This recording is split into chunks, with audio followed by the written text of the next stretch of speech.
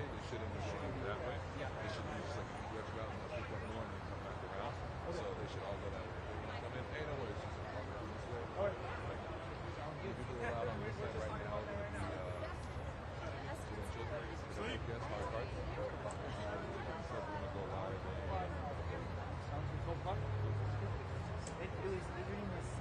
Jay. Jay.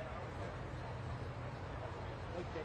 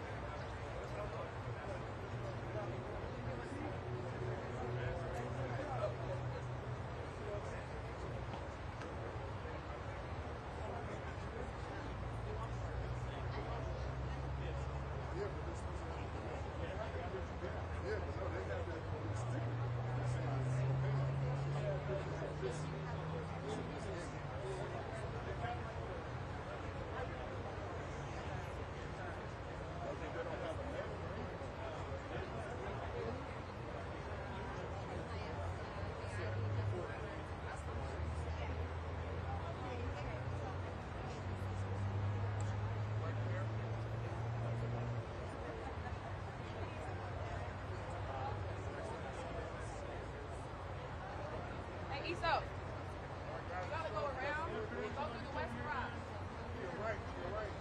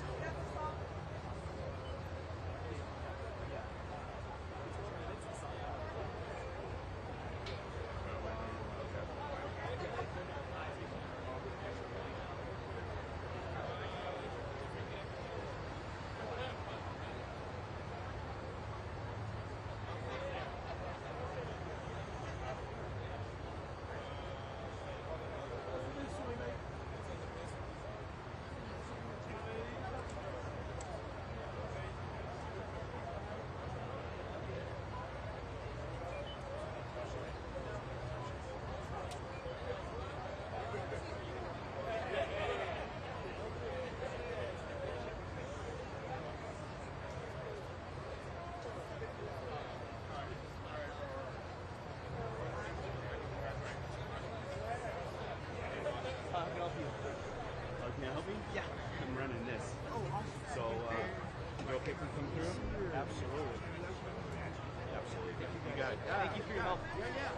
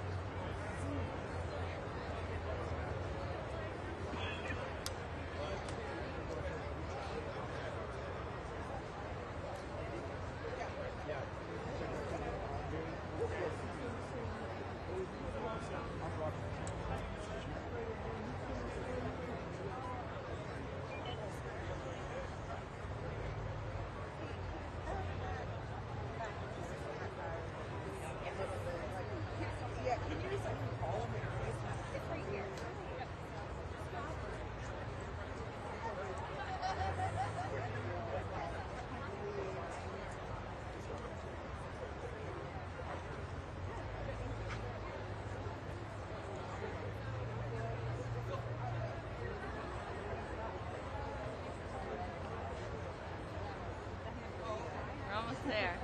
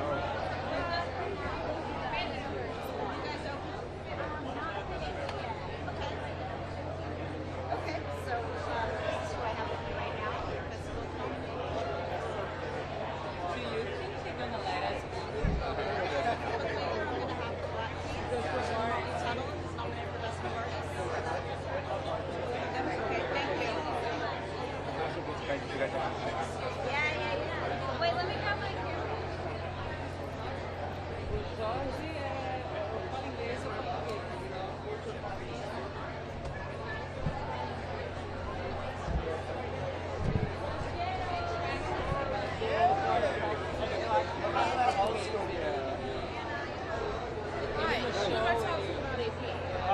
Ryan. Oh yeah, Ryan's not here yet. But anyway, you can talk. Hi, how are you? I'm Lydia. Hi, nice to meet you. I have Josie, who was nominated tonight for Album of the Year. She wrote Virgil's Blue on Renaissance, signed to Diddy's Love Records, and she has an album coming next week. Songs for Women. Can I bring her up? She's coming early. She in the next hour. Thank you so much.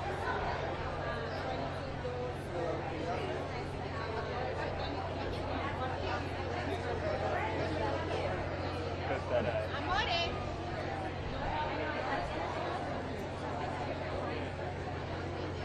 Hi, guys.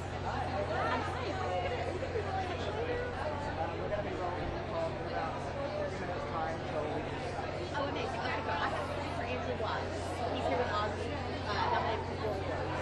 So should I bring him up? You guys have spoken to him before. Ozzy's not here, but Andrew's going to be here. Yeah. Unfortunately, Miley and do it. Pearl Jam. Well, he did, he's working to he's a nostalgia with Dua, and he's working on upcoming music. He did Miley, Classical Art. He did Pearl Jam, really pop record. He did Elton Britney. Brought Britney back. Yeah, he's amazing. He's huge. You might need to remind me when you Okay, I will. And he won Producer of the Year 2 years ago. Yeah. Thank you. Okay, I'll go back. Bianca. Nice to meet you. What do you need? Liam. Great. Okay, nice to meet you. We'll be back in like 45. That's fine. Wow, mira, te tengo que sacar un. I have to take a photo of you. Oh my god. She's giving sleek back hair. You're so cute. Não, aqui, gente. Apenas empecé. Pero tengo a Gabby. Can I bring her over? Yeah.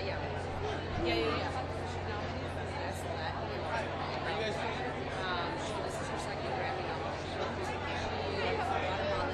She really big fans of TV. She really loves two Grammys. She also has a big song for some Boots. She's also getting a new show on Netflix. She has like really beloved she inspires directly music film. É bom deixar aqui, né? Eu tomando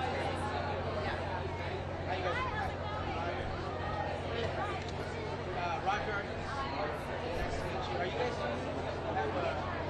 have love ideas and Alicia get into it? They're dressing up by Rachel. Exactly. She did Harry Styles. We haven't started just yet. You haven't started? Thank you. You look amazing, though. Thank you. Appreciate it.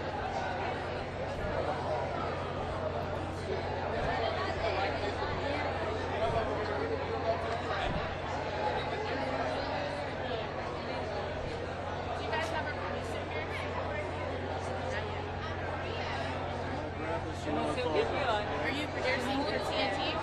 Melhor sem menino, né? Porque pode cair também. É, melhor tirar. Faz assim, a gente fecha e depois eu quero sair. Are you going to want to talk to him when he comes through?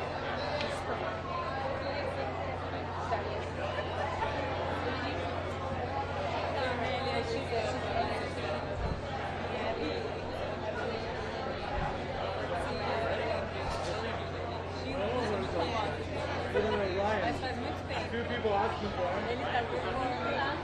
Oh, yes? What's he doing? What's he doing there?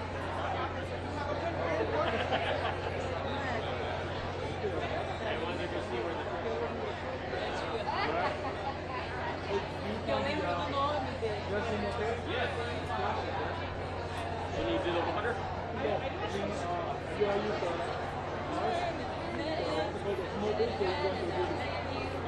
you're going to beauty?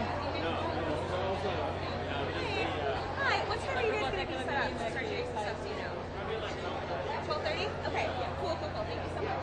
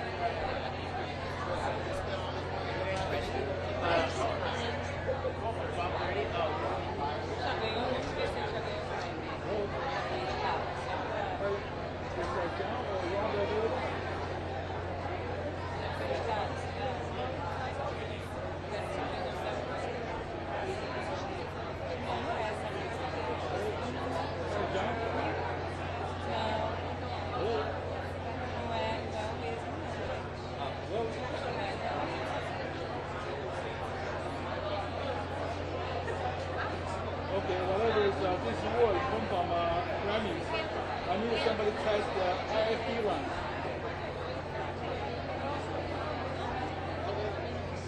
Okay, thanks.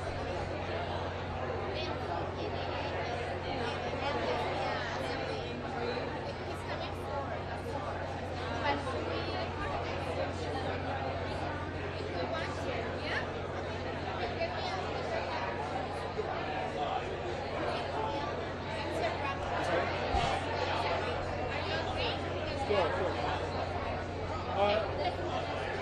Okay, or they can ring the IP lines, whatever. Okay, thank you, bye-bye.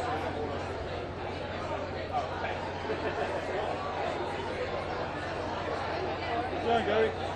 How are you? Looking good.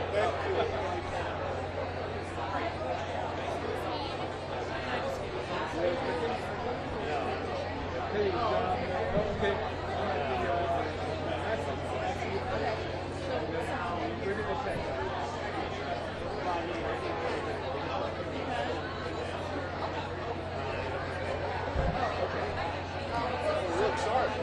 So do you, bro.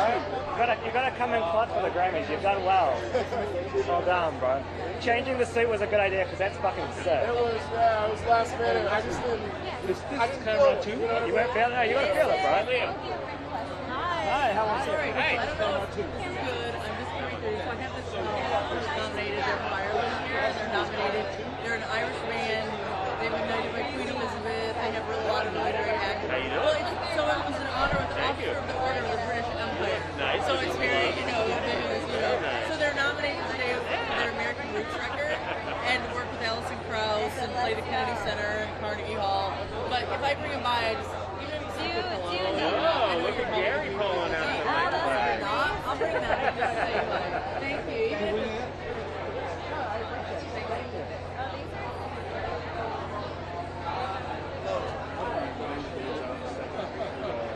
Okay, try again.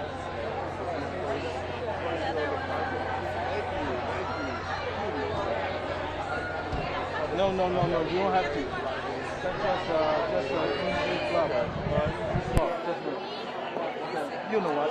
Okay, you know, lastly is 16, 69, 10. 69, 10. Thank you. Good to meet you, lady. All right, I'll see you around in the park.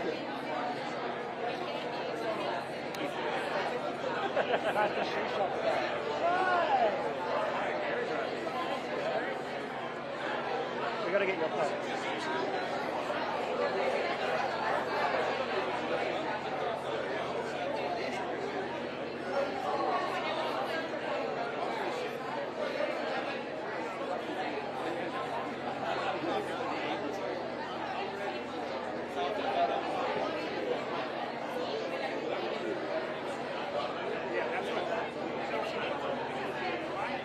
Hey, I'm here. Ready?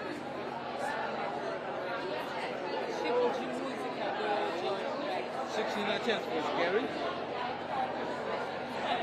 Okay, just a minute. Okay, so let's make it straight. So $16.10 go to Gary, right? Okay, I'll do that now. Just a minute, okay? Did they think you everywhere?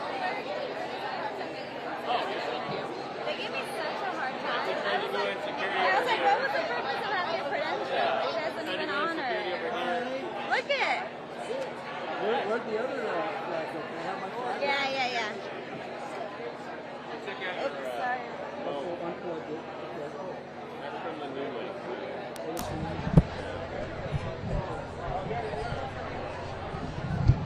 Yeah, team picture, yeah. Oh, there we go. Okay, Trey. That's right. Very Trey. Very Trey. Okay, now give it a try. You want me to take some photos? Okay, that's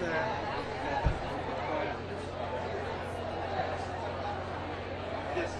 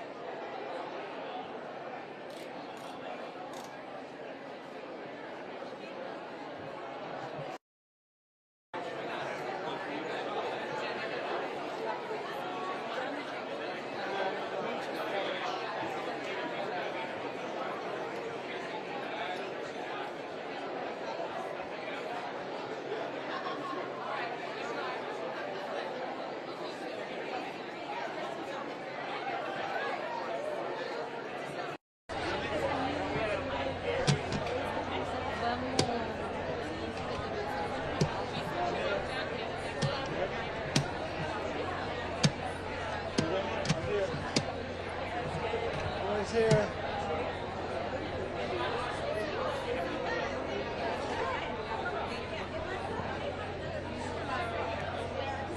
Yeah, here. Yeah. Here. I do hear you. That's the last piece line, right?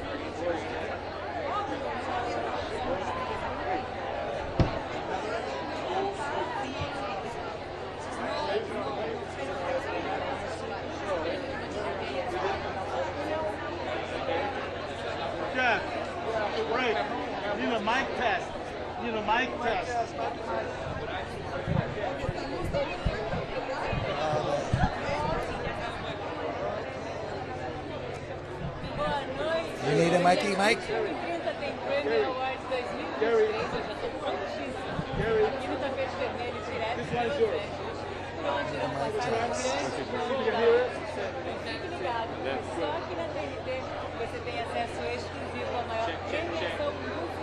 Shecky, Shecky, 1, 2, 3. 2, 3. Check, baby, 1, 2, 3. Okay, and then Mike. So Mike, you are number camera 2. Camera 2. Right? You're camera 2? It's camera 1. Number 1. Okay, go ahead. Don't mess it up. Okay, go ahead. Yep. Testing, 1, 2, Thank 3. you. Testing, 1, 2, 3. Can you guys hear me? Can you guys hear me? Can you guys hear me? It sounds. Can you guys hear me? Testing. This is Gary. Can you guys hear me? Can you guys hear me? I guess they can't hear me. Testing. Testing, testing.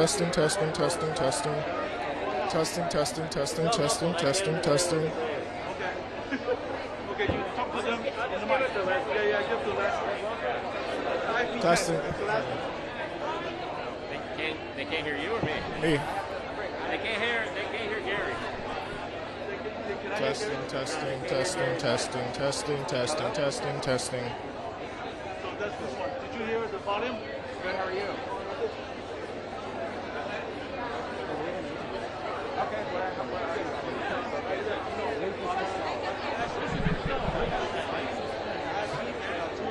Okay. So we'll try our best. We have to get them inside their warrants at 12:50. So we should get them inside. We'll try our best. Right at the top of the carpet. I know. Okay. This only friend I get text. Ready? So best dance to electronic recording and album. And they won electronic recording last year. Yeah. Then Gary, you are camera one. Okay. Hey guys, we're gonna do an interview real quick. Testing. Need to take a break on the IFB test. We're gonna do an interview real quick and then we'll come back to it. Hi Gary. Ready? Okay, Jeff, come on up. How you doing, man? Hi, I'm Liam. So nice to meet you. How are you? Good. How you doing? Hi, I'm Liam. So nice to meet you. Nice, we got the shiny brooches going on. Nice to meet you. Looking good, boys. All right, we'll just get the camera shot going, and then we're good to go. Give us 1 second, please. Sorry. All right. For your gorgeous. Love that. Gary, can you back up a second? Pardon? Oh, thank you, bro. Gotta have a little spice. The Grammys, man. You gotta come in somewhat clutch. You know what I mean? Jazz it up. Bro. Hello. Bring him up on stage here. Come on up, guys. Camera.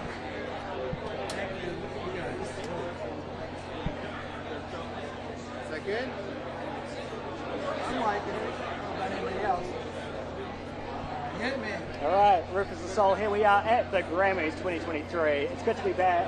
First time back in LA for a while. How are we feeling, guys? Very excited. Yeah, very excited. Yeah. Up for a couple of nominations tonight. When you hear that you've been nominated for something like a Grammy, what goes through the head? Obviously, it's not a small award by any means.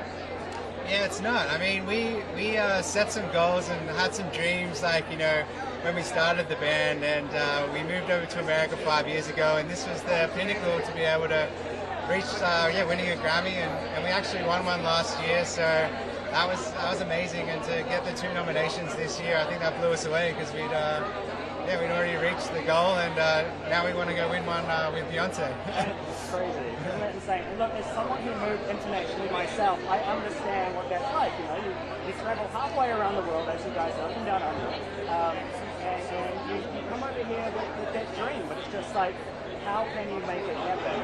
What steps along the way did you guys take to create that manifestation for yourselves? To be honest, we've been really lucky with like a really great group of friends. Like it started in LA with our agent, blah blah blah, and I don't know, I guess we just had a lot of fun and wrote music, did what we love to do, and saw a lot of the country, met a lot of people, and I don't know, I think that influenced us making music, and it kind of feeds itself, and then yeah, we're here, which is... You did it.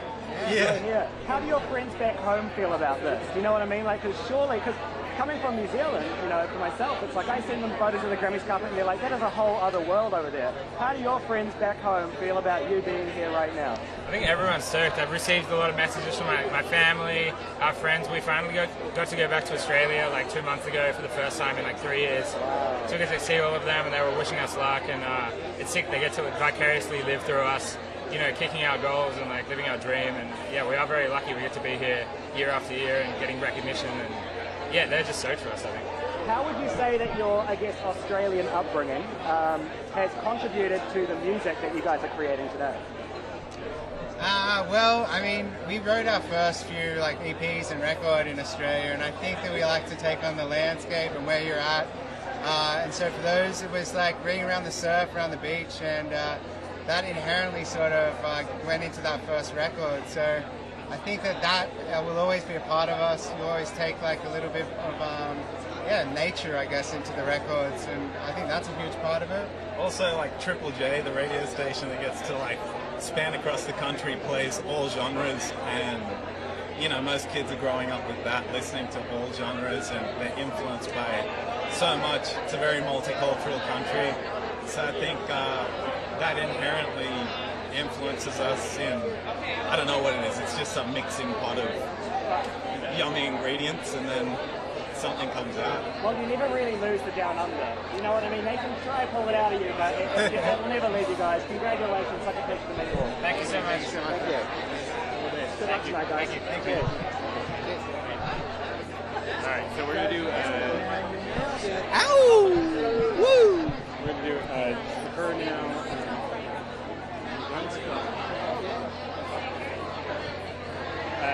Nora Jones. Oh, there's a Nora Jones. Yeah. Up and shoot B-roll because we're not doing a live show right now. Yeah. All right, so she's coming up now. Nora Jones is coming and Terry Lynn is coming. We got it.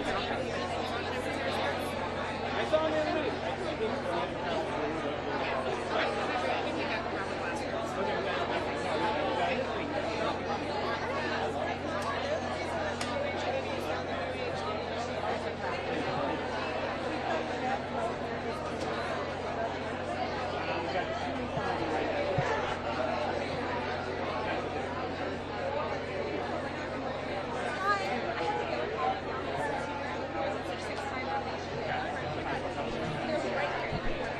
And so it begins.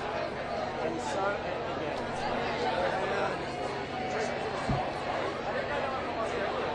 Okay, so we do Nora Jones be next. So Nora Jones next, you get that? Nora Jones, and then it'll be the Terry Lynn. Or it may end up being Terry Lynn.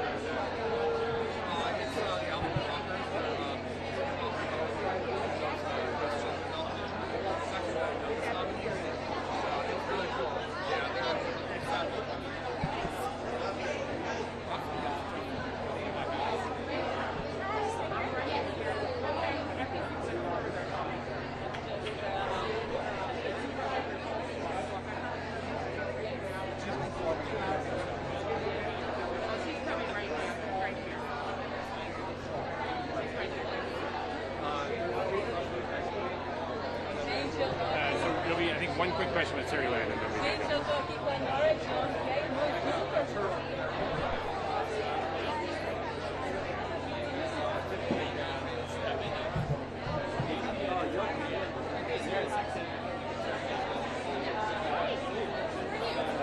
It's not his first time. Now we just need a very kind. Now we just need a toilet.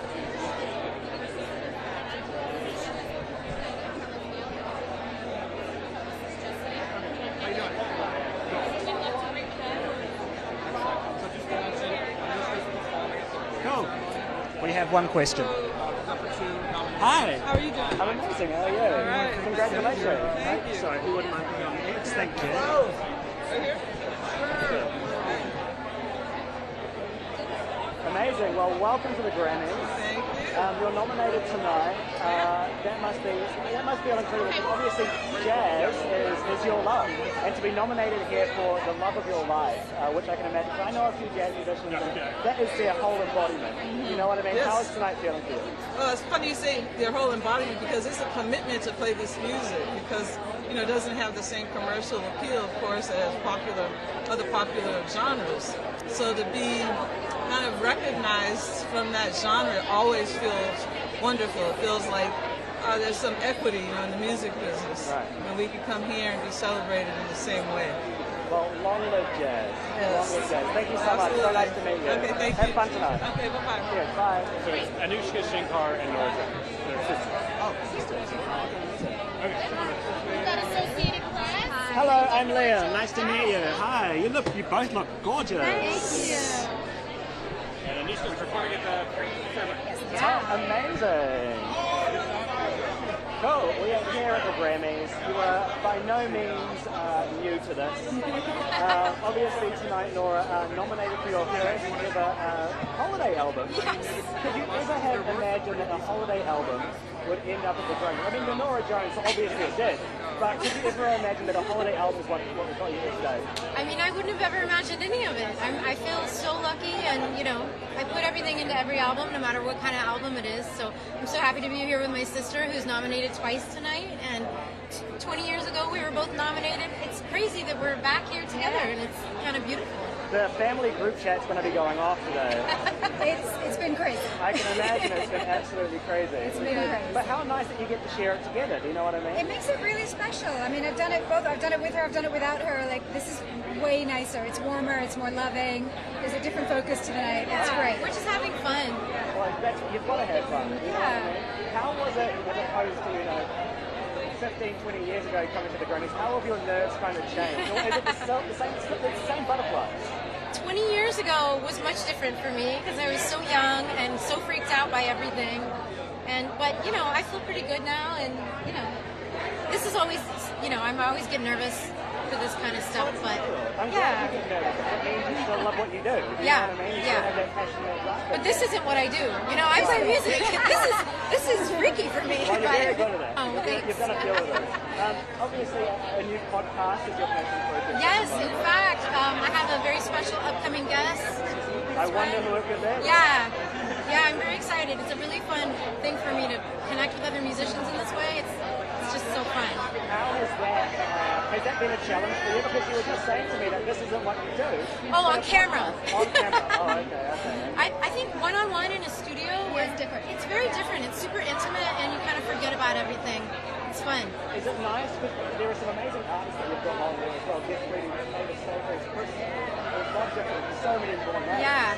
Is it nice to, talk artistry with these people? Do you still feel like you're able to learn from, these talents? I do. It's really just a simple conversation.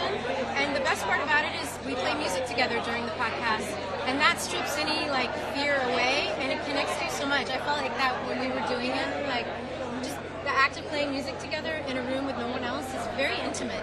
And it's very special. Very special. Yeah. And of course, performing at the free party tonight, the free show. What can we expect other than glitz and glamour? Oh yeah, a lot of shining going on. It's my third time performing at the premiere ceremony, but this is my first time doing it in collaboration with someone else. So I'm nominated for one of my 2 nominations along with the incredible Pakistani singer Aruj Aftab. And our song Together is nominated, so we'll be performing that together. She's an amazing singer, so I think people will really love hearing her. Well, what a night for you both. Congratulations. Thank you. This is just so amazing. I can't think of anything better than to come here with my brother. You know what I mean? Yeah, it's really fun. Yeah, that's so cool. Thank you. Congratulations. So nice to meet you both. Thanks so much. Have a good night.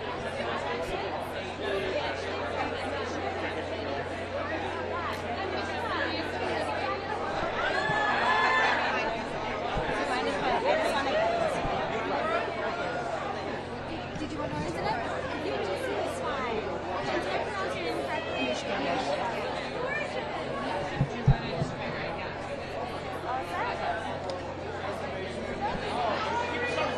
Sorry, I'm a little shorter. It's okay. The song with the rouge is absolutely. Thank you so much. Thank you. Every time I play it, I don't speak Urdu, but every time I play it, I appreciate it. Thank you. Everything I wanted to ask you, can you tell me what the process is like collaborating with Rouge and creating? Yeah. Well, Aruj and I have known each other for a long time, so working on the song came from a place of trust and friendship. But the process was actually very different. It was last year, I was at home with COVID, and she was in New York, and she basically sent me the song, and I was alone at home recording my part. So it was a very COVID-y kind of process of making the song, but the song that she'd originally written was so beautiful and so moving that I was just so excited to add my sitar to it. What is it like for you to see this more South Asian representation in music? Honestly, I cannot explain how good it feels. I just keep thinking back to when I was 16, when I was 20, what would it have been for me if I had seen the kind of visibility that there is now? Purna Jagannathan's one of my best friends, and she was over helping me get dressed, and just seeing someone like her and all the people on her show and people in music all across the board, it just would have been a really different experience as a kid growing up, and I just feel really happy for other younger generation people that they have that to look up to now. Thank you so much. Thank you. Sorry, I had to ask you at least 2 questions. Tito Paez, Argentina. Okay. Sorry, I just wanted to ask you. Please. I didn't know that, so go for gold. I feel like we can do that. If there's someone that... Well, that's a good idea. If there's someone that you know more about, jump in. Sorry. You can take Pino. Oh, I already have this. You have that. You know your Pino. Oh no, it was great because she knew something I didn't. Hi, hola, ¿cómo estás? ¿Cómo estás? Mucho gusto. Okay. ¿En inglés o español? Español mejor, aunque se puede mezclar, claro. Me encantan los lentes. El outfit. Voy a venir a los Grammys, tengo que salir bien. Obvio. Coquetos, todos. ¿Cómo se siente estar? Yo sé que gente anda hablando que estos son los 5 Grammys, pero usted ha ganado mucho en los Latin Grammys. ¿Cómo se siente también ver estar nominado aquí en los Grammys de más como más global? A ver, ya gané una nominación aquí, pero fue virtual. Entonces lo recibí desde mi casa. Entonces esta es la primera vez aquí en la ceremonia. Así que estoy descubriéndola, todo parece muy divertido. En media hora pasaron un montón de cosas, así que espero que terminemos una hermosa jornada hoy, ¿no? Sí, y luego su música es bien como tropical, su música es bien como exciting y la gente es bien emocionado. ¿Me puede hablar que si hay otros álbumes que usted va a crear en el futuro? Mira, yo hago música desde los 14 años, estudio aún, me gusta mucho el escenario, me gusta la sala de ensayo, me gusta componer, me gusta escribir. Entonces, para mí la música es un lenguaje. Los géneros, cuando estás solo en la habitación haciendo la música, no estás pensando. Y si estás pensando en eso, es un pensamiento muy pecaminoso, no deberías. La música te lleva hacia la libertad, no debería encerrarte en ningún género. Y yo puedo disfrutar de un montón de posibilidades musicales diferentes. Así que lo considero un privilegio. Estamos viendo que mucha música latina está como recognized aquí en los Grammys, pero también es el primer año que por mejor va a ganar Bad Bunny por un álbum del año con Un Verano Sin Ti. ¿Me puede hablar de cómo se siente ver más representación latina en ese como estado, en ese nivel? A ver, creo que es una situación altamente compleja porque es cierto que Bad Bunny está allí, que es muy importante para la lengua, pero también no hay que olvidar que la música latina, digamos, incluye a la italiana, a la francesa, a la española y a todo el continente americano, por supuesto, del Río Grande para abajo y ahora en Estados Unidos también.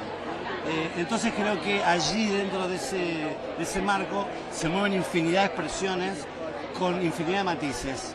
Entonces creo que posiblemente Bad Bunny represente, aparte de la gran comunidad latina en los Estados Unidos, haciendo música urbana que deviene del hip hop gringo. Y entonces no se puede definir la música latina solo en ese ámbito, sino que lo que traemos los latinoamericanos, por suerte, es un montón de formas diferentes y un montón de belleza a través del siglo XX y en el siglo XXI ya también. Entonces celebro la nominación de Bad Bunny, ojalá la gane, por supuesto, y también transmitir que estamos ante posiblemente la apertura de un gran tesoro que la humanidad conoce en parte nada más. Me encanta bien, well said. Gracias por mantenerme con el español, que a veces se me olvida. Ay, no. Ojalá puedas sacar por lo menos un minuto de todo esto. Sí, no lo hablo bien. Gracias. Mucha suerte. Well done. No, please, jump in when you need to.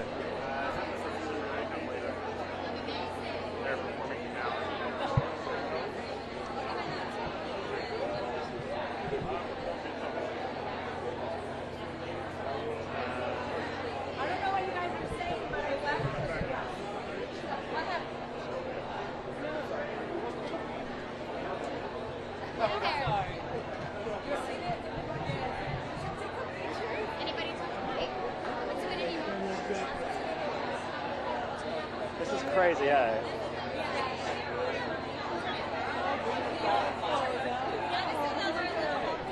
They are helpful.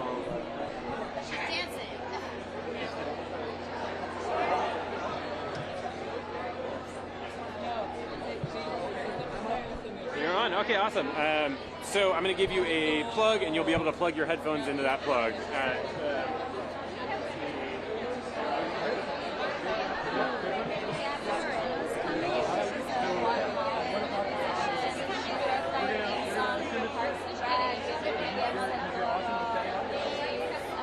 Is she Spanish speaking?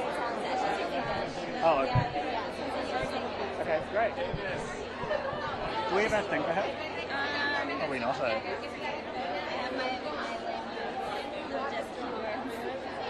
You do it. You have notes. You wrote notes. I know, because I got to talk for 2.5 hours.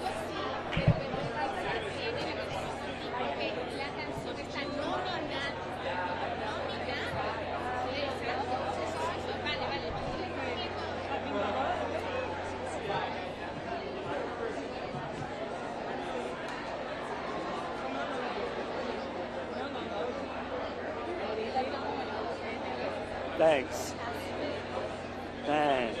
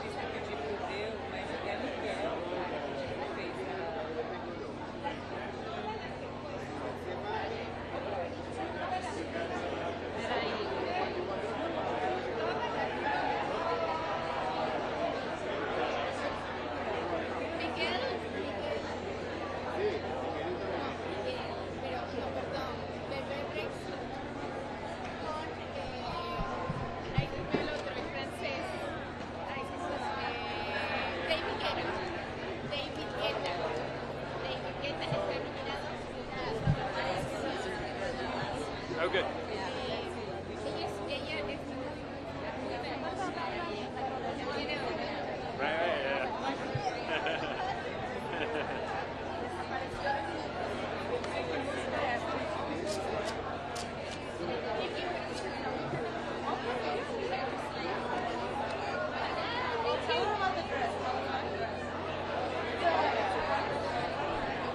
Is this Gabby Moreno?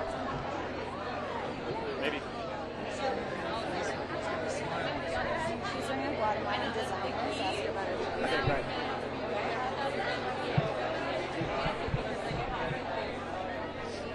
Hello. Hi, how are you? Amazing. So nice to meet you. You too. Your girls are popping today. Thank you. All right. Well.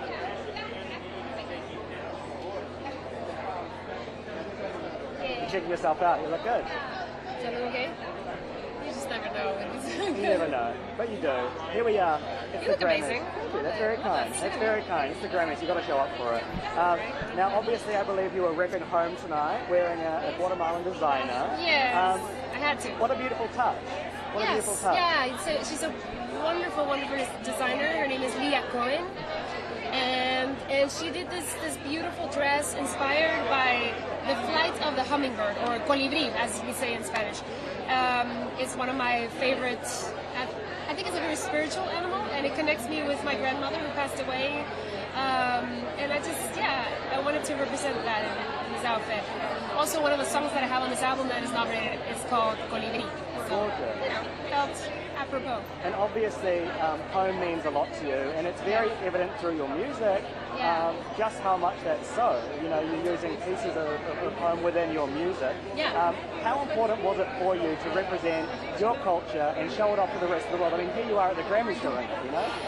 Oh man, it's it's who I am, it's what I do. I feel incredibly proud of where I'm from Guatemala and Latin America, and just my album has like hints of Latin music, but also rock and folk, and I just love that I get to represent this amazing culture that we have. And that's one of the things I like about your tunes is that you're kind of a mixed bag of genres. You know what I mean? You're not sticking to one. When you begin the conceptual process of putting together an album, are you thinking, okay, I want to do a song that has this genre, this genre, this genre, or is it just whatever comes is what ends up on the album? Yeah, it is kind of whatever comes, and then at the end when I have about like 15, 20 songs.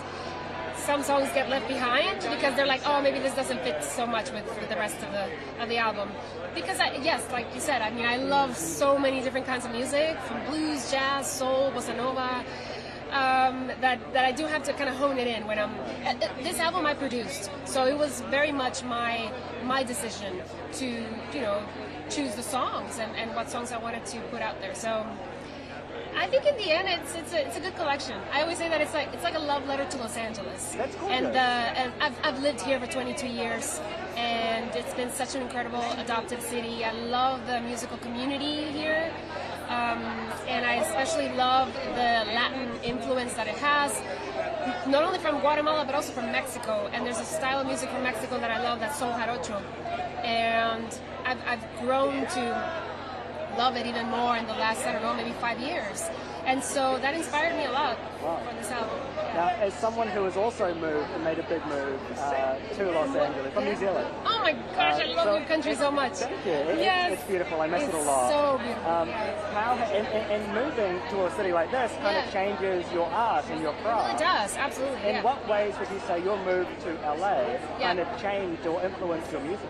Oh my goodness, I mean, in every single possible way, because I moved here when I was almost 19. I got fresh out of high school in Guatemala, and I mean, everything that I do right now, musically, it's music that I've listened to here. Like it just, when I was in Guatemala, I discovered blues and jazz, actually from a trip that I did to New York with my parents. So that was sort of like my foundation. But when I got to LA, I even like discovered Latin music. I kid you not. Like that's something that of course I grew up listening to, and it was part of, you were here on the radio and your parents would play it, but I took it for granted. And then when I got here, I just rediscovered it and appreciated it so much more. And I said, what am I doing? Like this is such beautiful music. I need to like incorporate this and mix it up with the other genres that I love, and that's kind of what I do. Well, it's interesting, sometimes we have to move away to appreciate that's what happens. Yeah, I know. It happens. Well, such a pleasure. Good luck tonight. Thank you. And go have the best time here at the Grammys. Thank you. I know. It's so cool. Nice to meet you. You too. Have a Thank pleasure. you. Take care. Thanks. All right. Knock it out of the park again. Ow! Always gotta. Thank you. Thanks. Are they coming up? Thank you. That was super helpful. Bluegrass performer performing with What's the name? You know the name? Was it Kid Mo? Guys, for lighting, let's try to keep the talent. She hit the mark, but that's not for them. Okay. We're going to try to keep them around in here. Around here? Okay. So Yeah, only because of lighting. But she found the mark. Yo, you might... Jesse Wilson? No, I think I have a cup. Oh, I don't. Thank you. Hey, I might as well tell you guys too. Let's try to keep talent like in here. A little bit for the lighting.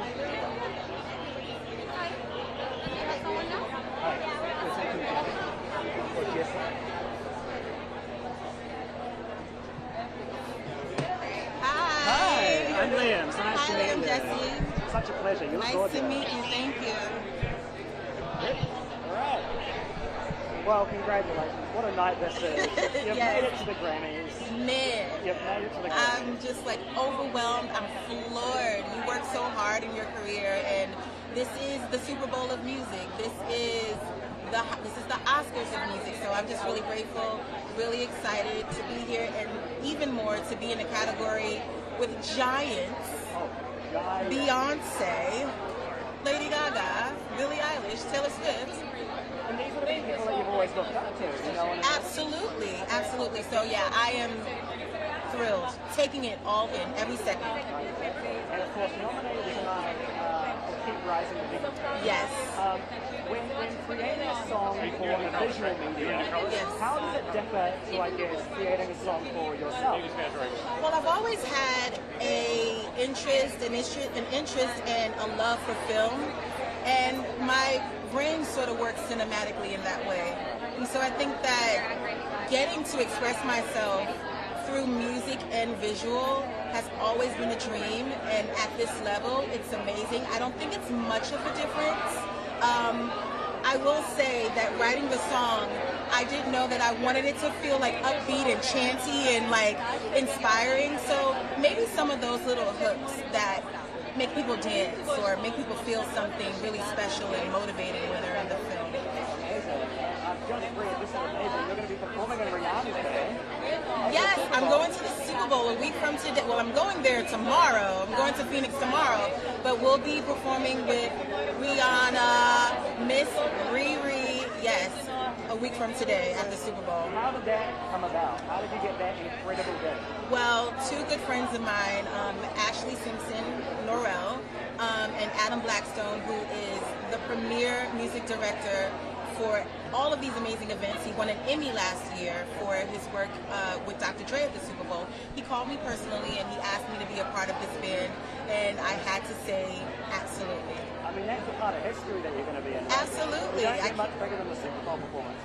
I'm just like, So have you been going back and watching previous Super Bowls just to kind of get yourself in the zone? Who was some of your favorites? My favorite Super Bowl of all time is Prince. Oh, when he sung Purple Rain and it actually started raining. The gods were singing that. There is no way that you can't say that that man is not ordained by God.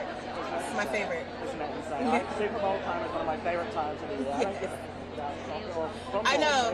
It's called the Fenty Bowl, right, Rihanna Bowl. Exactly. I thought you even released merchandise for it too. Yes, it's some cute It's stuff. pretty amazing. You should get your hands on some of that as well. Oh, I already Of course, have. you got it. You're part of history now. I already have. Well, have a blast, have a good time, and enjoy this and the Super Bowl. What a week you've got going on. I can't believe it. Thank you. Thank you so much. You as well. Please. Gracias. Great job. Got a little tag team. It's like, yeah. ¿Cuál es tu nombre? Leslie. Mayna, encantada. Hola, ¿cómo estás? Bien, ¿cómo estás? Mucho gusto. Felicidades. Gracias. Gracias. ¿Cómo está? ¿Cómo se siente estar aquí? Es un veteran aquí en los Grammys, los Latin Grammys, pero ¿cómo se siente estar aquí? Muy bien. Me siento de manera muy especial porque es una nominación a un álbum que quiero mucho. Trabajo para una comunidad, las culturas anfibias de mi país, Colombia, de donde hemos tomado como la música que hacemos. Y bueno, muy contento porque es una nominación importante y por supuesto sueño con ganármela. Y también la oportunidad, es la primera vez que cantamos en los Grammys. Tenemos la oportunidad de cantar, así que vamos a cantar. Vamos a ver si nos ganamos un Grammy, pero estamos también celebrando con tantas figuras de la música. Todos están aquí, me orgullo ver tanto latino aquí también. Yo creo que me siento como si en el pasado siempre tenía que ir, voy a ir a los Latin Grammys, o voy a ver los Latin Grammys, a ver los latinos, pero no, aquí estamos en los Grammys, como le dicen los gringos Grammys aquí. Pero también le quería preguntar que anda haciendo mucho trabajo como con ¿cómo se dice? Temas de niños, con Encanto y con Sí. ¿Por qué ha sido este switch en tu carrera? Pero tú sabes que siempre empecé mi carrera trabajando en un programa de niños durante muchos años en mi país, en la televisión, vengo de la televisión. Mi música, de alguna manera, siempre he pensado que mi música, como dicen los norteamericanos, es decir, all audience, para todos y por supuesto los niños. Siempre he tenido una conexión con los niños, tal vez porque no pierdo ese niño que todos llevamos dentro y creo que no hay que perderlo. Mi música también es muy alegre, muy divertida, ¿sabes? Siempre los atrae. Entonces tengo muchos seguidores niños y eso me hace sentir muy orgulloso, ¿no? Y trabajo con mi fundación, trabajo por niños en mi país, en los territorios donde trabajamos, en mi tierra, en Santa Marta, en la Ciénaga Grande donde trabajamos. Just one. Oh my God. One. Well done. Felicidades. ¿Cómo se siente que ganar esa noticia que acabas de ganar? ¿Acabo de ganar? Encanto, sí. El de Encanto, el que participa.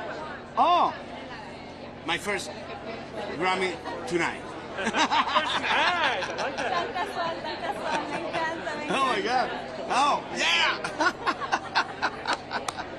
Ay, pues gracias. Great notice. Thank you. No, bien, contento. Me encanta que Encanto haya ganado porque la verdad que fue algo muy importante para Disney este año y para la comunidad latinoamericana, ¿sabes? Un gesto de Disney hermoso y poder haber colaborado y acabar de recibir la noticia que nos acabamos de ganar ese Grammy, maravilloso. Ay, pues gracias, mucho gusto. Gracias a ti. Felicidades otra Chao. vez. Gracias. Chao. Sí, gracias, un placer.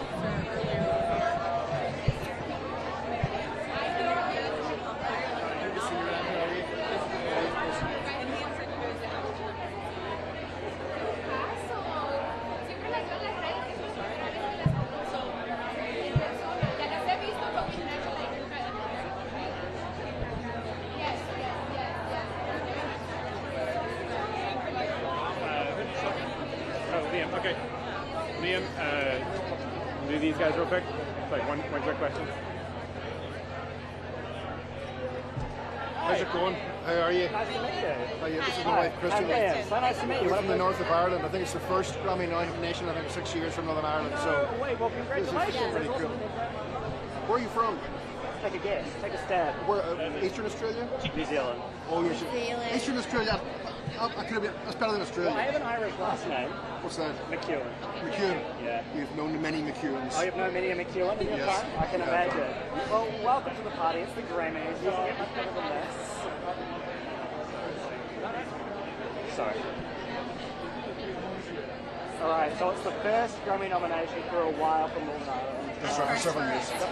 And the first for you. Yeah, so it's First submission as well. I love that. I love that. So, what's it feel like to be representing home, truly? This is our most Northern Irish album that we've ever done, so we're just so tickled that this is the one that's made it all the way to the Grammys, and we're just excited to be here and shine a light on not just our beautiful country, but its rich heritage and music, and a little bit of our story too, because we grew up there, but we've been in America for the last 15, 17 years, and so this Irish-American journey is what the album reflects, so it's really great to have it here. Yeah, I'm still short of breath because I watched this as a kid, and now to be here, and Northern Ireland hasn't had a representation for a number of years, I think 5 or 6 years since we've had any representation at the Grammys. So to have pulled together Irish artists and dressmakers and videographers, and to be able to make an album that tells the story of Irish music and life and faith from way back from St. Patrick to today is really special. Well, congratulations. Go in there and represent home. Yeah. Thanks so much. Thanks so much. Nice to meet you. Nice to meet you. Have fun tonight. Thanks very much. When did you move over? Pardon? When did you move over? Here? 6 days ago. Very good. I love it. Very good. It's really excitement to it. You know what I mean? Oh, it's incredible. When you go home, the beauty of home is romantic, but there is an energy. Sorry, but you know we beat you 2-0 rugby last year? Appreciate it. We beat you 2-0 at rugby. Oh, Did you know that? Yeah, yeah. Well, we won't forget that.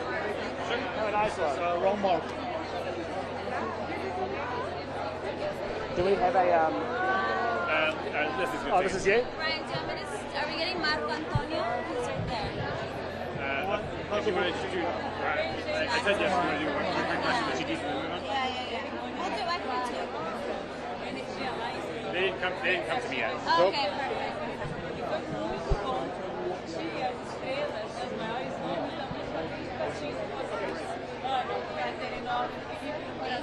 Hi, how are you? Right here? Okay, perfect. Perfect. You look amazing. Thank you.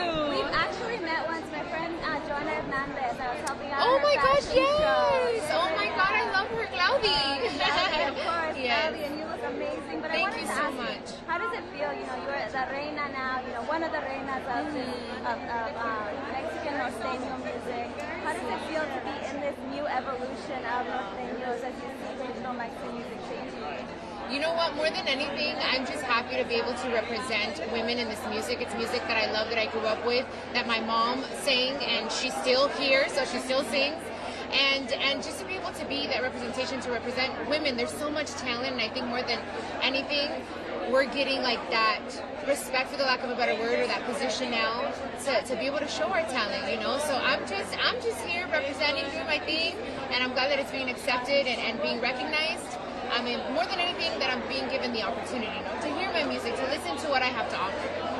And what advice, just from the years that you did spend with your mom, what advice do you think she would have for you as you're here today? You know, you won a Latin Grammy. Yeah. Now we see you here nominated for a Grammy. What do you think she would say if you two were sitting down at home and she was helping you get ready? You know what? For sure, she'd be right here with me, definitely. We'd be walking it together. We always dreamt of this moment together. Obviously, I thought it was going to be very different, but she's still with me. I think more than anything, she would tell me enjoy the moment. Don't worry about, don't break your head with, are you going to win or not? It's just enjoy the moment, and also see that it's already a win being here, you know, and being nominated with such huge names that have been in this game for so many years, people that I respect and that I admire. So I know she'd just be like, have fun. No te preocupes de nada. Have fun. I love that. Thank you so much. Thank you so much. You're so sweet. I love your gloves. Thank you. Thank you.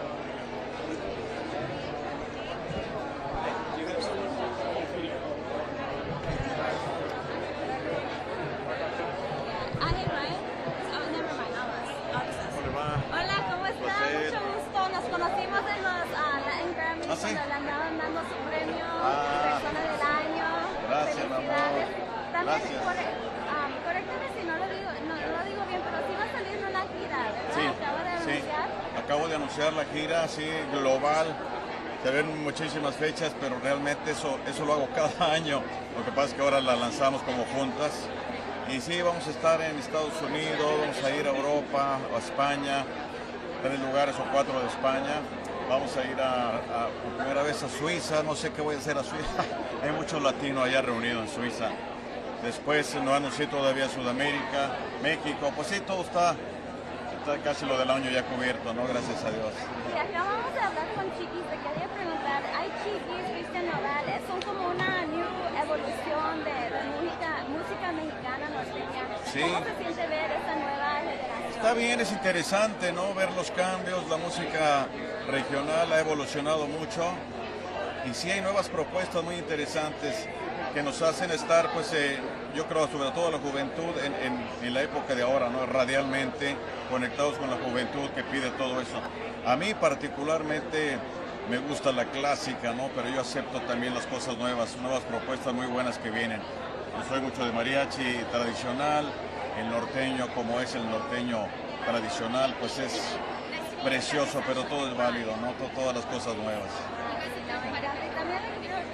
Con su vida, ¿hay unos surprise guests que va a tener en el show que nos puede decir? O ¿Unos qué, perdón? Unos surprise guests como unos compañeros que van a estar en el ensayo con usted. Bueno, no, a veces invitamos así, pero todavía no tengo a nadie preciso, ¿no? De pronto en el camino nos encontramos y hay participaciones ahí. Mis hijas, por ejemplo, también cantan, me acompañan, abren el show allá en España, ahora que estuve en Europa el año pasado, abrieron un poquito la presentación de este servidor.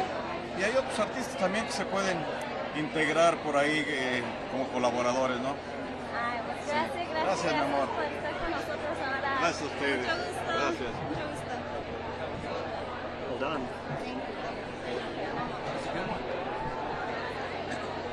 Hello. Hi there. I'm Liam. So nice Hi, to meet Liam. you. So nice to meet you. I love your. You look so sparkly. I love it. Thank you. I love this. Oh, Thanks thank a you. lot. You wouldn't mind taking a step back? Thank you. This is a brooch from my home country, so I have to represent today. Are you from Ireland? I'm from New Zealand. I know, wouldn't you have it? All the way down there. Christchurch? Auckland. Auckland. You know your stuff. You know your stuff. Oh yeah. Well, I'm going to be in Australia for 3 weeks in March. I'm not going to New Zealand, unfortunately. I love it there. I love it there. So what brought you to the States? It doesn't get much more fun. Me too. Right, exactly. It's business, work. I know. New Zealand's a country of 5 million people. You know? More people will be watching the Grammys tonight, so there's the perspective. Yeah, well, that's true. What a career you've had. It just keeps on going. As I say, getting down under from tour soon, it's just unbelievable. I just read you've released 55 albums. Yes, I have. 55 albums. About every year and a half, about every 18 months, I get one out. And it's exciting because it's always a challenge. What's next? This one is very special because I have written for 60 years since I met Leonard Cohen, and he asked me why I wasn't writing my own songs. But it started then, and I've written songs all through, but this is all my own material, Spellbound. So having been nominated for Spellbound is quite exciting.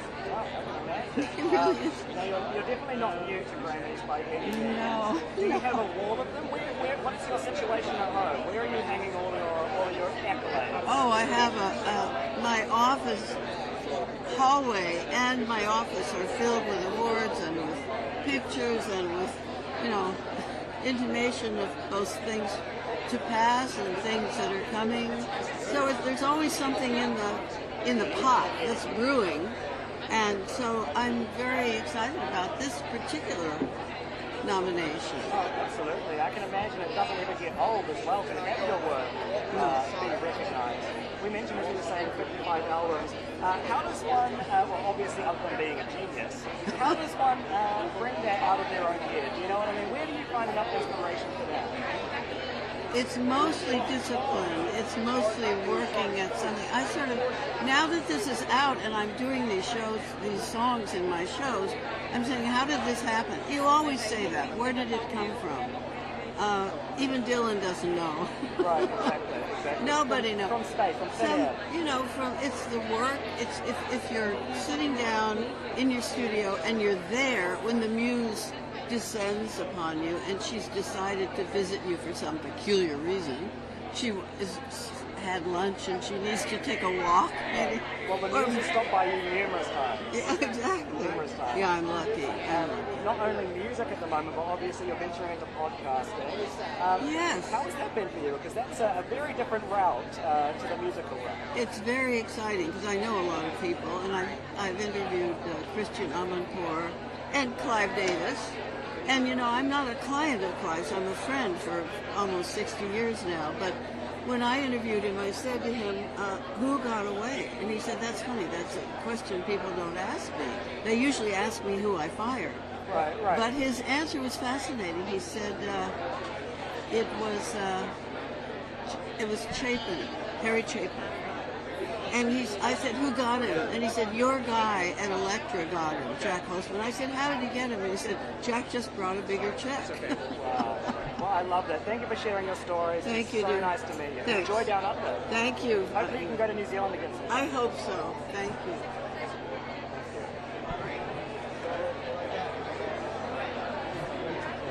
Was she? Thank you, Leo. This is Miss Ashley McBride. Hello, Ashley. So nice to meet you. Nice to meet you as well. Such a pleasure. Thank you. I'm going to turn around and have a chat here. Hey, sis. How are you doing?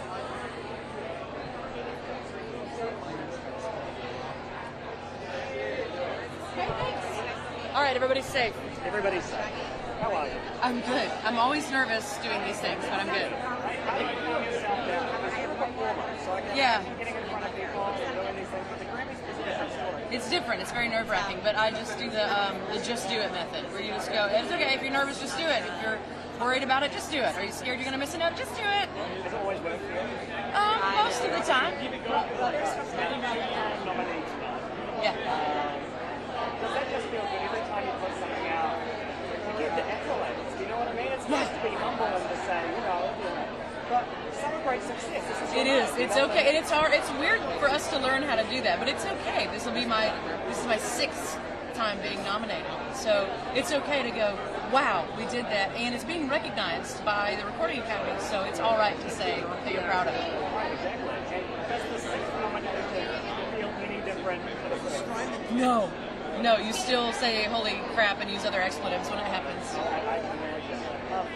When coming to an event like this, obviously it's a who's who of the music. Yes.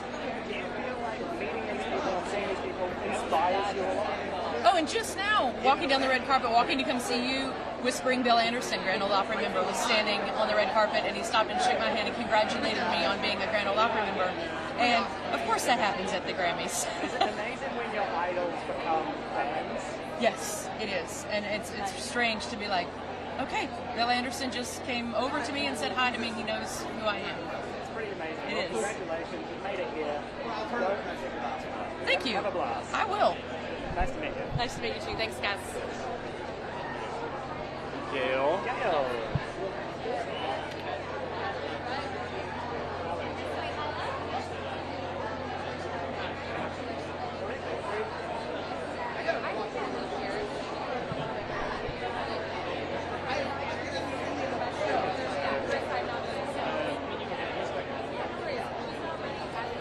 Okay. Okay. Is this the soon or is this the right now? Gail should be right now. Yeah, she's right here. Okay. Oh, great. And then these guys right here is the War on Drugs. It's a rock band from Pittsburgh. Yeah, I'm a fan. They're like card. I'll look.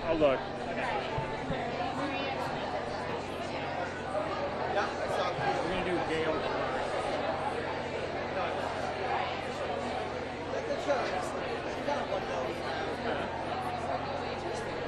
Got it. No, that's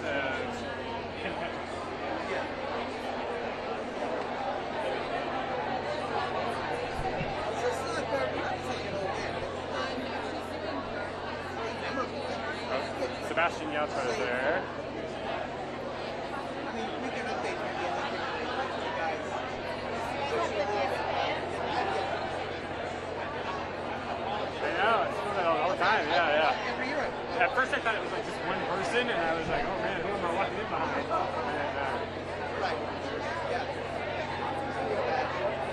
Yeah. Sorry. Okay.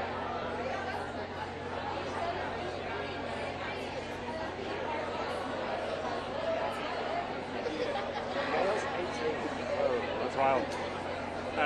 We're on drugs, guys. Have like a Springsteen kind of sound. They're really good. I like it. Our Spanish speaker, I know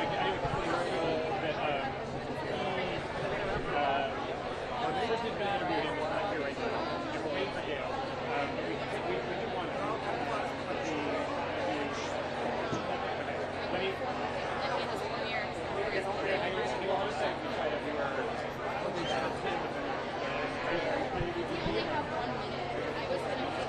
Okay, let's do Sebastian real quick. We're going to do the Sebastian well. Sorry. I appreciate it. If we do TNT, I'm just telling you, I'm not going to be able to have this one. I just was going to ask if you wanted to ask for one. Okay, yeah, let's do it. Should we do Yeah, but they just took somebody else. We'll just do one quick question with Sebastian Yatra. He's been at all the other pre-Grammy events. Go.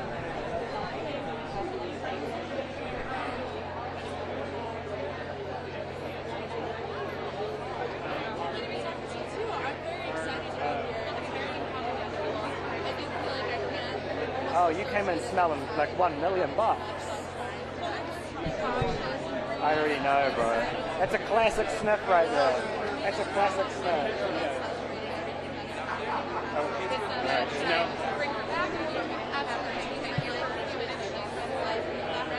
Other human beings just supported it and decided to change my life. Hi. I came with you before about talking to Best New Artist nominee Molly Tuttle.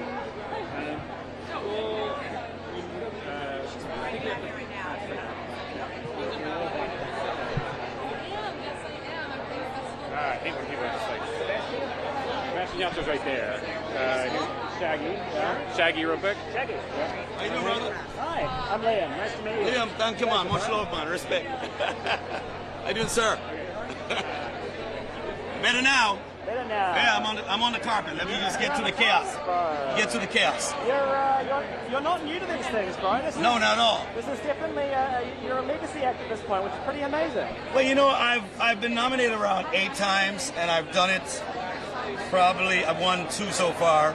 Looking forward to probably snagging another one. If not, hey, we cool. I'm here to represent my genre, and I'm just really happy to be here. We're a small genre. But, when you get an opportunity with a platform that I have to come here and do it, why not? Right, exactly. And as you say, representing your genre is so important. You've been doing it now for a few decades. Yeah. Why was that important to you? Not just to come over here and kind of fit in with what they're doing over here, but bring it out and bring in your culture to the States. Well, culture's everything right now. Today on this Grammy, they're celebrating hip-hop.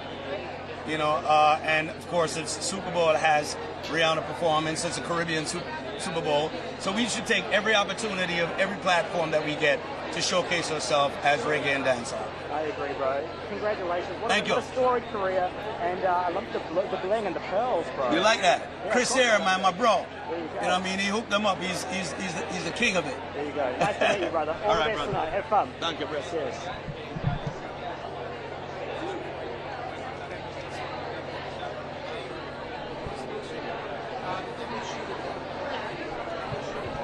My friend.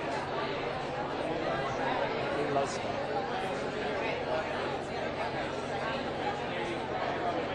Shaggy, that was fun. Hello, Gail. I'm Liam. So nice to meet you. How are you doing? Amazing. You have a gorgeous handshake, by the way. Oh, thank you. love My it. mother taught it to me. Have you been told that before? I actually have. Good. Yeah, my mom said if you're going to be in the business, you're going to have to learn how to shake a hand or two. And you absolutely do. Well done. That's the best handshake I've had all night. Oh, thank you. All right. Hang on. You've set the scene.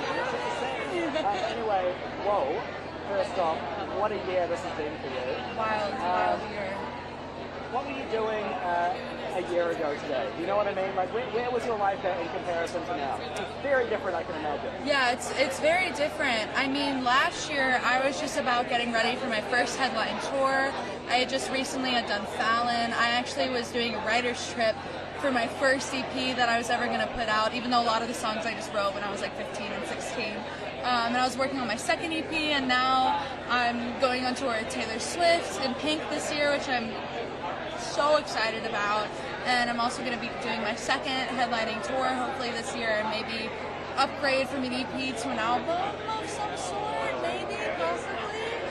Just try to see. As you say, Pink and Taylor Swift, unbelievable. First off, you must be pinching yourself. Yeah. I mean, Pink has been performing since before you were even born. What was that call like when you got that call? Who called you? Who called you herself? I wish. That would be awesome, right? I just woke up in the morning. So with Taylor, it was very untraditional how you normally get a tour. I have an agency, UTA. I've been with them recently for a year, kind of when the ABC happened, I signed with them. And normally you just kind of submit through tours, like they go into the hub of agencies and they're like, hey, we want an opener, and you like submit.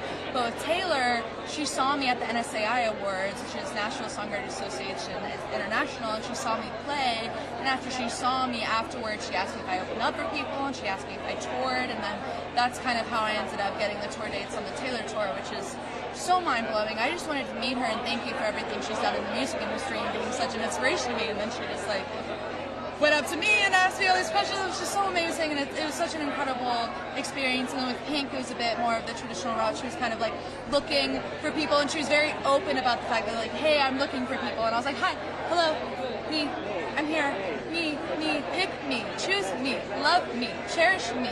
And then she was like, okay. And I was like, what? And then my agent and my manager, Christina, who I like am with all the time, I'm literally obsessed with her, they FaceTimed me playing Pink music, and they're like, do you want to go on tour with Pink? And I woke, it was like at 8 o'clock in the morning, it was the first thing, like, it was like my alarm clock, and I was like, yes! And then it's unbelievable to me that like, Taylor Swift like knows that I exist as a human being. Like that's not right. Like the fact that she can like see me in a room and be like, Gail, and I'm like, I know, crazy. like she might even know my full name. Like, excuse me? Like, obviously the Eras tour has been probably the most in-demand tour we have seen in decades. What do you think about all the hurrah going on with Ticketmaster and fans trying to get tickets? And like, this is the show that you're performing in, you know what I mean? one thing I'm very appreciative of is over 10 to 15 years, Taylor Swift has worked every single day to get the fan base that she has now, and works every single day to have the engagement and and demand for the tickets that she has now. And she just put me on that tour. You know, she worked tirelessly for years and years and years to have the success that she has, especially with touring.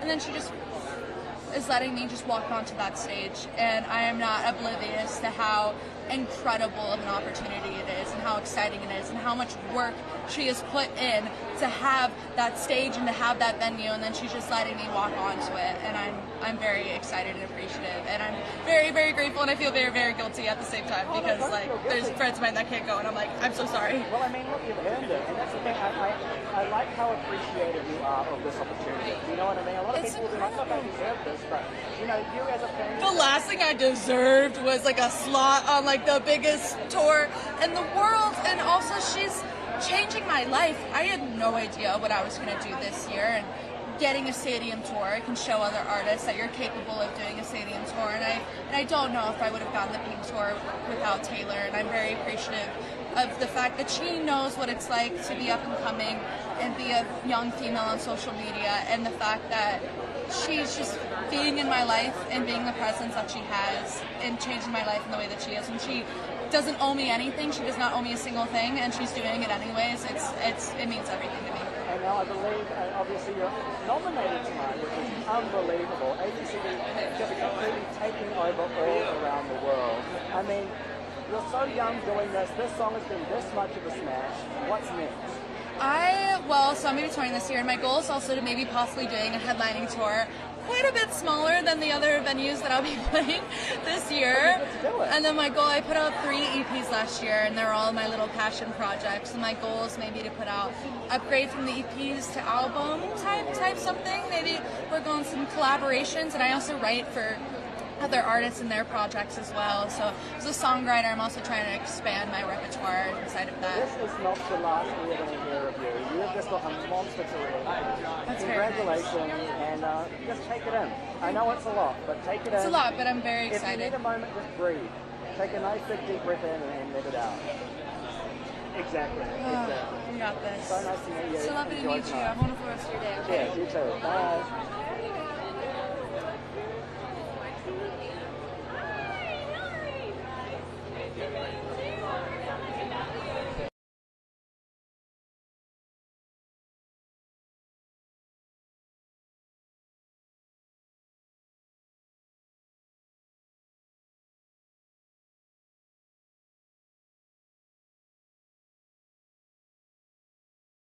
Legal garden for manager with the legal garden.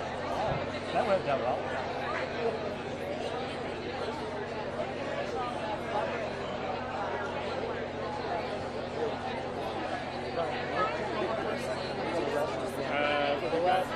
We've got an interview coming up right now.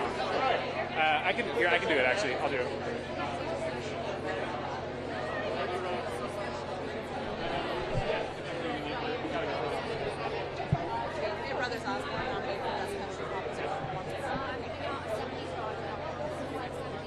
Okay.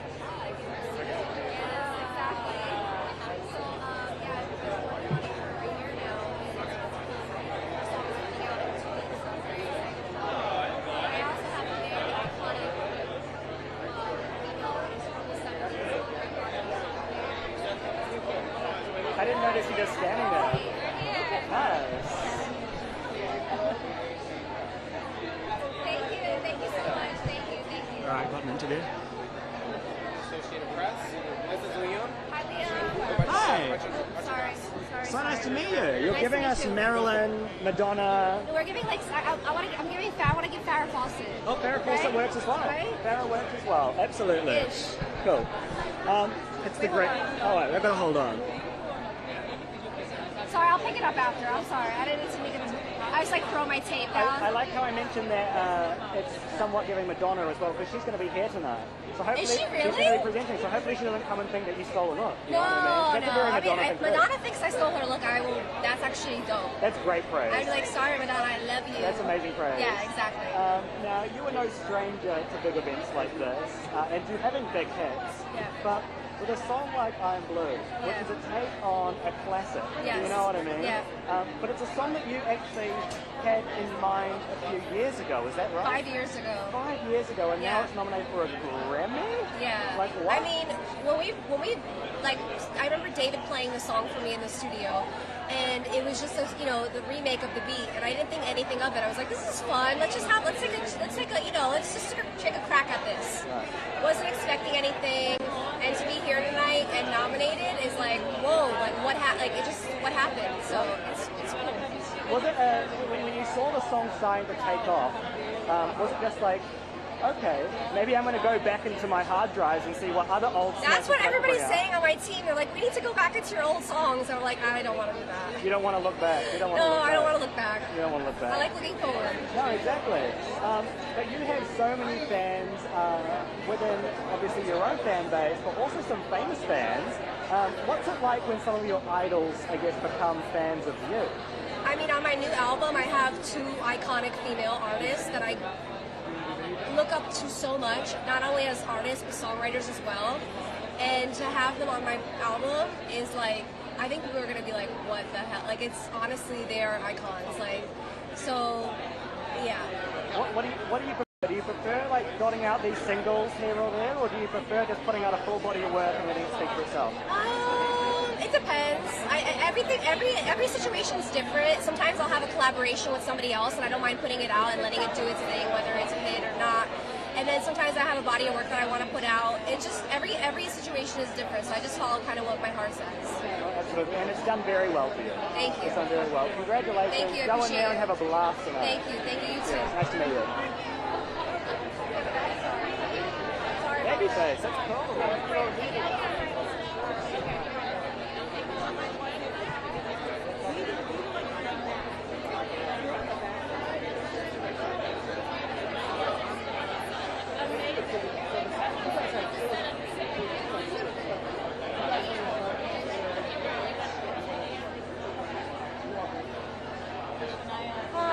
have Shania We Twain. love Shania Twain. Oh, fabulous. Okay, good. Huh? Apparently we got Shania Twain coming up too. Oh, that's so beautiful. How are you? Oh, me too. Babyface up for anything? Just back.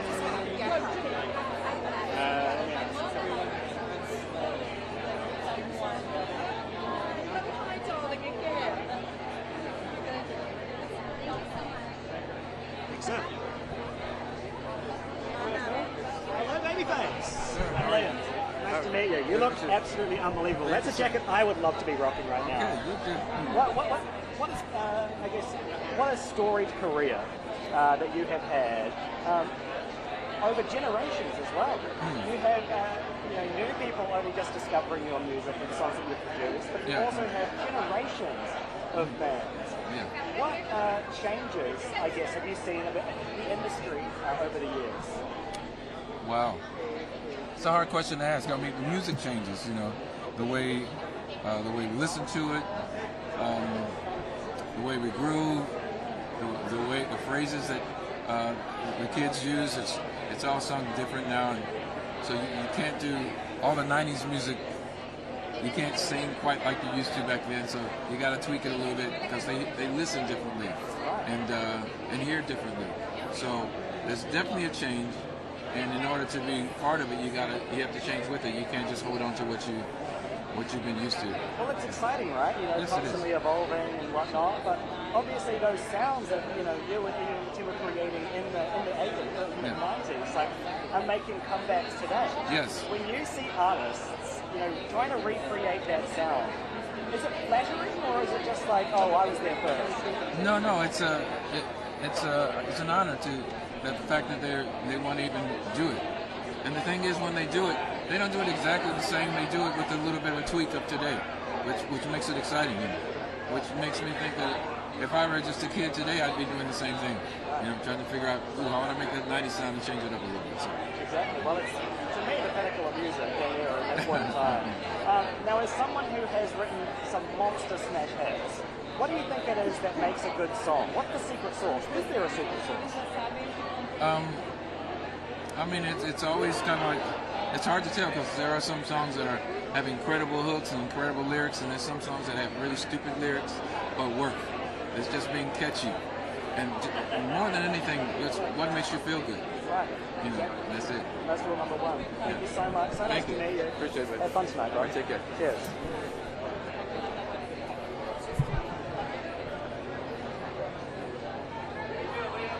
I'm doing good. I'm doing good. Looks like we might have a break, Roy.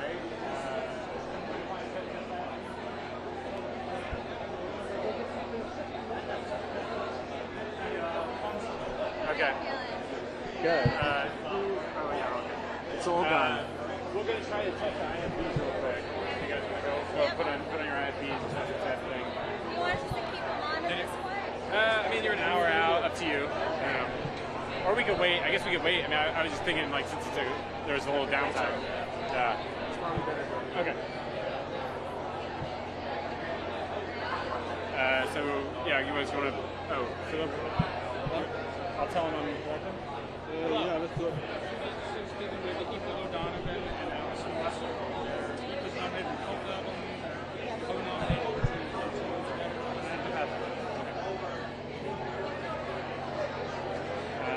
Okay, so you're going to tell them, and you guys want to have them put on their own piece?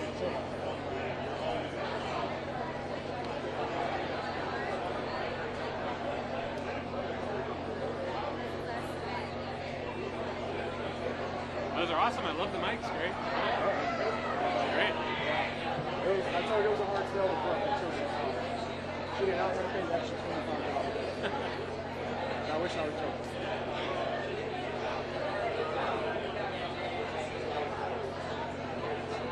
I've never understood the way. The worst thing about it is harsh growth. I know, they're gorgeous, eh? It wasn't like we were going to But this one is the single. He goes, oh no, this one is No, mine is the black one, Roy.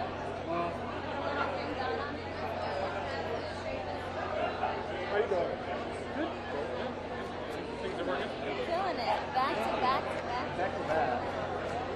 It's only annoying when it's back to back and someone just walks up and I'm like, How excited are you to be here? sorry. I'll be doing a lot of that in the live show. Totally. You know what? When they straight the line, this one become yours. So this is mine? Yes. Yep. Okay. This is yours. Can I unplug this real quick, guys? So I can Sure. feed it through my...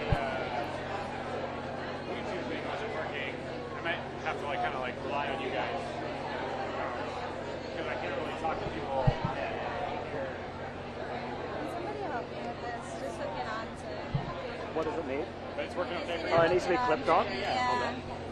Can you hold this? Yes. Just clip it on? Yeah, just clip But it if it was just like an earbud, there'd be no way I could hear because the volume was so low. Thank you.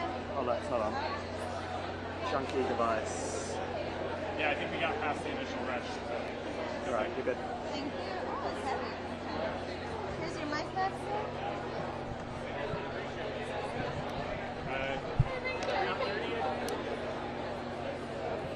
I forgot about this when I decided to wear my hair up today.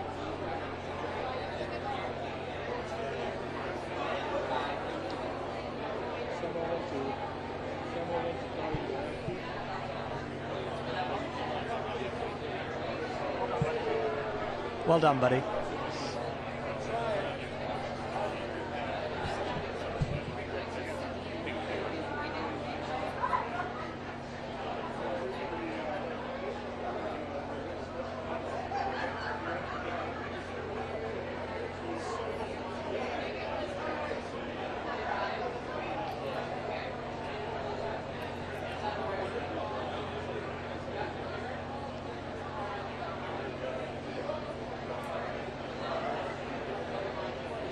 Thank you.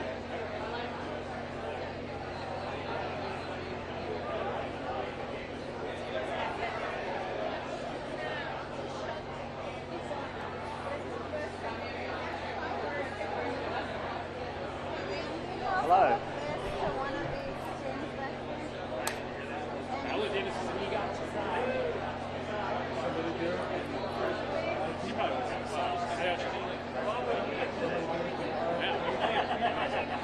Alright. We have something in common.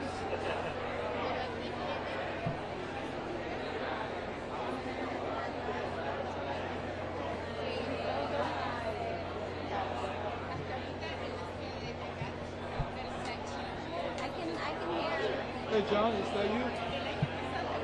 Okay, can you test the IFB now? Okay, we got them. We got a wire in. Okay, let's do it. Let's do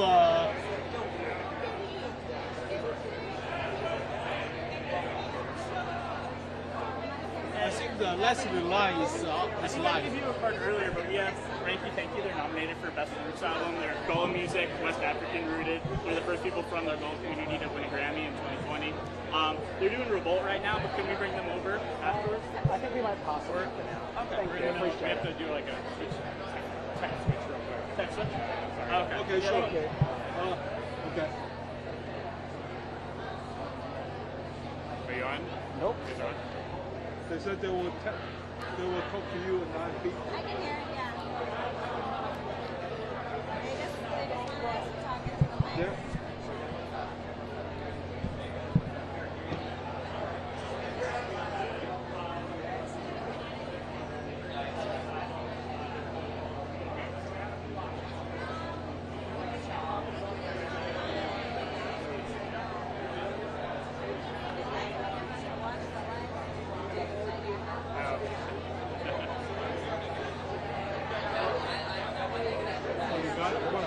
Liam, can I see the mic? Yes. That's it. Thank you. Be careful of the wire. Testing, testing, 1, 2, 3, testing, testing. Thank you so much. I was late because I switched seats at the very, very last minute as I was walking out the door. But I'm glad it's a good decision. I got a tail. Testing, testing, 1, 2, 3. We are live from the Associated Press pre-Grammys red carpet ahead of the 65th annual Grammy Awards.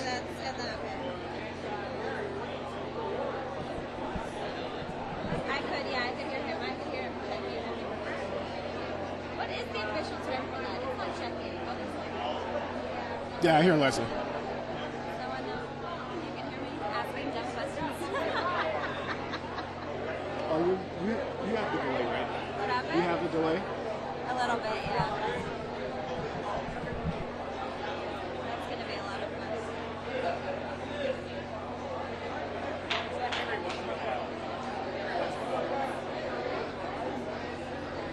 Sure don't get bored during the show.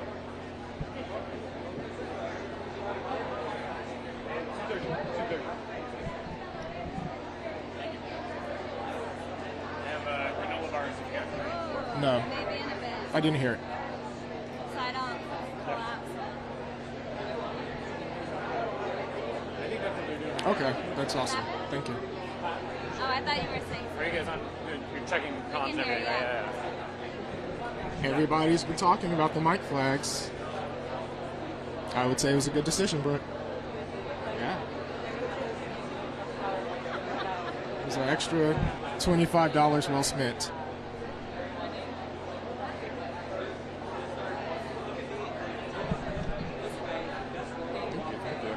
And I was being sincere, Brooke, actually.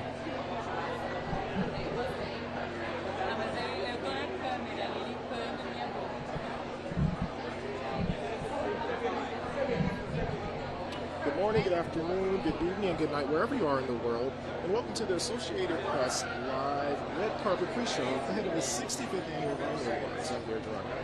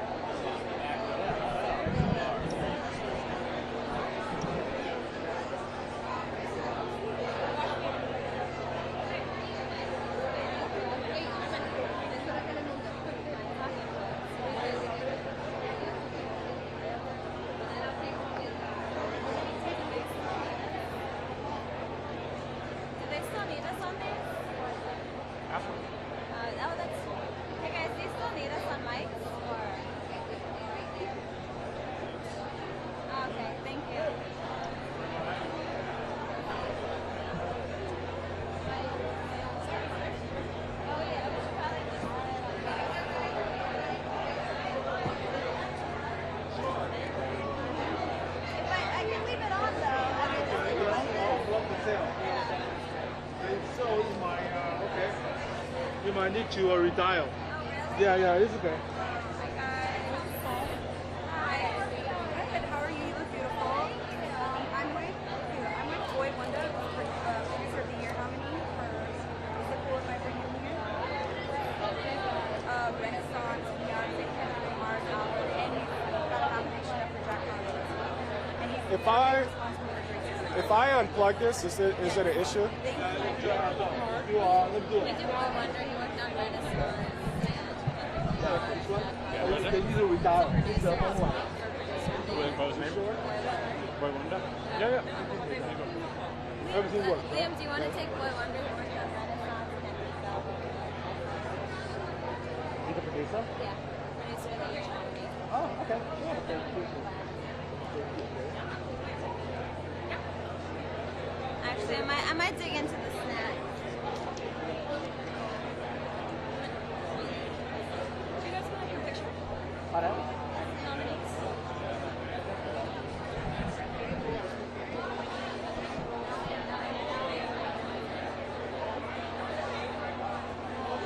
Hey, hi, how are you? I'm good. I have the best chamber ensemble for classical music. Would you do a quick?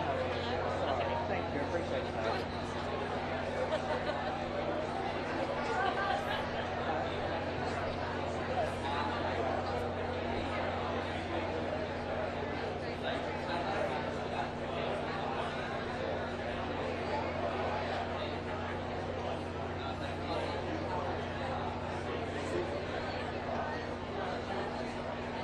Shout out to the publicists who take a pass and nice. We're just like, okay. I should know that.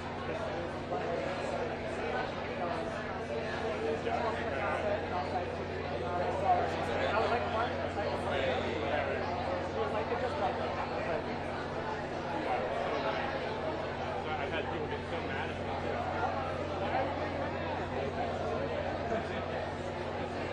Don't be Tom Cruise. Everybody wants them. For now.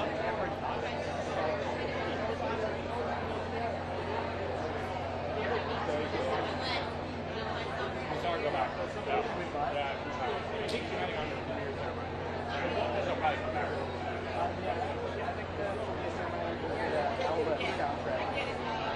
Oh, right.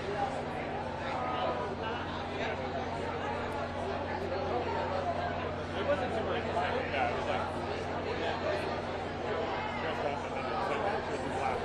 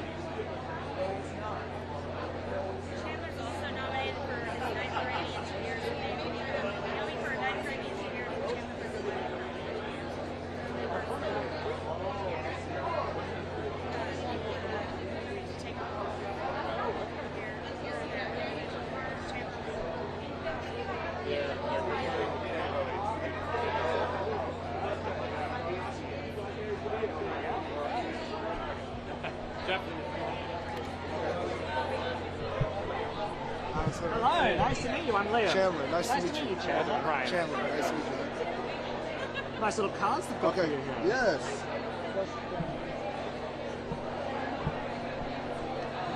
All right, big night, my friend. Yes. Performing tonight, right? Yes, performing with our brother Quavo, tribute to Takeoff. It's an amazing honor. It's really good. It's going to be gorgeous, man. Yeah. Is it nice to be? It's kind of bittersweet in a way, right? Yeah, In one hand, you're celebrating the musical legacy, at the same time mourning a passing. Yeah. We believe in the Bible that says mourn with those who mourn. So it's been an honor, being a part of rehearsals and being able to spend some time with Quavo and know the life of Takeoff just through what the fruit of his legacy was lived on. Talking about Quavo in the performance. We're talking about the legend. We were just saying a bittersweet tribute tonight. On one hand celebrating a legacy, but at the same time mourning a passing. Yeah, like for us, it's about mourning with those who mourn, and that's what our word tells us to do, and that's what Jesus would do. He would be close to people when they're in grief, and so we just hope to support our brother Quavo. It's gorgeous. Now, your LP, Pick the Book One, was the biggest gospel Christian album of the year. Yeah. Is it nice to be, spreading your word, spreading your faith, and people actually listening? Yeah, I think the cool thing about it is, a lot of people live with this mindset that they're more against us than they are for us. And I think through this album, through our tour with Kirk Franklin, the legend, I think I was able to be open and saw the truth. That they are more with us than we could ever think they are against us. And it's just been amazing. So, yeah, it's been great. So nice to meet you guys. Yes, so nice to meet you. Yes, sir. Thank you, Lee. Cheers. Daryl Hannah up for Best Music Film with Neil Daryl Young. Hannah, wow. With Neil Young. So this is Neil Young as well? Well, no, Neil Young is not here. Daryl Hannah is here. Just, you know, it's Best Music Film. They're dating. Cool. Yeah. Married, right? Yep. Hello. How are you? How are Nice. you? So nice to meet you. Thank you very much. Obviously, big night tonight, nominated for Barn. What a phenomenal film. I mean, I find it fascinating that, you know, you were documenting, you know, Neil, as he recorded music, he recorded an album with Prince Horse in a 19th century old barn. What was that like to see him in his creative element? Well, I think that one of the things that's so unique about the film is that it really captured them as they were making music. Like so many times now, people are isolated from each other. You know, the musicians are in separate rooms, or they do it on different days even. And these guys literally just creating it right there on the spot together, live, you know, and of course in this magical environment, which was just so spectacular. So it was just, the whole experience was kind of enchanting. Enchantment's a great word for us.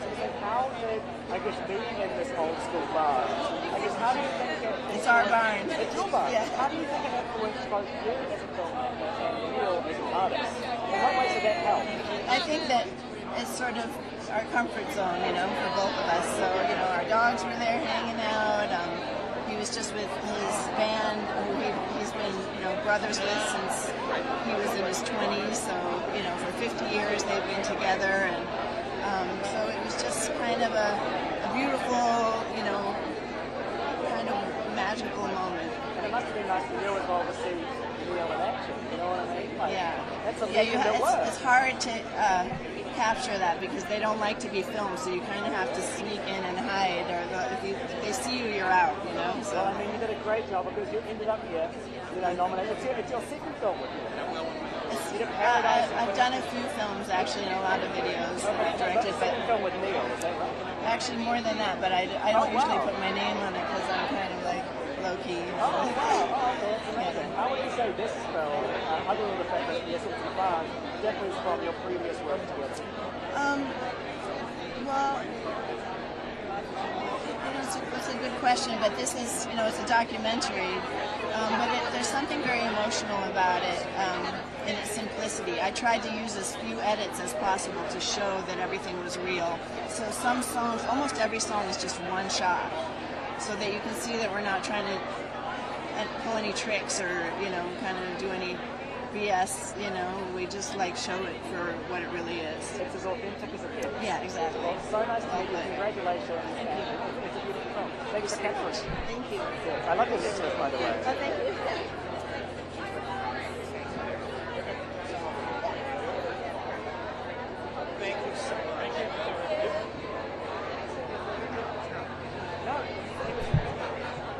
They said when they sent out the press release saying that he was going to come. So. Neil was meant to be with her. Neil was meant to be with her, the publicist. Yeah, they were like, the publicist was like, Neil said up until like 2 days ago, maybe yes, maybe no, and then. Oh, that would have been so cool. Yeah. But that's a good representative for a film. If you're going to have a representative. Interesting film too. So they're and she was documenting him making an album in the 19th century bar. Right. And with him, it's like audiophile this, like that's like a big deal, right? Like making it sound right, all that barn. Yeah. They made it here. Yeah.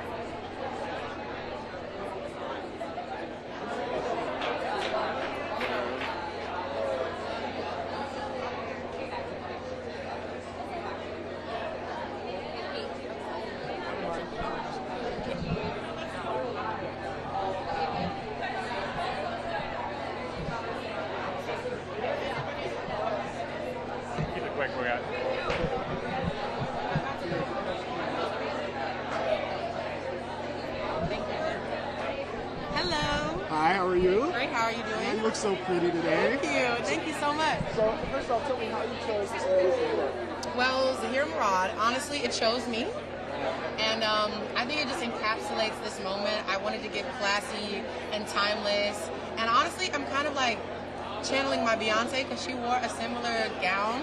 And I'm just excited to be here, and this moment felt like this dress. Now, I know why you're here, but lots of people, they say, oh, she's doing music because you had such a great breakout season with LL. So Yeah. first off, can you just talk about how heralded Bel Air was, how much attention you guys got? Oh my gosh, Bel Air changed my actual world. I was very apprehensive of even auditioning because I didn't think that I fit that role. And of course my management was like, put yourself on tape for this. And I'm so glad they did because it really taught me to dream bigger and not limit myself based on like limiting beliefs. If I feel like I'm talented and I deserve great things, then they will come to me, you know? And I know you guys started filming season 2 yet? We have. We're almost done with season 2. I'm thinking that Bel Air season 2 will be out around February 20th, 30th. Wow. 30th, nope, 28th. Whoops. Oh, there you go. Sorry. There you go. So obviously, you have a music career. I love the song you did with Babyface. Can you just talk about how your music career has really taken off? Oh my gosh, my debut EP, What I Didn't Tell You, went #1 on the R&B and Soul charts last year. And to see all of that support from my rookie project, I don't have the words for it, and I can't wait to continue to do more. Hopefully I'll have an album out this year, but I did just drop the deluxe version of my EP in January. Well, lastly, take us behind the scenes. What's one thing that, someone who's not here would be surprised about as far as the Grammys is concerned? I think about how cold it is up in here because, I always imagine with all the people and all the cameras and all the lights it'd be hot, but I'm actually shuddering. It is pretty cold. Cold. Well, congratulations on all your success. I can't wait for Bel Air. And, see you soon. Thank you so much. Thank you.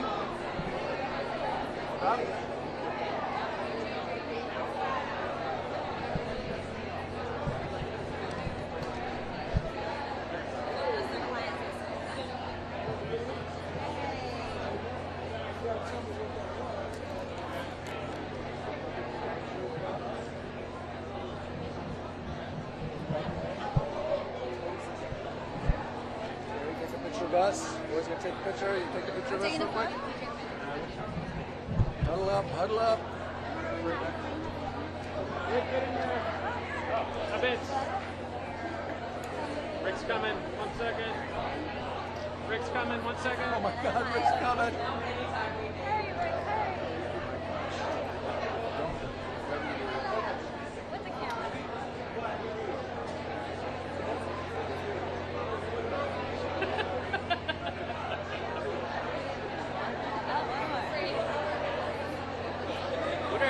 Thank you.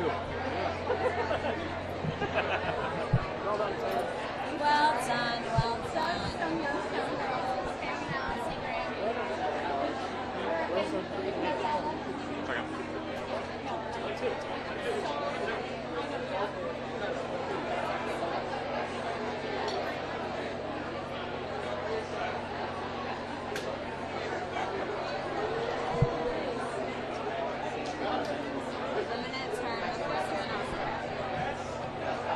There's nowhere to hide. There's a line there.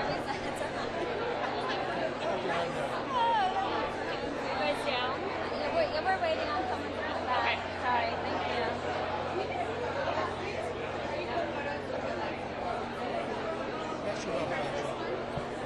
What happened?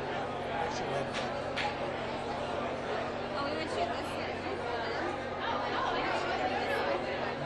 No? Just for our own.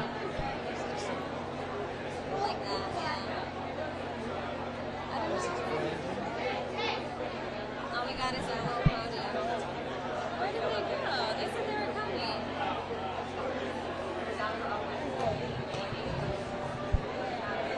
Is she not coming back? Maybe they're not coming back. I mean, it's not a loss. Was that him?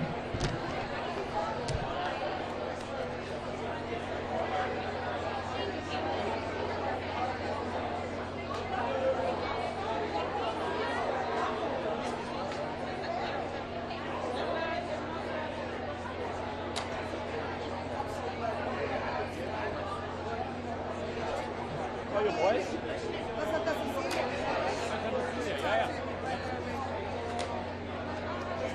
Cecilia. It's coming. They're right there. You got a second. You got this.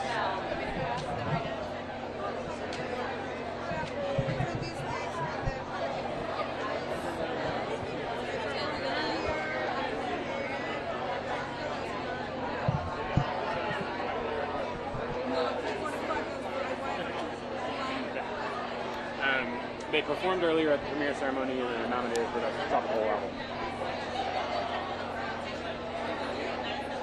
And the one in on the right is Marisol, which is the lead singer.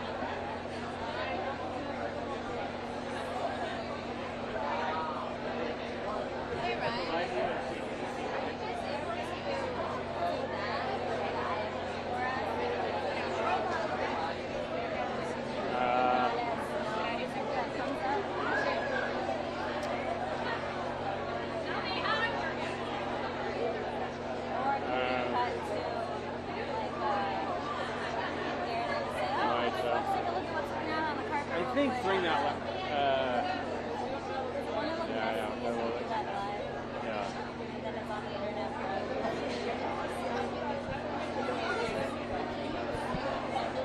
I think it might be just a matter of like putting the mic away and just kind of leaning over and it is what it is. Like, if I was able to, I could try, if you guys are backed up and somebody's waiting and they're not, I can try texting it to Brooke and have her read it in the AQUÍ. I can like take a picture of it, send it. Yeah, it's a good idea. Yeah.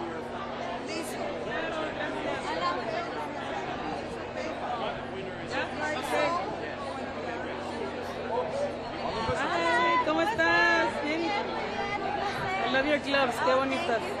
¿Cómo les pasó en el ensayo? ¿Bien? Muy bien,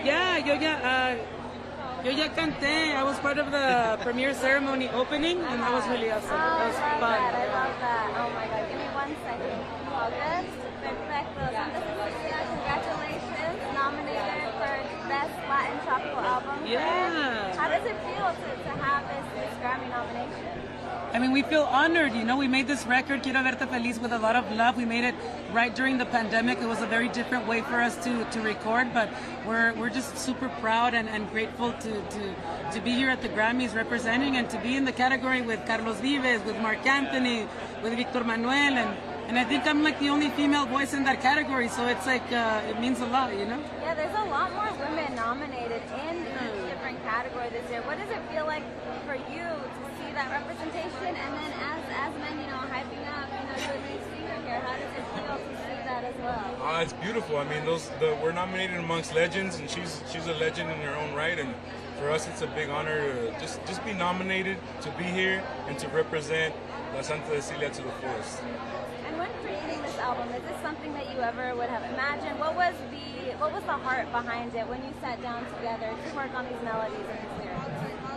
I think the main heart of Quiero Verte Feliz is that it was the pandemic and we wanted to reach the audience. We saw people dancing in their homes, making TikTok videos, and so we wanted to create music that would get them up on their feet and just uplift everybody's spirits. I think that in the moments of sadness, of heartache, musicians can always come up and share something, to connect with people. So that's what we did with Quiero Verte Feliz. I love that. And we're seeing, with Bad Bunny, we're seeing reggaeton, música urbano. It's getting mainstream. It's up in the big 4 categories.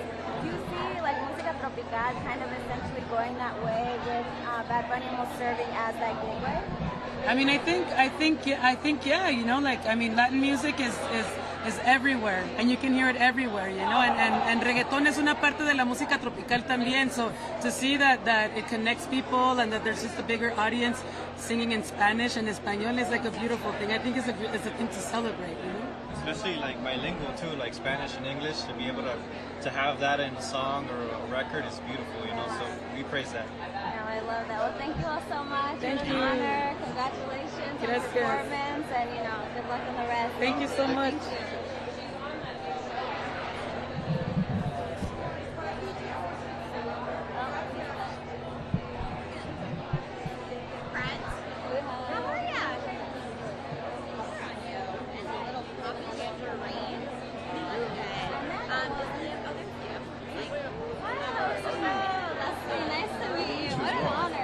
Likewise, likewise. Your outfit is amazing. Oh, thank you. My friend styled me. Yeah, I love it all. But I wanted to ask, you've worked on amazing albums. Yeah. You've worked on revolutionary albums where artists like Beyonce and Kendrick, and specifically them two, have really stepped out of the norm of what they're usually doing, and audiences love it. So what is that process like as a producer? You know, like, hey, we're gonna take things a little bit different. Let me know what you think about this melody, what you think about this arrangement. That process as a producer is always easy for me because I'm more like the type of guy that wants to make everybody happy and like everybody leave with the product that they wanted. Like I gotta be happy, the artist gotta be happy. So, you know, I like figuring it out instead of like trying to dictate or be dictated, and it's usually how it always goes. And specifically with Kendrick, does it come instrumental arrangement first, and then lyrics, or lyrics, and then you and other producers work around that? It can come in all sorts of different ways, you know, like, you know, there's never like one specific way of working with him, but, you know, one thing I will say is always like free and open to work with him, and he's just a pleasure to be around, a pleasure to work with, and just a great guy, period. And how does it feel to see this nomination with Renaissance and to see all the love that the album has gotten? No, I'm a Beyonce fan. I might as well be in the Beehive. So, you know, to be a part of it and to see her get nominated, and she's a great person, it's just love, man. And I'm just happy to be here and, you know, just basking in the energy. And I know a lot of people ask artists, like, oh, who is your inspiration? Who do you look to in order to, you know, work, create these albums? But I wanted to ask you, like, who are some inspirations you look to when looking for samples to release? A couple of huge inspirations I have are Timbaland, Dr. Dre, Pharrell, Swiss Beats. Those are guys that I grew up on and, like, you know, tried to model myself, my sound, just the way I live my life.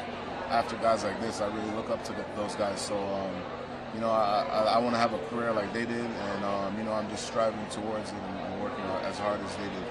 I love that. We have a lot of young producers who are creating in their bedrooms, who are now, I mean, we had Lil Nas X, who took a beat from a producer and then essentially blew up. What advice do you have for these young producers who are in their rooms, making beats, hoping to eventually work with big artists like the ones you work with? The advice I have for new producers is just be yourself, be open to new ideas, be open to new music, different genres, and also just don't be afraid to get out there. I was a shy kid growing up, and you know, it was nerve-wracking for me to go out and go to like events and like try to talk to artists or try to like connect with anybody. So, you know, I would just tell them to just be out there and take risks, take a chance, and just be open. Thank you so much. No problem. Thank you. Appreciate you so much. Of course.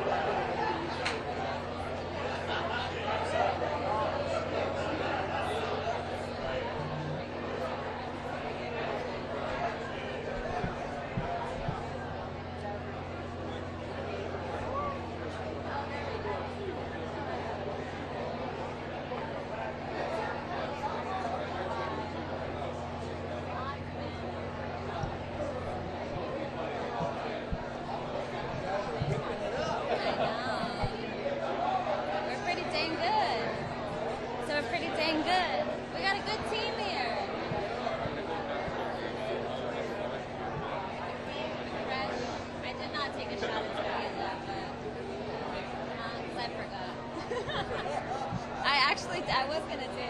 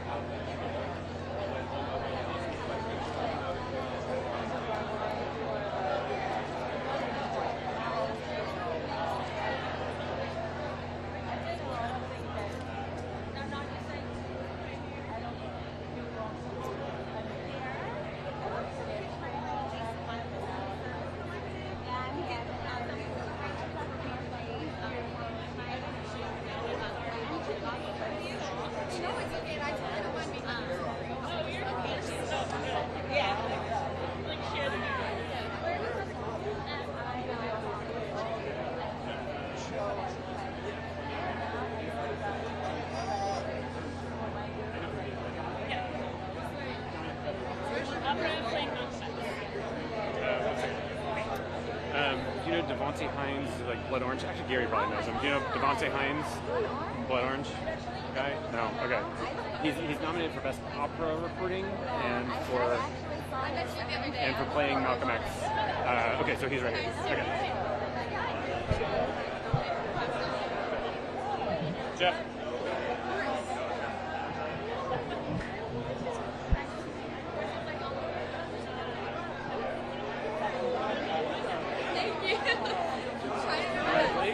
Hello, good to see you. Nice to meet you. Honestly. I was at the Ford Theater Oh my gosh, amazing. Saw the show, saw the arrangement. Beautiful. What does it feel like to see this other side of your music? It's just really exciting that stories that most people wouldn't think of as operatic are getting more space. It's been quite an honor to play the role of Malcolm X for a group of people or a generation that wouldn't normally actually to understand that story. And can we expect some of these elements in opera in Blood Orange, or is Blood Orange completely gone at this point? No, I mean, I think it'll continue to evolve.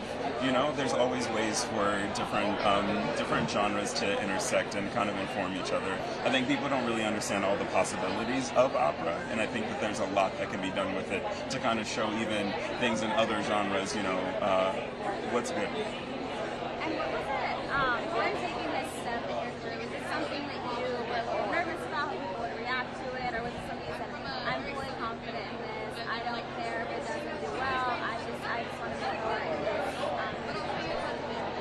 I thought that, you know, it's important to just be honest with oneself, and if you're honest, then you can actually share what's more deeply exciting you, and that can be probably something outside of what people think is normal for you. So yeah. I love that. And who are some of your inspirations in terms of following into the opera? Nina Simone actually is a huge inspiration because she existed in so many different spaces, you know, as a jazz player, but also with a lot of classical chops playing at Carnegie Hall. So just somebody who I see as a black innovator who is able to move in a lot of ways and bring things together. Oh, I love that. Yeah. That is very true about Nina Simone. Well, thank you so much. Thank It's you. an honor to chat with you. Totally. Have a good day. Thank you. Thank you.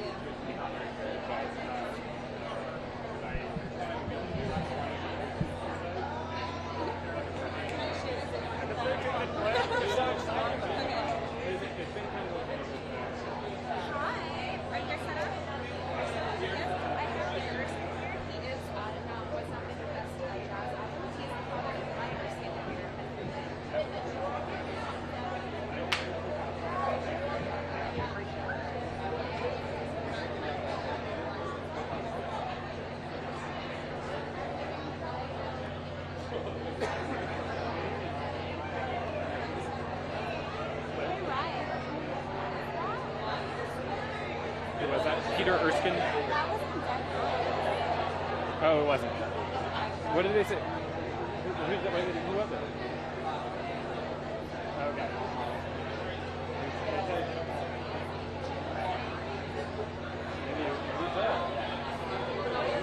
Okay, sorry. Oh, do we know? Okay, sorry. Actually, no. Maybe it's like producer or something. I agree.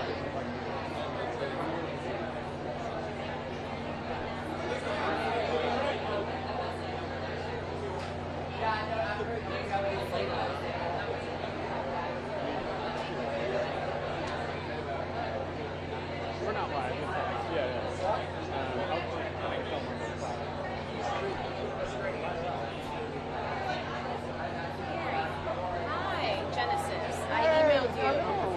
Finally meet you in person. There's been a lot of emails. I know, it literally has been emails.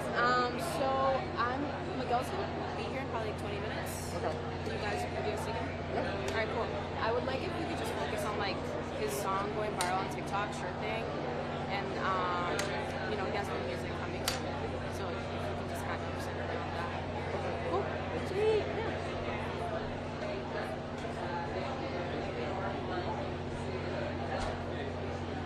Big Miguel. I think it should be big, way bigger than he is. I think so too. We talked about that.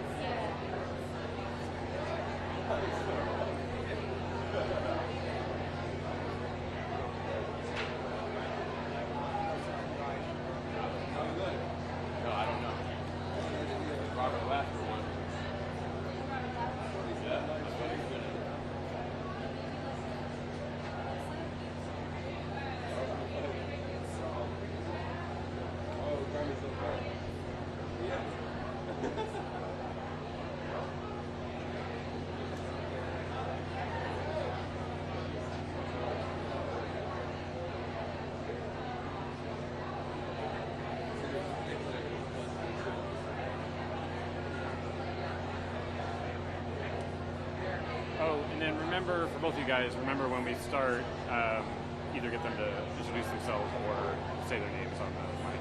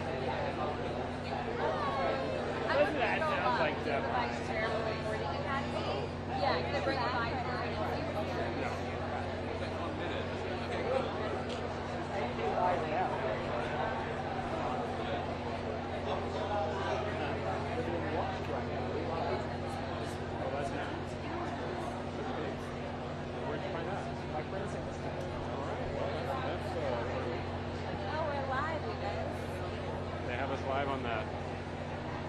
If one moves out of the shot.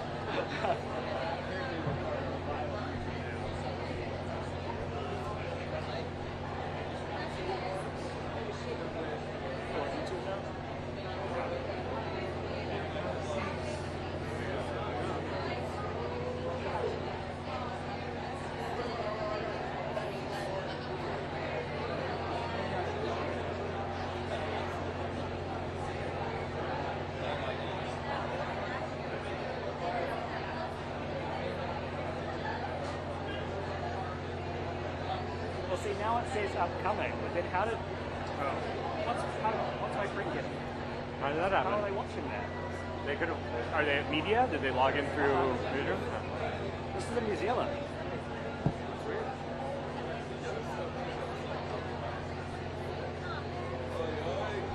I'm in the shot. No. I'm in the shot. Nice, he's in the shot.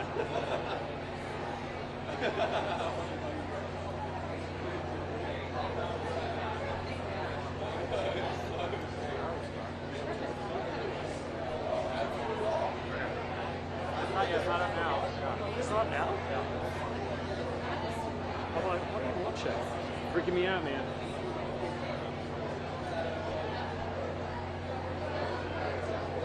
He was watching me eat my protein bar.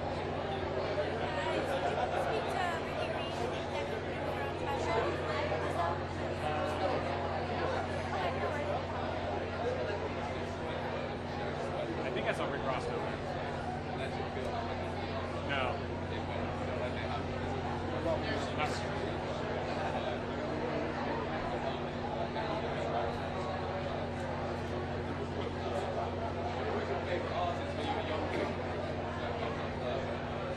But you guys do have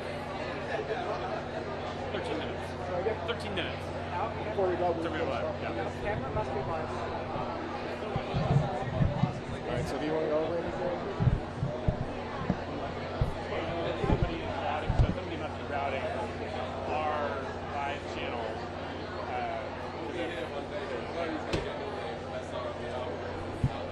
We are live to the client.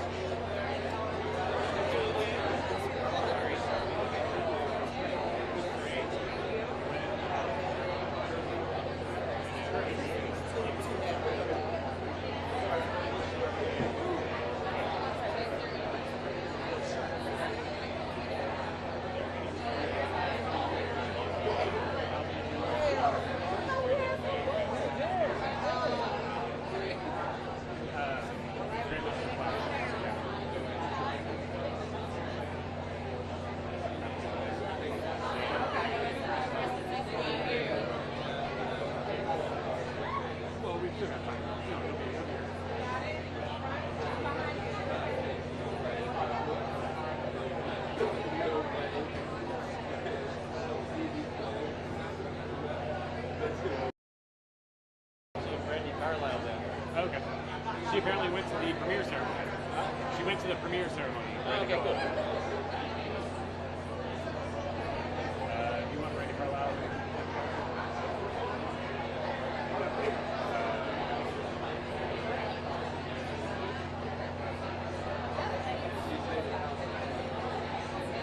Yeah, if it is the case that we need to kind of like do the live introduction and like jump right into an interview, we do. And then we kind of come back and like reestablish.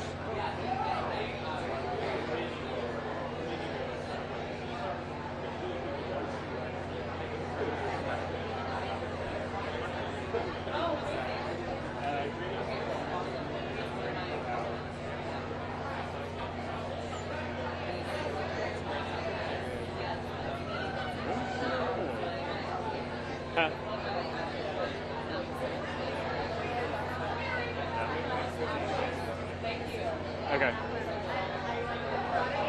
No, I just said don't use it. I said it's all good. It's all good. It's okay. It's okay. It's okay. Don't obsess. It's fine. Move on.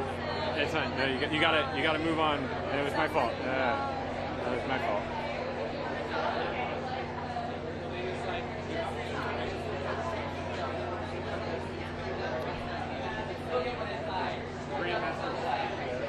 Yeah, I got it coming down the carpet.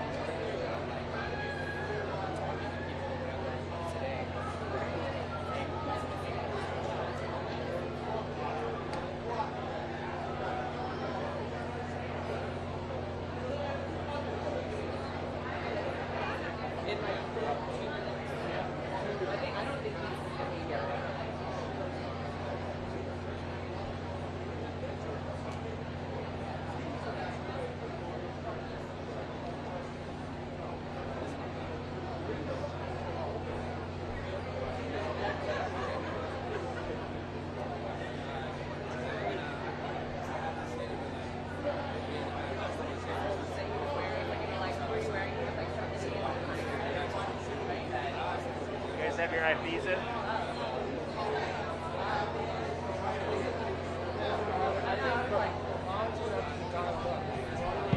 Pick up the mic. Yeah, if we need, you guys should get IFBs going. You need what? What needs? Okay. You need to talk in the mic? Well, I think you need to talk in the mic.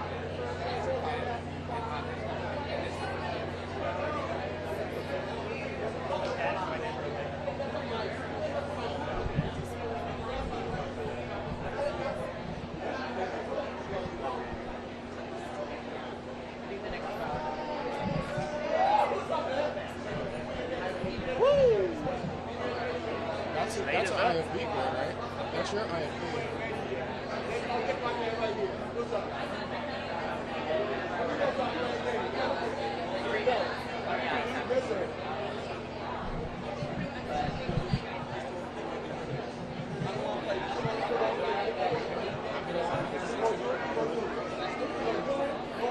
Gary, you plugged into IFB? It needs to be dialed in. I don't hear anything. I think they have to dial it in. Okay. Where's mine?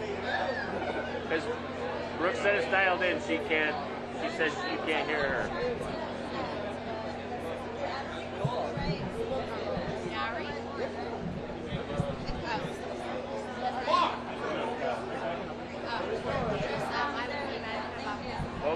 Hold the top and I'll push it in.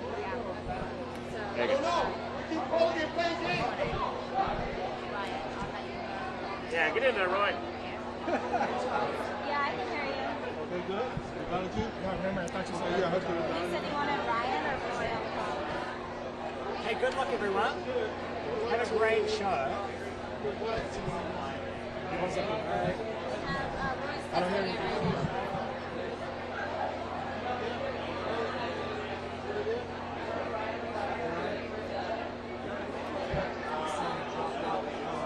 Shit. Testing, testing, 1, 2, 3. I guess Testing, what I would do testing. is I do not reestablish hear the- anything in my IFB. So double click on that, close it. Is everything good? And have Roy check the pack just to make sure all is well. But I do not hear anything. I don't hear anything. I heard a dial tone earlier, but not now. Yeah, try that. Testing, testing, 1, 2, 3. Testing, testing. Testing, testing, 1, 2, 3. Roy, hang up. They'll call back in. Testing, testing, 1, 2, 3. Hang up already.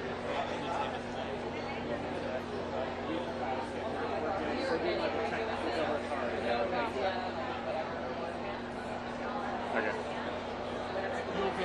Yeah, I can hear the dial. It's very loud. Did they call? Did they call? What? Did they call? Did they call? Nobody called. Yeah. We need to call. We need them to dial in and then we have to choose. He's calling in now. Yeah. Wait. They called? They called?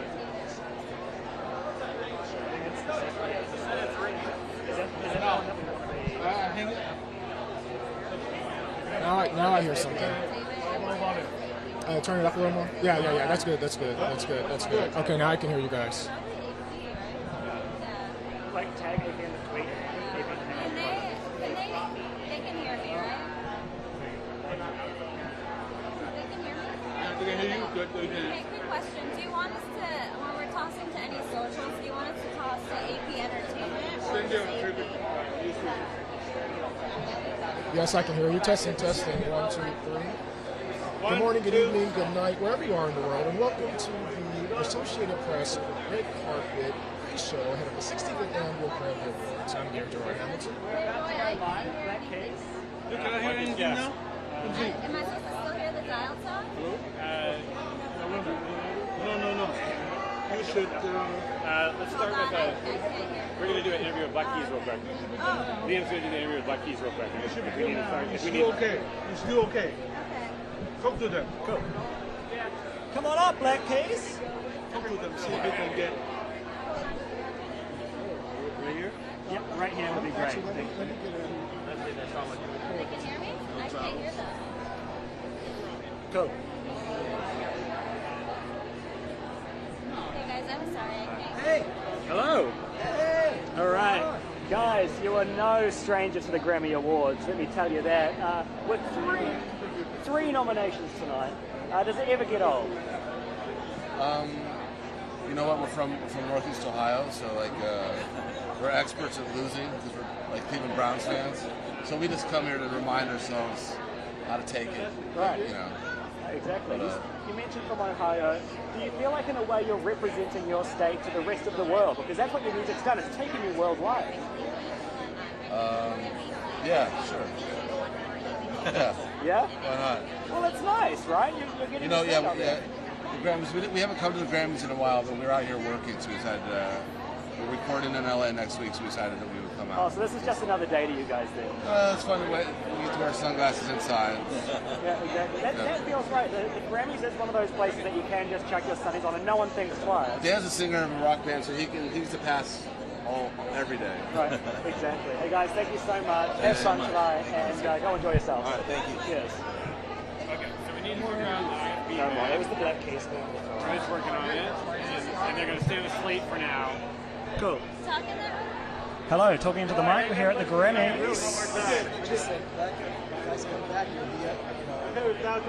Be on the stream. Talking into the mic.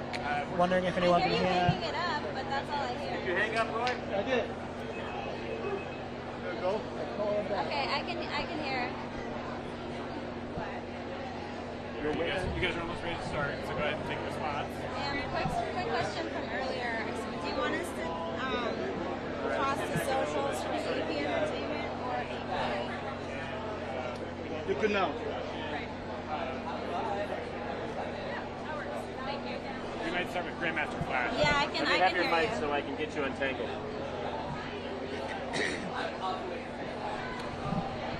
Okay.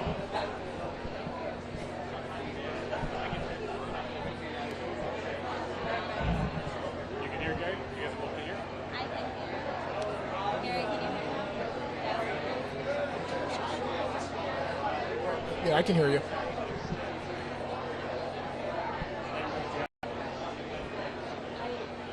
Are you getting a lot of feedback?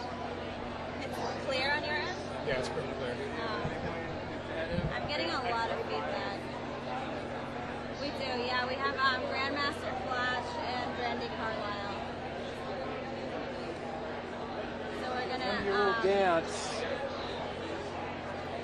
Yeah. So we're gonna just do the intros and then jump into that, and then we'll banter after those two interviews. Leslie, go over where your spot is. Where your spot is. No. Where your mark is. Yeah. Go to your mark. There you go.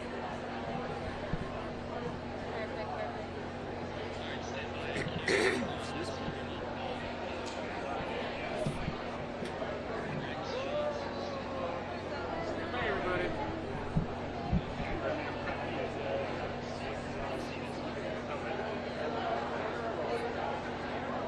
What time does the actual show start again?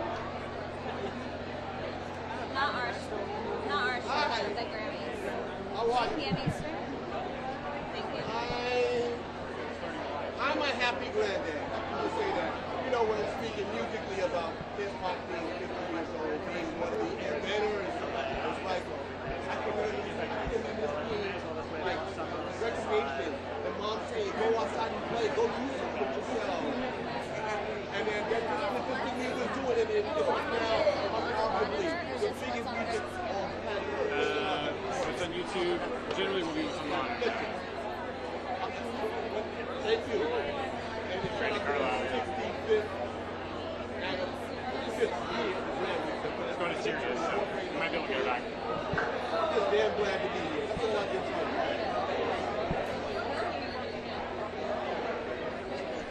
Well, Questlove called out Very pretty.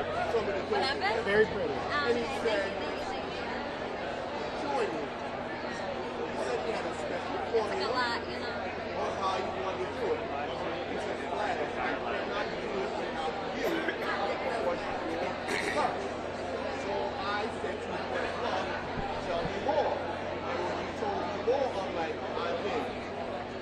Can't tell you without this tonight. It's going to be great. It's going to be great. Thank you. He stands there, I stand there. Are we following these words?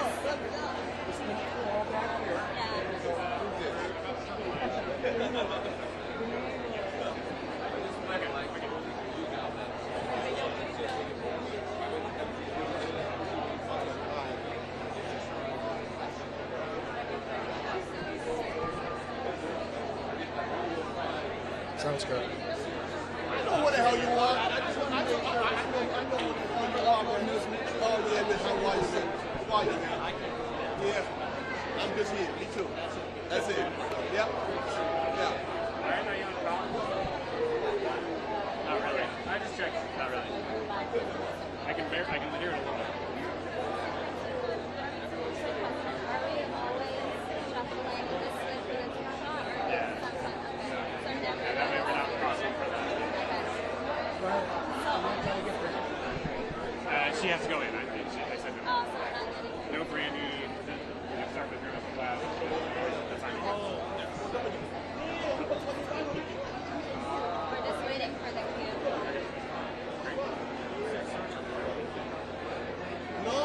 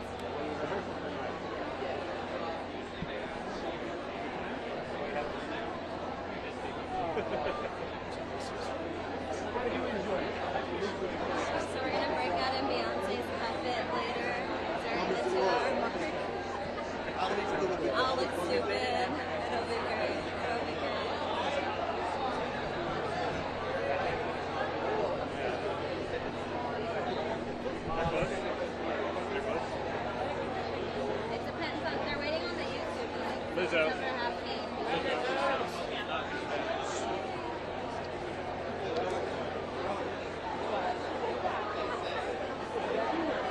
I know. Shit, that wasn't my closet. I was like, damn.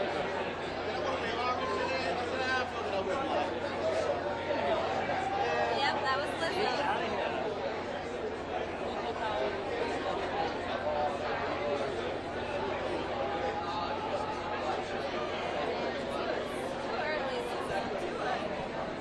She may come back. Well, probably. By the time they get here, they already think they're... No.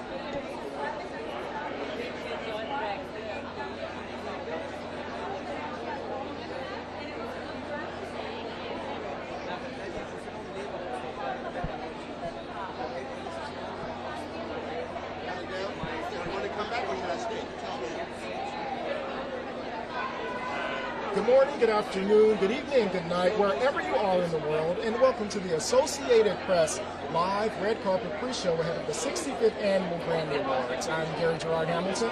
And I'm Leslie Umbriz, and we have an amazing show for you today here on AP. Thank you so much for joining us. I mean, we got Gary already, you got me here, already a good show. But on top of seeing just our beautiful faces, you're also going to see some great interviews with some of our favorite artists, some music legends, some icons. We're gonna see them as they walk down. You know, we just saw a few great outfits that were working their way down the carpet, and so I can't wait for you to see more of the fashion here at the Grammys red carpet. We can't wait to talk to you. But before we continue telling them about what they're going to see, why don't we hop into an interview real quick, Gary? Well, when you talk about legends, we have a legend, a literal legend right here. Let me look you up. Feeling that color there. That color's kind of hot, son. I like that. Now, obviously, if you're a hip-hop fan, we know who you are, but just because we are airing to the whole wide world, can you introduce yourself? First DJ to make the turntables an instrument, and one of the architects and builder of hip-hop culture. Some people call me Flash, most call me Grandmaster. Grandmaster, that's how I know you. How are you, man? You're looking very, very snazzy. You're ready.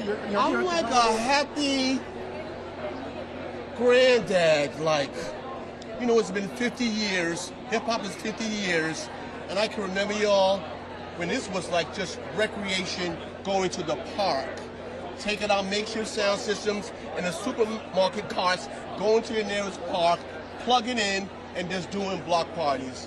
And here we are now. Shout out to Kool Herc, Africa Bambaataa. Here we are, 50 years later, and it's unarguably the biggest music on planet Earth.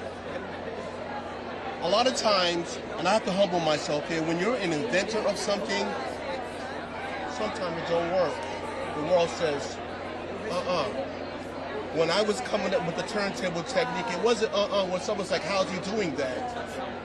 Crack of daylight, like Steph Curry, with just needing just a crack to make that shot. That bit of belief was just enough to help start this 50 years later. And I'm here at the 65th Grammys. Guys, man, I'm humbled. Let's be clear. Let's be clear. When we see DJs scratching and mixing, there would not be that if it weren't for you. Just so everybody knows. Thank you very much. And it's like, what I did was, you know, people ask us, why does this thing last so long? It's because the selection of records that we use and the drum breakdown part of these records were some of the greatest drummers in the world. So when I was taking a 10-second piece of a drummer I would use duplicate copies and I would repeat that part and take 10 seconds, like cut and pasting, and make it at 10 minutes, so that when a rapper spoke, they were sitting on top, they were rapping on top of some of the greatest drummers in the world. It could have been a pop drummer, rock, jazz, blues, funk, disco, R&B, alternative. That's what my thinking was. Great music doesn't have nothing to do with color or genre. Dope music is just dope music. And that's how I came up with the formula. So today rappers had a beat to speak on, today they sample. But it's all the same formula. It's called the quick mix theory. Here we are, 50 years later, it's like damn, I'm just crazy happy to be here. I'm speechless. Speechless to talk to you. And how does it feel to see this evolution of hip hop and rap over time to where we are now? Some of these artists that are nominated, you know, they've come a long way. They've learned from legends like yourself and like others who've worked with you. I'll use a perfect example. I watched this particular individual signed to a tiny label, to graduate to a larger label, to be president of the label, to make his own label, and to make his own musical island. I'm talking about Sean Carter, Jay-Z. I watched him do this from zero. So people like that, and if I had anything to do with it, it makes me feel wonderful. And then also today, I seen some of my friends at rehearsal, Busta, Nelly, LL, Chuck D, Mel, Score. I mean, some of these people I haven't seen in a long time. So I'm stuck. I'm just here at a rehearsal.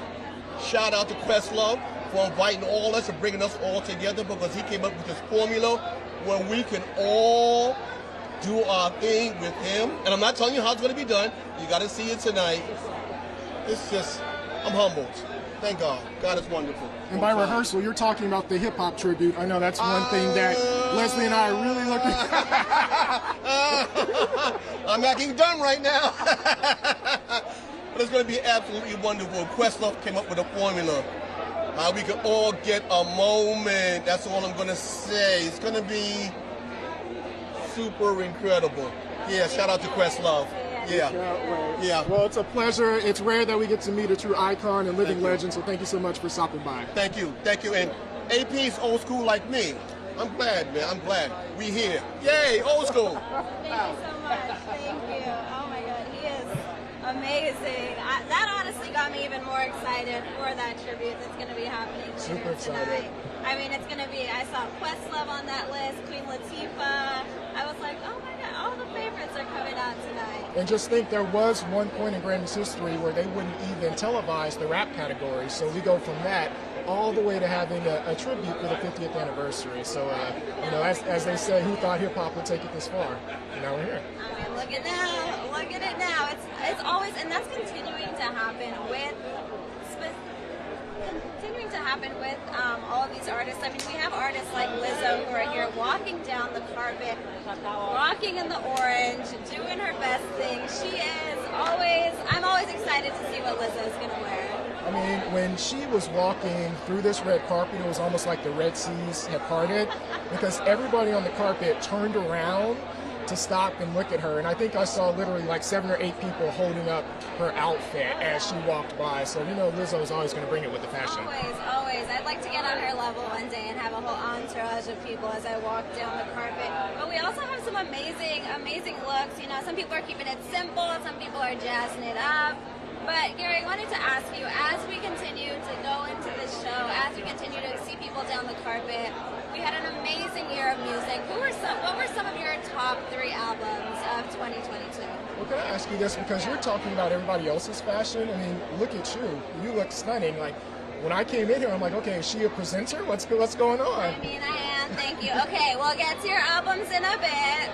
But thank you. I mean, look at you. Look at the purple, the blue, the color coordination, color blocking. Okay, we're talking about quick mix theory, color block theory right here. So how did you choose your outfit? I'm curious. I actually had a friend of mine. Her name is Deidre. She styled me completely, and then I was out by an entire Latinx team. So I'm always, putting my people on. So it was really exciting to bring my friends in. I believe in working horizontally, not vertically. You got to bring your friends in. And as you get more notoriety, you bring your friends up as well. But they're actually a lot cooler than me, so I'm excited that I'm happy that they got to work with. No, let me correct myself. I'm thankful that they were open to working with me. And we have some more interviews coming up today going on. Gary, why don't you tell us who we're going to talk to next? We have Jorge Drexler right now. We have our next interview right now. All right. I'll let you take that. Mucho gusto, felicidades. ¿Está bien si lo hacemos en inglés también? Yes, Perfect. Jorge, I just spoke to you at the Latin Grammys. You were standing next to Elvis Costello, talking about the amazing album that you both worked on. But how does it feel to be now going from the Latin Grammys to, as I affectionately saw it called online earlier, the Gringo Grammys? How does it feel to kind of be in that transition and continue to see the recording that's happening on a different level and continue to recognize the music? It's a great honor to be here, nominee also in this ceremony. Everything is bigger here, and the difference is that in the Latin Grammys I know everybody, and I admire and know people at the same time. And there's a lot of people that I admire, but I don't personally know. So it's a challenge, and it's beautiful to be here.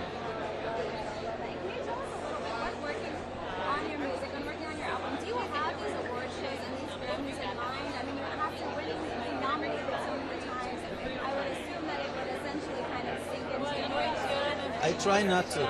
I try to keep them as far as possible from the creative area, really. It's really it's a big interference to think about where your song is going to get, and especially thinking about awards. As much as I love these awards, and as life was really generous with me. I have an Oscar, I have many Latin Grammys, but every prize is subjective. It's not music. It's not a competition. It's not an Olympics. There are better songs than others, But I just celebrate the times.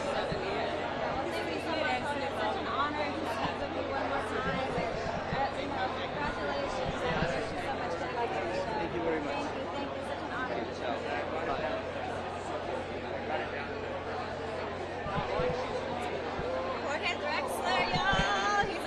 That was awesome. He's so great. I got to speak with him at the Latin Grammys. He was, like I said earlier, he was standing next to Elvis Costello talking about their collaboration together. And one of the things that Elvis Costello had told me, and I'm probably going to butcher it a little bit, is they spoke about how Latinx music and English-speaking music is kind of combining together. But I can talk a little bit more about that later, but we also have coming up soon, we have Brandy Carlisle that we'll be speaking with.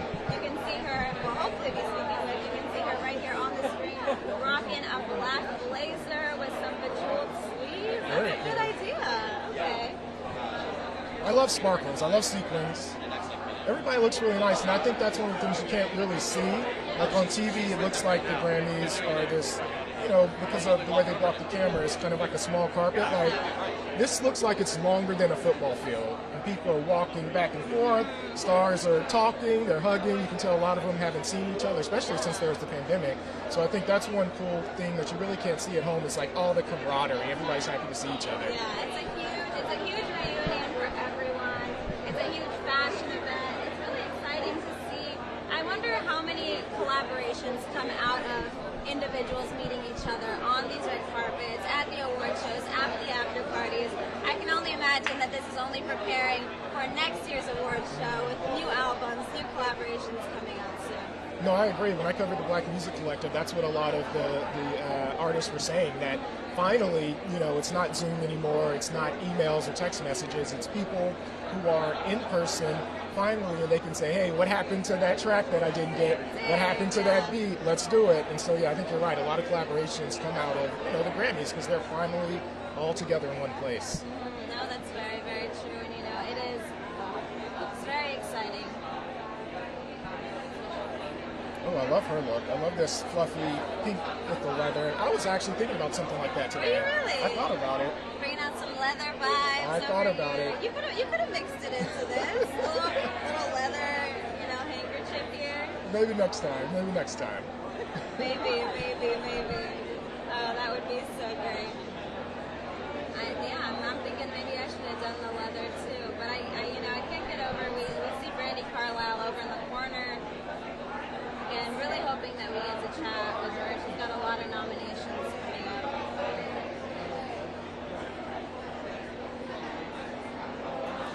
And coming up next, y'all, get ready for. We talked to already a legend with Grandmaster Flash. Now we're gonna mix it up. We might see Mick Fleetwood. Oh wow, that would be awesome. That would be amazing, right? Hopefully, let's see. I mean, Fleetwood Mac. Favorite Fleetwood Mac song? Off the top of your head. Oh, so I guess it's not your favorite if it's off the top. Yeah. I don't know. It's too many to choose. Who's yours? Probably The Chain. Really? Yeah. Wow, It's okay. always a good one. I could have said Dreams, but I mean, with Fleetwood Mac, I feel like that's whatever you everyone's think, favorite song, you know? And you can never go wrong. You really can. You honestly really can. Every single, I'm not gonna lie, I hate to be stereotyped, but I'm a huge Rumors fan, and literally every single song on that album is amazing, and the story behind it as well, of all the drama that was going on with the band, just adds to the story, adds to the intensity when you're listening to it, and so I'm really excited if we do get to chat with Mick Fleetwood, and they did suffer a loss recently, and the Grammys is going to be playing a tribute to Christine, so I'm excited to see what that looks like.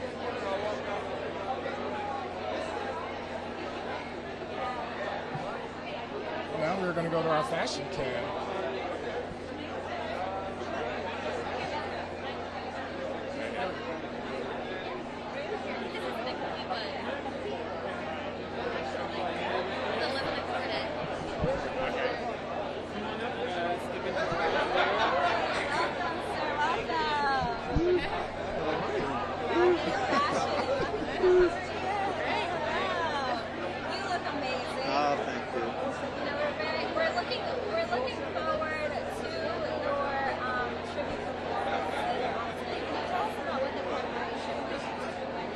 Well, the song is like a prayer, Songbird, and Christine would invariably do it alone on piano. Sheryl Crow and Bonnie Raitt were both the songbirds of the evening, and they're delivering this beautiful, it's very much like a prayer if you stop to think about it, and having it translate with them singing together is beautiful. I'm just doing something very simple, mainly just standing here. But it's my prideful moment to be there on behalf of us and Fleetwood Mac, and hundreds and thousands and probably millions of people who really got to know her music. This is a lovely moment to help close and send her off in a prideful way. So there's a sense of celebration in there somewhere, and the song really less is more. Christine was an incredibly soulful human being, and actually wrote the song in 10 minutes. And she would say, Mick, I never knew where it came from, and wherever it came from, I think is where she is now, which is a special, lovely moment for her and me to connect. And having Sheryl and Bonnie deliver this song is that's what's ahead. An hour or so from now, so I will cherish it.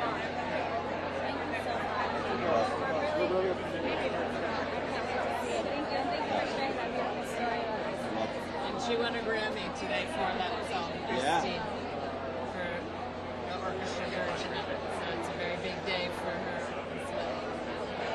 Thank you so much for sharing your time with us. We know that you guys have a lot of interviews, and so we definitely appreciate you guys taking the time to talk with us.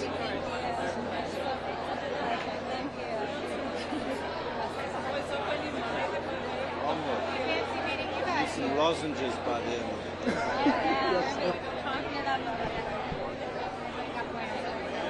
And now we welcome another legend.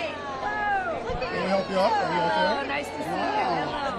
Good to see you standing there. Ex-Marching, that's God, oh my God, I just can't get over it. I mean, people looking so, that's the fun part of the Grammys, you know. The music part's great, but checking out everybody's clothes. I mean, can you tell us a little bit about your fashion today? Yes, I had a friend, a stylist, find this wonderful Adam Lippis jacket for me last year when I got the Lifetime Achievement Award, and I said, I'm saving this one for this year, so I'm glad. Because I didn't have to go shopping, I love it. You kind of alluded to kind of the camaraderie and the fashion, but what is your favorite part of the Grammys? We know that you've been to quite a few of them. Yeah, my favorite part are the performances. I mean, like John Batiste last year just knocked the room out, and I heard Lizzo at rehearsal today, and I just went, girl, you just sing that full voice at 10 o'clock in the morning, get out of here. So the hellos backstage to people you don't know that turn out to be fans, and I can tell them how much I love their music, that's my favorite part. And then, the honors themselves and people's speeches and people getting played off with the music, the whole thing. I wish we could do parties again, but we can't because of COVID, so. Well, obviously you are a living legend, and when we look at some of the biggest categories this year, country was shut out of, I think like the 4 biggest categories. Is that alarming? Is it worrying? Or is this just kind of like a blip this year? I think the big ones are song, record, album, and new artists, and they've always been that general one that everybody votes on. But then there's, my category is Americana and roots music, and country's got a couple of different sections. So I think it's much more better represented.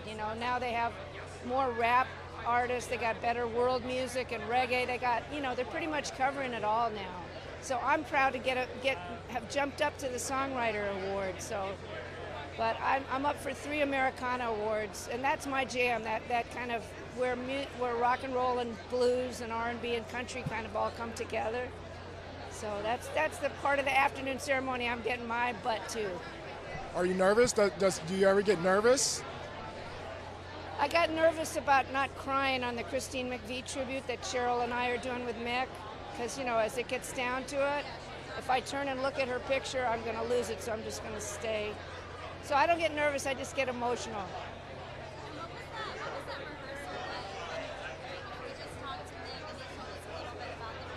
Yeah.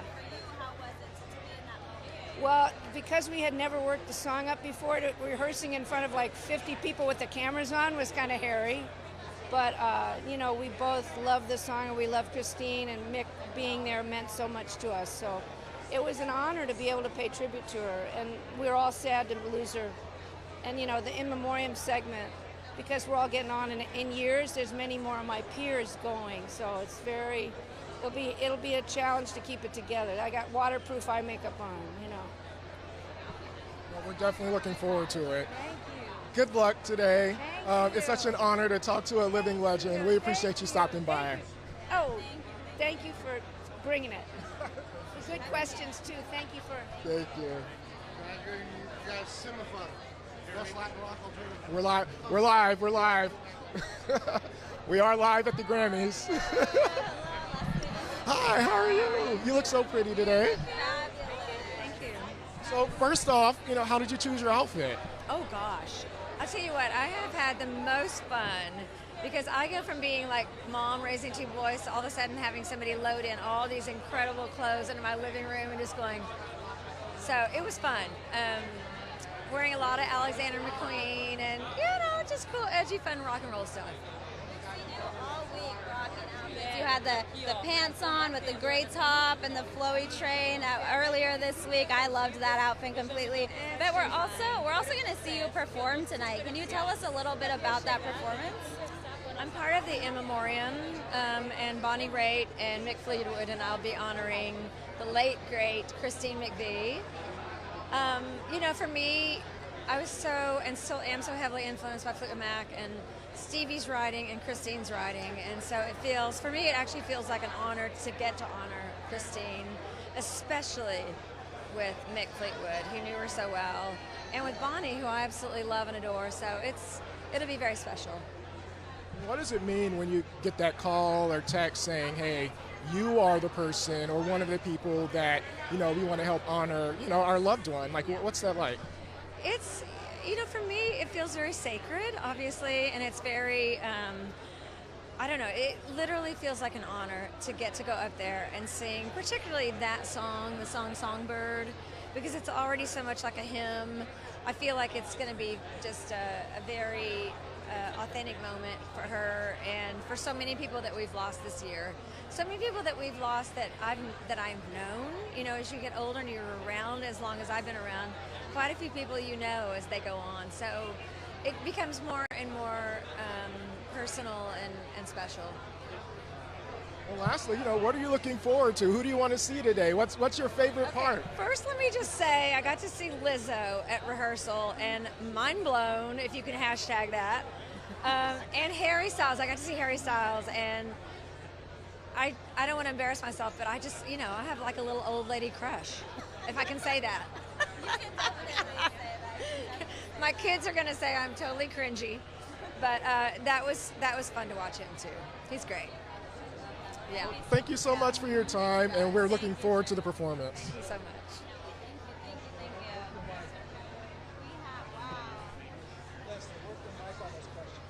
Three legends back to back to back. Mick Fleetwood, Bonnie Wright, Sheryl Crow. I mean, how awesome is that? Amazing. I'm really excited. Excited in a way that I hope I don't cry also, like Bonnie was telling us while watching this tribute, because I think I've cried during every tribute and in memoriam performance at the Grammys. You know, it's in that moment that you're like, oh wow, we did lose some amazing people this year, and I think that's some more like melancholy feel of all of this that's surrounding all of this excitement today here at the awards show. Yeah, it's almost like a bittersweet feeling. It's like so many people look forward to the tributes and the in memoriam tribute as well, but you know, it's bittersweet. You're looking at people who influence music, may have influenced you personally, but they're no longer here. So yeah, I hope, you know, that I can, you know, not get too sad when I look at it as well. Yeah, no, we have I know Quavo is going to be performing with Maverick City Music in honor of Takeoff, and so that one I think that might be the one to get me. That might be the one to get me for sure. You know, if we take it on over back to the fashion cam, y'all, we see the Black Keys here. They are time and time again coming out with hits after hits after hits. Yeah. You know, they never fail. I used to be, I mean, I still am, but I was a bigger Black Keys fan. It's exciting to see them here. Hello, hello, hello. And speaking of exciting, we have the one and only LMA. Oh my goodness. Oh, and you look fabulous. Thank you. You can take a step out. Yeah, just a little step out. I don't want to There we step go. on you. Yeah. Am I good? You are good. So first off, you look fabulous. Tell us about the dress. This is Montseri. I just recently cut my hair really short, so I wanted to do something that was really classic, and you can never go wrong in black. I feel like a lot of us got the black well, not you, but you look great. I didn't get that email. No, but you look great, so that's all that matters. You're no stranger to the Grammys. What's it like being here? It's back in LA. Yes. Everybody's back together. Yes, I mean, I think it's amazing that we can finally, you know, get back together and really, really celebrate music the way it's supposed to be celebrated. And I think, you know, we've all had a rough couple years, so to be back and to just celebrate, I think it's an amazing thing. And you recently worked with Babyface on Girls Night Out. Can you tell us about that collaboration and what it was like being in the studio working together? Oh my God, I was so nervous when I first walked in because he's such a legend. I grew up listening to all the songs that he's behind and his own music. So I was like, I don't really know what to expect. I was like, I was informed before, well, actually while I was there, that was the first session he was having for the Girls Night Out album. So I was like, oh, so there's even more pressure. Because, like, you know, we have to, I don't want to not be good. So I was definitely nervous, but he's so humble, he's so gracious, he's so amazing in everything that he does. So it calmed me down, and I was just like, all right, I've got this. And we may keep on falling, and now we're Grammy nominated. So I'm really grateful. Well, I don't know if you know this, I interviewed Babyface ahead of the album, and he was telling me about the process. He said that it wasn't until he did the song with you that he felt like he could actually have an album and invite, you know, other leading R&B songstresses to help him.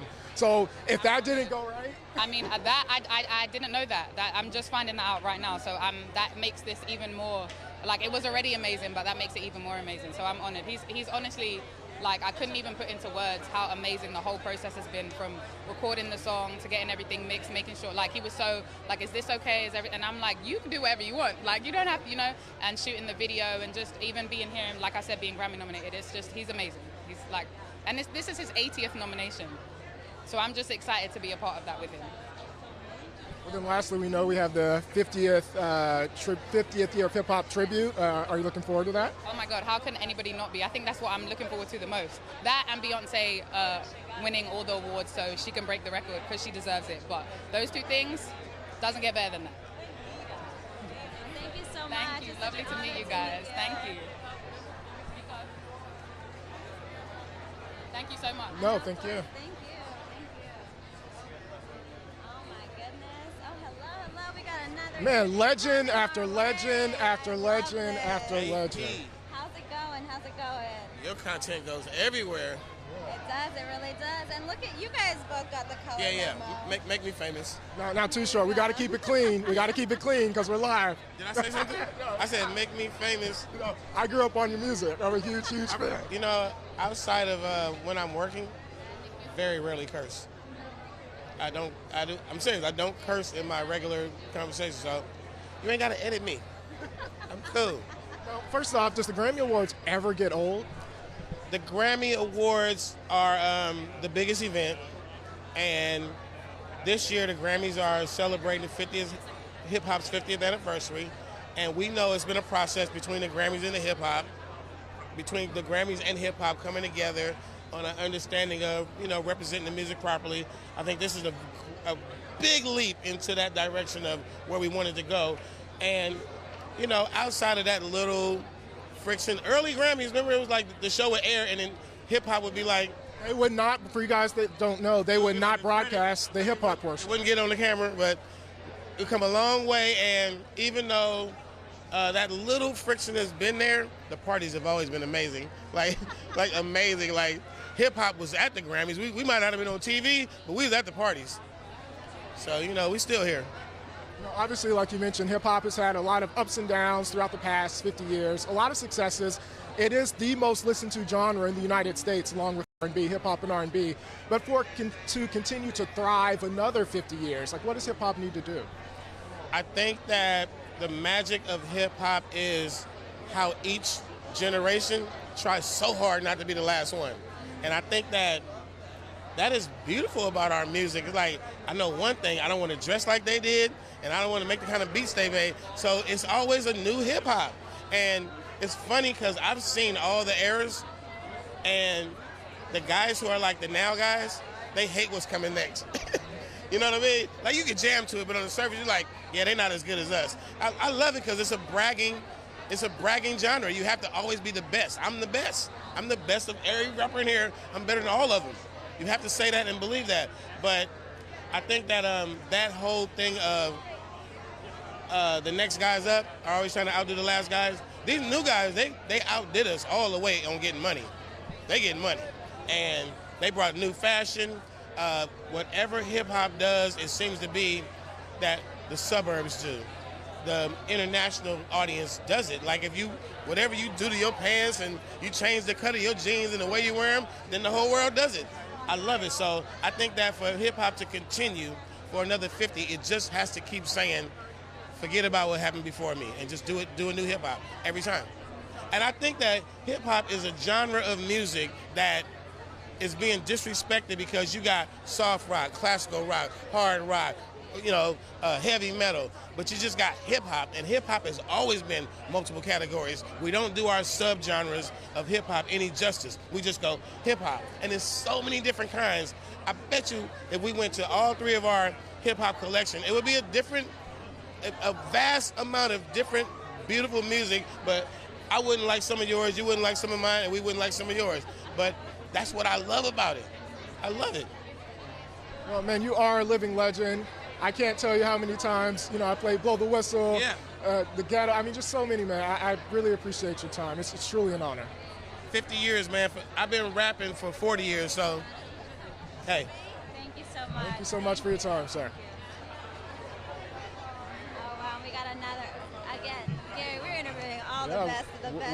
We are live. Hello, Oh, wow. Wow, you look so pretty. I love this. Every time I saw you at the People's Choice Awards, every time I see you, you have a new outfit that just blows my mind. But I want to ask you, we're in a new era of Shania. You know, how did you and your team come up together with, these are the looks we're gonna do, this is the new pop direction we're going in? What made you want to make this switch? Well, it starts with the music. I wrote an album that I wanted to use as my cheer me up inspiration. I call it my happy album. You know, COVID was so dark and heavy on all of us, and I just really wanted to change my mood, write happy lyrics, happy songs, write about positivity, optimism. So it puts me in a very dancey, cheery kind of fun mood, you know. So it really does translate into real life when you put music out there. It just has vibrations. So here I am with all my new like fun things to wear, color and cheer. Oh, I love it, Elda. Can you tell us a little bit about the story behind this specific look today? Absolutely. So when I saw this outfit, obviously it's black and white, very black and white. So hence the hair color, I wanted to add some pop of fun and cheer. But the outfit itself is just very fun. So I thought it would be, especially since I'm not up for an award tonight, I'm here to celebrate other artists. I don't want to take myself too seriously. I just want to have some fun and celebrate everybody else. It's a British designer. His name is Harris Reed, young guy. So I want to, you know, give young up-and-coming people some exposure and have some fun doing it. Definitely having fun, and you look gorgeous. So it was a great choice. Thank you so much. Thank you. Thank you so much for taking the time to speak with us. Thank you.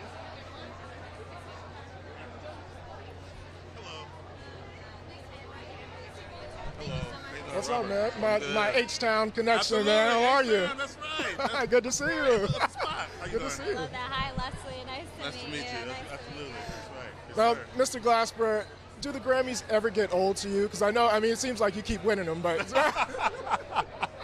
It never gets old, man. It's every album is a different story. It's a different time in your life, and you know, everything manifests in different ways. So, you know, I just won R&B Album of the Year just now, and this was special because of COVID, and me having to do a record in COVID and build my own studio to do the record because studios were closed, and having to call people and tell them to send me vocals and stuff when we couldn't be in the room together. You know, so it's just this win just means a lot. You know. it's funny because, you know, I interviewed you ahead of the album in New York. You guys can go to apnews.com and check out that interview.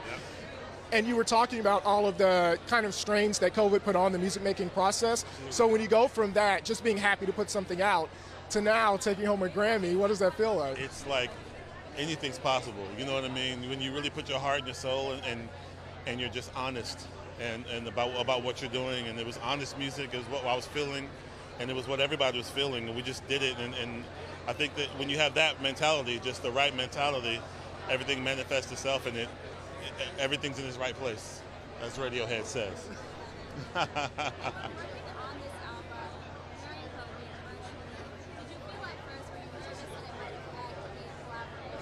Oh yeah.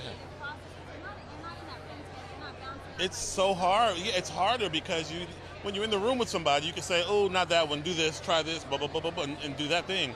During COVID, you're lucky to get an artist to go to a studio because a lot of people were depressed. A lot of people didn't feel the mojo of doing anything. You know what I mean?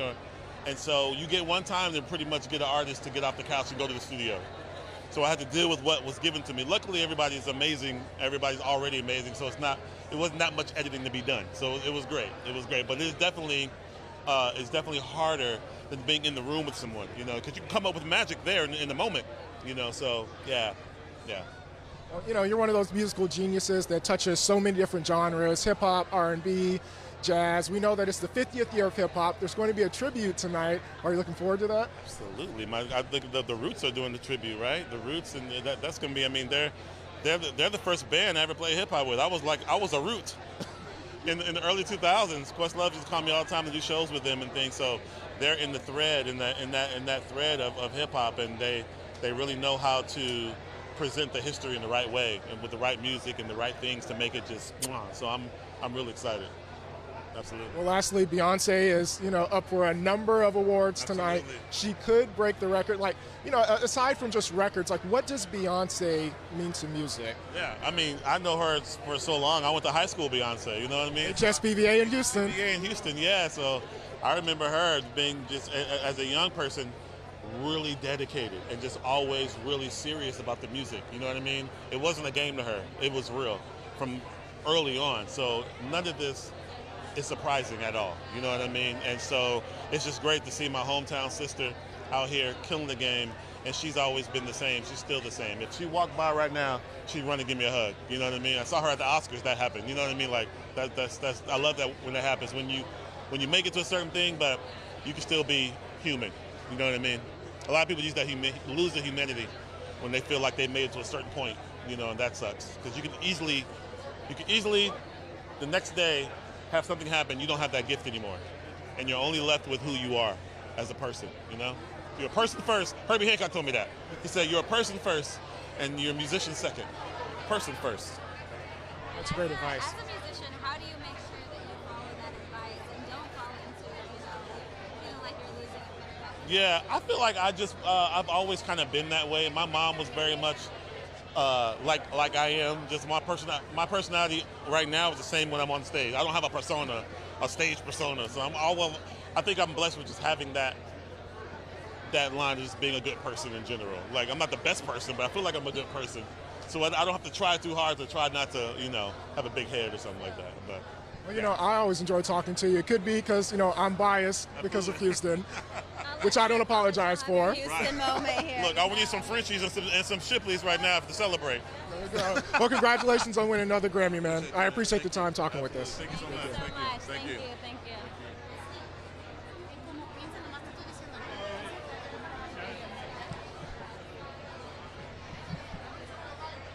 Well, just back to back to back.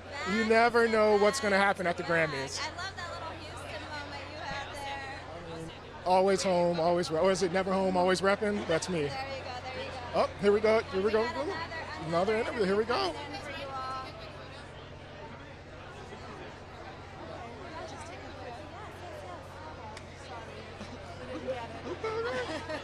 You can take your photo if you want. I'll get it.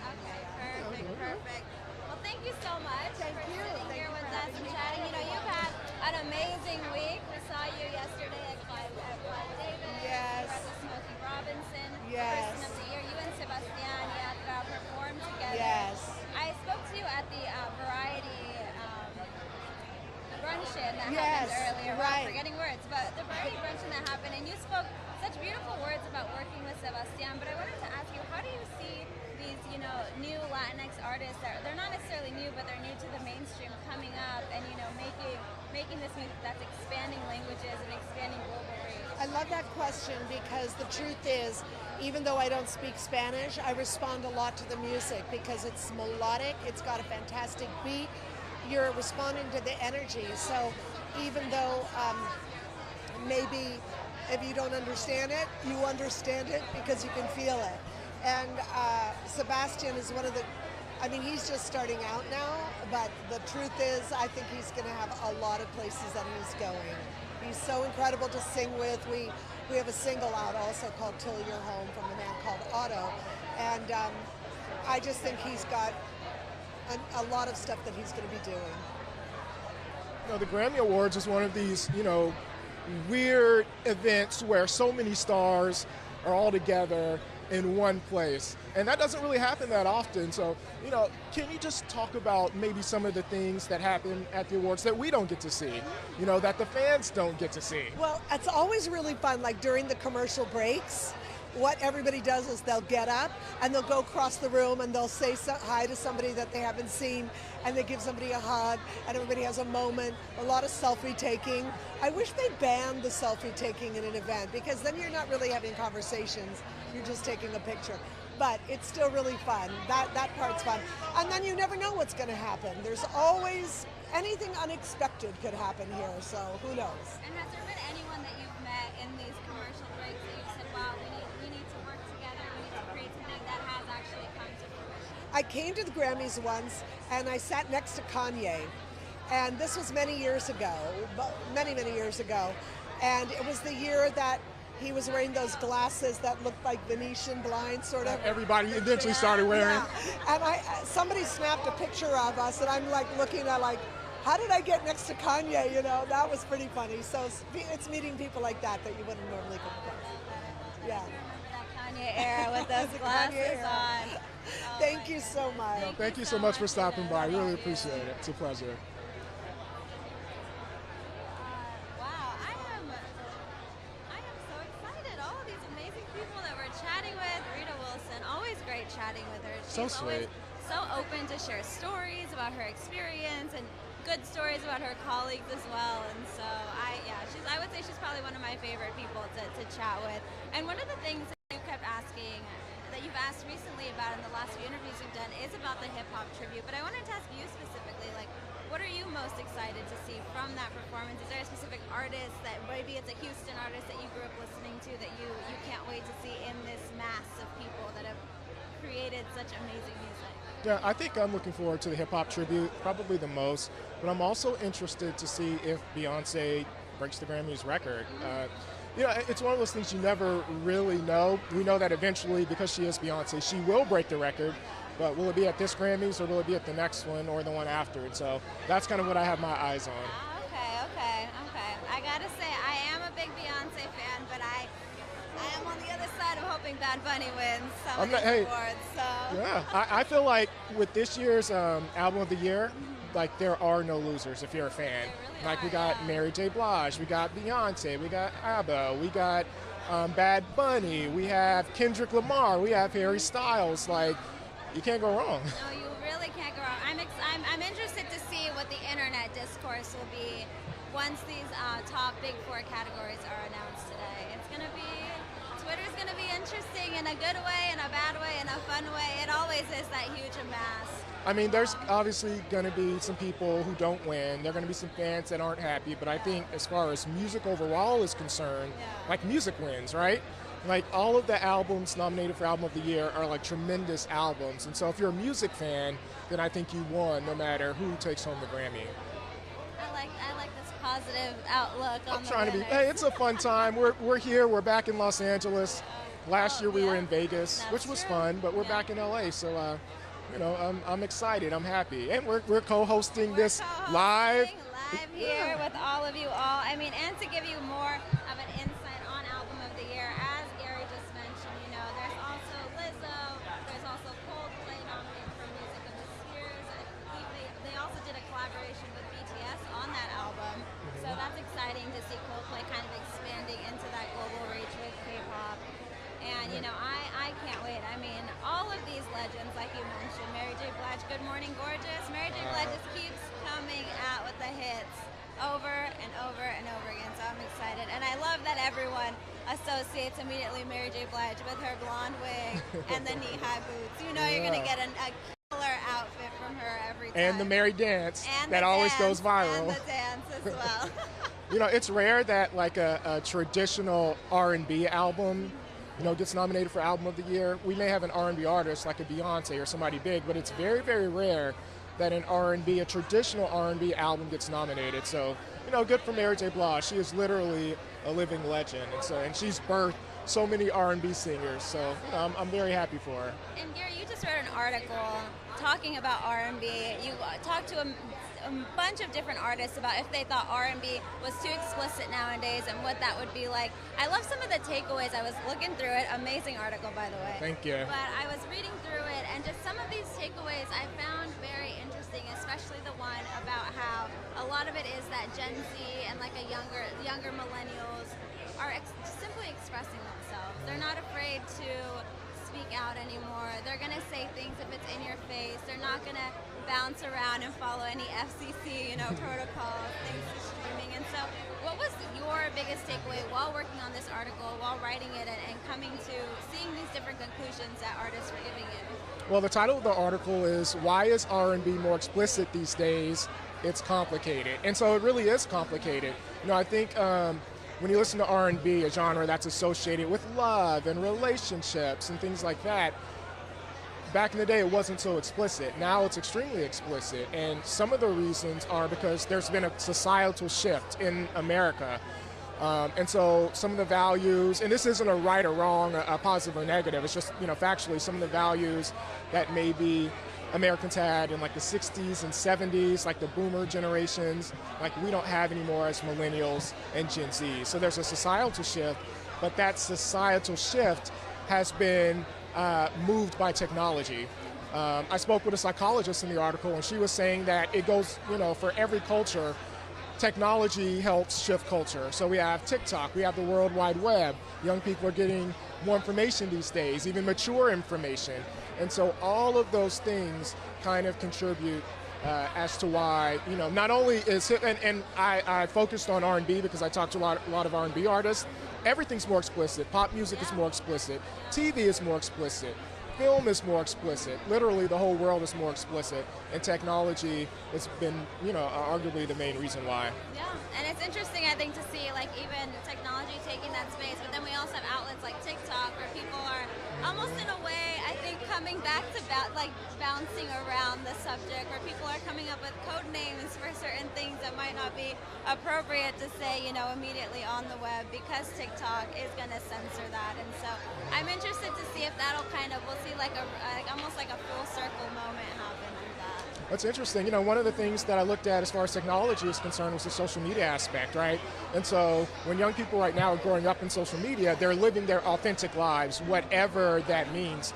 And so when you are in a habit of living your authentic life, that trickles into what you create. So if you're a music artist and you say certain things or live your life a certain way, then that influences the music you make. And so when your other fans then hear that person say those things, they get influenced too. So it's almost like a circle, so to speak. And the other thing is like Tidal and Spotify, these streaming services, artists no longer have to rely on radio, so they're bypassing radio and going straight to streaming platforms that, don't have to censor their music. So, like I said, why is R&B more explicit these days? It is complicated. But if you head to apnews.com, you can definitely check that story out. Awesome. Be sure to check out that article, and we're going to bounce over for a second into the next interview. Actually, before we jump into anything, we have some amazing fashion on the monitor right now. Look at, oh my goodness. Is that Tamar Braxton? I think that might have been Tamar Braxton. I mean, they are really coming with the looks. The fashion. People said I'm going above and beyond tonight, and I love every moment of it. But I wanted to, even when you were talking right now about your article, talking about these young people who are speaking out, we do have a lot of people nominated for Best New Artist. Omar Apollo had his song Evergreen, took off on TikTok. He's been an artist for a long time. I'm a big fan. And just to see Evergreen continuously play to where now we're seeing him here at the Grammys. We have Anita, we have Money Long, we have all these amazing artists. We have Toby Migwe, another Houstonian, shameless plug, yeah. Who has done another Houston. Who will also see, he also has a role in Transformers. We saw him on Netflix. On Mo. Yeah, so Toby's had a big year as well.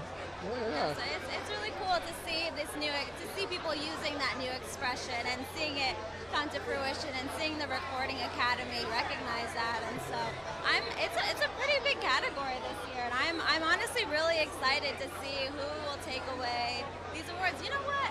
I was a little skeptical earlier when you were saying whoever wins Album of the Year, it's going to be a good night. But I think it's the same for Best New Artist. Whoever takes away that award, one, you were nominated, congratulations, and two, whoever wins, it's like it's not a slap in the face to anyone to lose these awards. And so I think as people have mentioned in the past, the Academy is doing a much better job at recognizing so many diverse talents, and I'm excited to see through the years to see what happens. But as for those Best New Artists that off the top of my head I did not mention, you can see here we have, like you said, Anita, Omar Apollo, Dami and JD, Money Long, Samar Joy, Lotto, Maniskin, Toby Migwe, Molly Tuttle, and Wet Leg. So it's going to be, wow, it's a tough category. If you could pick, and you can't say Toby because of the Houston connection, who would you pick out of this list? I mean, you know, Anita's had a really, really big year, and she, you know, is loved by, you know, Spanish music lovers as well as, you know, English-speaking music lovers. Money Long has had a big year with her song. You know, it's a toss-up. I really can't call it, you know, and I would even love to say, you know, Toby, but, you know, I really don't know. It's a toss-up. I'm rooting for Omar. I'm rooting for Omar. I think he is so talented and can, not only does he create beautiful songs, but he creates beautiful songs in so many different genres and blends them into his albums, into his EPs. It's something he's done for a long time. I mean, in this last album, we see, in this last album, Ivory, we see, you know, Evergreen plays into the Motown, Chicano soul, but then you have En El Olvido, which brings in his mariachi, those Mexican roots, you know, and so I love seeing when artists, we saw that with SZA too, with the SOS album. I love seeing artists not only waiting on different albums to explore different genres, but saying how can I blend all these different genres in my album, following them in theme, and create like a musical experience for each of my listeners. So, big Omar Apollo fan, and I really hope he takes the win tonight. Okay. I almost want to make a bet with you, but I'm not going to do it. I'm not going to do it. I'm not going to do it. But yeah, but like I said, I mean, when you think about even Lotto's had a really, really big year. You can't lose. We'll you know, root for Omar, but you know, you can't lose in this particular category. You really can't. You honestly really can't. And we have some great. Now, I don't know what's happening now, but there's. Is that who it is? I don't know. We're seeing it live right now, but every camera phone around this area was pointed that direction. They are having the same effect that Lizzo had on the crowd. You are right, yeah.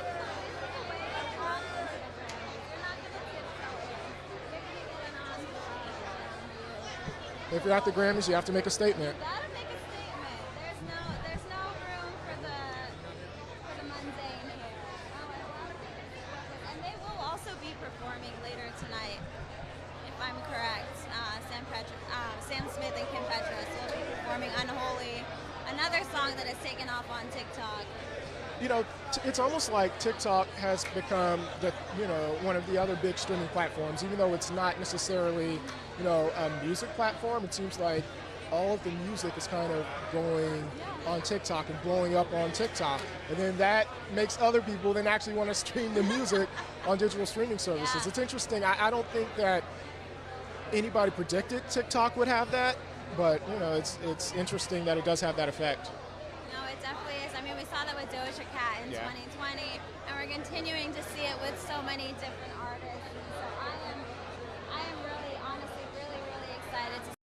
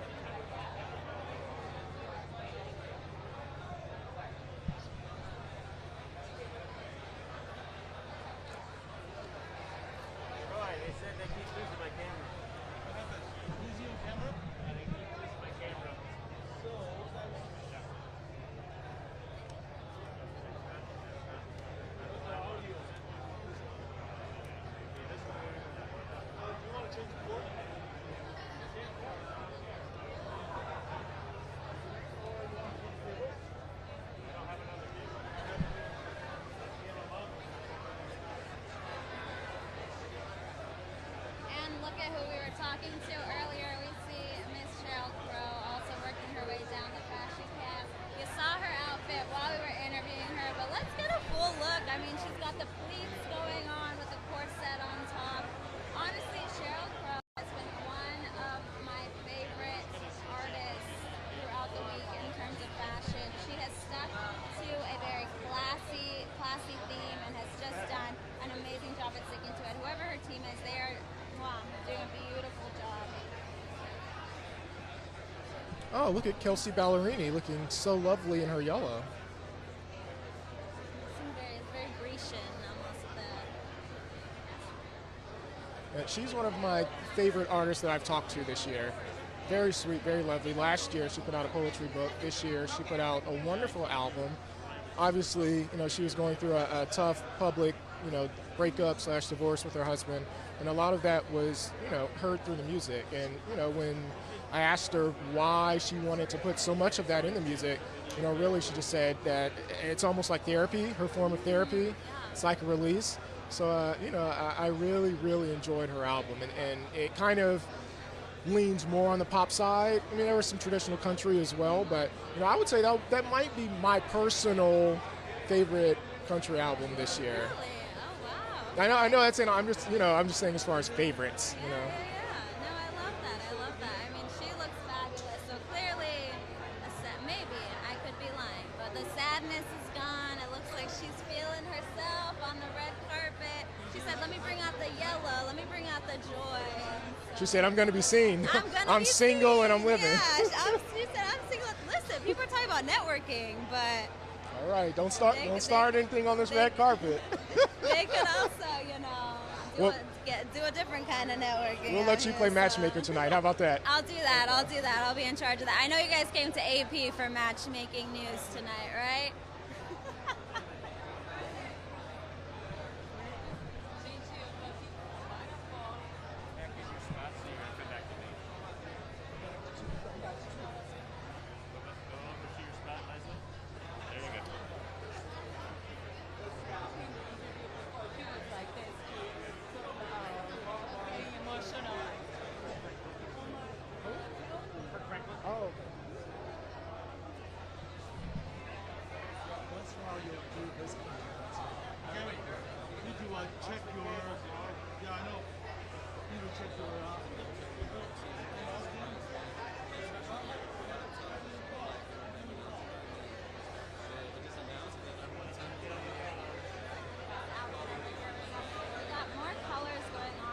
Fashion cam. We've got some florals happening. Once again, you see Kim Petras and Sam Smith in their red. Woo, they always are turning up the looks. Sam Smith has had a lot of controversy around his outfit this past year, and I love that he's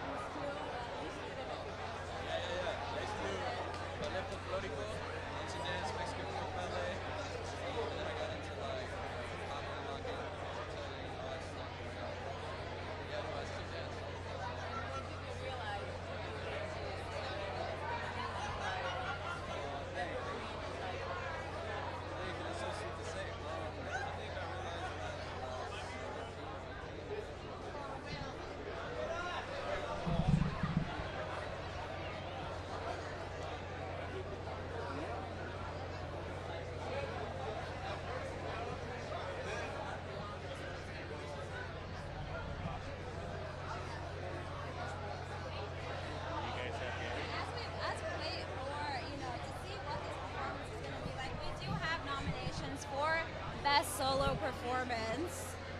We got some amazing nominees. Let's see what some of those nominees are going to be tonight. I have no idea, really.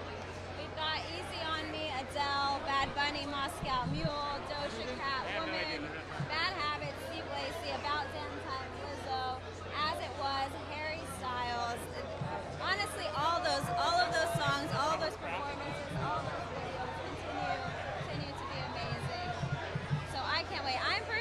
You guys know already at this point, I'm a huge Bad Bunny fan. Moscow Mule, beautiful, beautiful, beautiful song, beautiful performance. He's done so many iterations through his performances of that one song, and so I'm excited to see if maybe he will win. But I'm not going to vote for Bad Bunny in every category that he's nominated. Why not? It's your world. We gotta have some variety. It's your world. We gotta have some variety. No, I mean it's hard to beat Adele. Sometimes Adele sweeps the Grammys. That's true. It might be Adele. It might be Adele. And the song that I've heard playing everywhere is the Steve Lacy Bad Habits. That's I've heard it just no matter where I go, I hear the song. So I wonder if it's going to translate into a Grammy award. Sing a little bit of it. No, I'm not going to. I got shy for a second. Oh my goodness, you're good, you're good. But we do have some amazing singers here. Hi, how are you? Good to meet you. Such a big fan. We have the Maria. Nice to meet you guys. We were just talking about Bad Bunny. You collaborated with him on this last album, Un Verano Sin Ti. Can you tell me what that collaboration was like? I know you guys worked virtually on that, correct? No, so we were on tour. We were in Chicago, and we got the call from Bad Bunny's team, and they were like, do you guys want to be on this song? And we were like, obviously. So it turned out that we had the same day off, so we flew back to LA, and we did it in our studio, in like our home studio. And yeah, it was great. Now it's the first Spanish language album nominated as Album of the Year, so it's pretty iconic, and I'm just proud to be a part of it. And you were at that legendary performance of him when he first opened up the tour in Puerto Rico. Yes. Massive amounts of fans. We got everybody there. Can you tell me what it was like being on stage and you yourself being Puerto Rican, seeing all of this people up right there? I mean, it was incredible. It was my first time performing in Puerto Rico. And so it was special for that. It was special to be there with Bad Bunny. He's so sweet, like made me feel so comfortable being up on stage. And the fans are all so sweet. So it was incredible. It was so, I'll always remember that moment. I see everybody has a similar theme. Everybody's dressed in black. Was that planned? How did you guys come up with that? We're colorblind. So this is the safest bet for us. Yeah. There's a joke in like our fans have that, that we look like vampires. So we just kind of like run with that. Yeah. No, it looks great. It looks great. I think one of the cool things about the Grammys is that so many big stars are all together at once. And, it's one of those rare events that really doesn't happen. And so what's one of the coolest things that we may not know that happens at the Grammys? Because we're fans sitting at home and we can't see it. Totally. Watching Sam Smith walk by was pretty crazy. I don't know if you saw his outfit, but looking that was crazy. Really crazy in person. Love it. And it was weird because everybody had their camera phones out, and it was like the Red Seas parted, and he just walked by. There was a team of like 10 people carrying his dress, the hat, and the whole thing. Seeing that in person is pretty wild. Cool, You'll see it on TV, but in person it's not the same. It's pretty crazy. There aren't bathrooms on the red carpet. I had to walk pretty far to use the bathroom. I don't know. That's a little behind the scenes moment. I read a while ago that especially in Hush and a lot of different songs, you write them after watching your film and getting inspiration. We have some amazing films that are Oscar nominees coming up. If you could write a song based off of any one of those off the top of your head, which one would it be? Off the Oscars? Banshees of Inisherin. Okay. And why is that? Oh, just because it made me feel something very deeply. So maybe next album we might see some hints of that inspiration there? Yeah, which is weird because I wanted to go a little more happy with the next album, but I guess my heart wants to be sad again. Listen, I mean, the EPs, the albums, every time I listen to them, they all put me in a nice, vibey, romantic mood. Every time, doesn't matter what the song is, even the sad ones. I'm still let me fall in love. So thank you so much for music, and thank you so much for chatting with us. Thank you so much for having us. Thanks for the opportunity. Thank you. Yeah, take care. Thank you. Bye. Nice to meet you. Oh my God, the Marias. I've seen them live 3 times.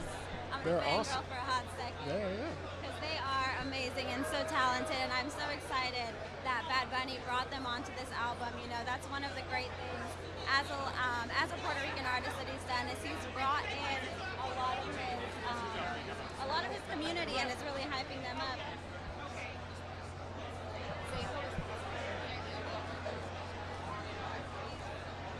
Hello. How are you?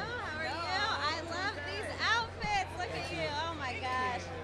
Your music has gotten me through a lot of times, sir. So thank you so much. Anytime I am in a bad mood, I put that on, that mood is gone. I'm jumping up, I'm joining you, I'm singing along. So thank you so much. Thank you. And I know you're doing that to Mary, aren't you? Of course. Doing that to that great Tina. There you go, I guess. Tina and Erica Campbell. And she's doing great things. I mean, it's gospel music at its finest, and we're just grateful to have a chance to inspire people and uplift people, right? Absolutely. It's a blessing. It's our job. We're kind of assigned to lifting y'all up. So if y'all not lifted, we're not doing our job. So the fact that I'm here says we're doing our job. You know, pre-COVID, I had you in our studio, and we talked, and one of the things that you were talking about was how it's almost like you're a living testimony, right? You guys are out here with the music, but you have to live your life in that way too, and flaws and all. And so why is it so important to be so transparent, not only, and for both of you, in the music, but in your lives as well? Well, there's a scripture that says we overcome by the blood of the Lamb and the word of our testimony. As I tell you what I've been through and our difficulties, then you go, oh wow, it's possible for me. Because I'm sure what I've gone through, somebody else has too. And if I can offer, by being transparent and telling you whether I stumbled or messed up or was frustrated or had a moment of doubt or, you know, whatever that is, and I share it with you, then you understand that's normal. And it doesn't freak God out. God's not like freaked out by our issues. And so telling my testimony allows you to see him through a different light through my testimony. Yeah, I agree with her. And it's also just deconstructing those ideologies of what Christian people are, and we're this perfect community when, you know, we're just some pilgrims trying to find our way through, you know, stumbling and falling like everybody else. And I think that we're trying to create, you know, just that constant narrative of we are just like you, wherever you are. We're just falling through and finding power in someone bigger than all of us.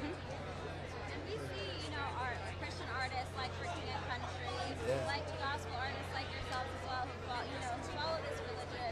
What is it like to see that recognized here by the recording academy continuously year after year after year at the Grammys to see, you know, Christianity being at the forefront? I think it's amazing. It's not, we're not always recognized, so the times that we are is really, really cool. You know, our genre takes some blows sometimes, if I can just keep it 100 with y'all, you know, because I am singing about Jesus, because I am talking about God. But I believe since I have that higher power, he's opening the door, and so I'm always honored when he opens the door and allows me to share who he is with the world. One of the things I appreciate about both of you all is that you don't try to limit your audience, right? Like, I mean, I was in middle school when Stomp came out, and the whole, no matter what you believed, everybody was stomping. And so it's almost like, you know, you guys don't limit, well, I guess I'm asking you, do you guys purposefully try to reach as big of an audience as you can? Yes. Yeah, oh yeah. Why wouldn't we? Right. but at the same time, I do align with probably the overall idea is that it shouldn't be the main intent. Is that the main intent is that we're just trying to tell a story. And we're very grateful if people want to hear, and we would love for as many people to hear. Yeah. So the agenda is not quantity, you know, but it's always a quality of not just the music, but also the hearts we're trying to have. The transformations. Yeah. It's about transformations. Yeah. If my music can transform somebody, then that means I need to meet and sing to someone who doesn't get it, doesn't know, doesn't understand, sometimes doesn't even care. And then if I'm able to share something that makes you go, let me consider God, you know what I mean? Then that's when I feel like that's what we're supposed to be doing. Like, I love singing to church people, and I love when they get it, you know, and I say praise the Lord, and they say praise the Lord back. But sometimes you have audience, you say praise the Lord, and they go, oh, that's what's up. You know what I'm saying? So that's fine, too. I like singing to all of those folks. Yeah. Like, I was walking down the street several months ago downtown, and this young man came up to me, and he yelled, he said, Kirk Franklin. And he said, I F's with you. Yeah. And he said it loud. And because I'm hood, I said, and I F's with you too. You know? That's right, I said it. I said it. You probably did. You did. Well, it's such a pleasure talking with you all. I'm a big fan, so many blessings to both of you. Thank you. Dope suit. Thank you. Honor meeting you. Honor meeting you.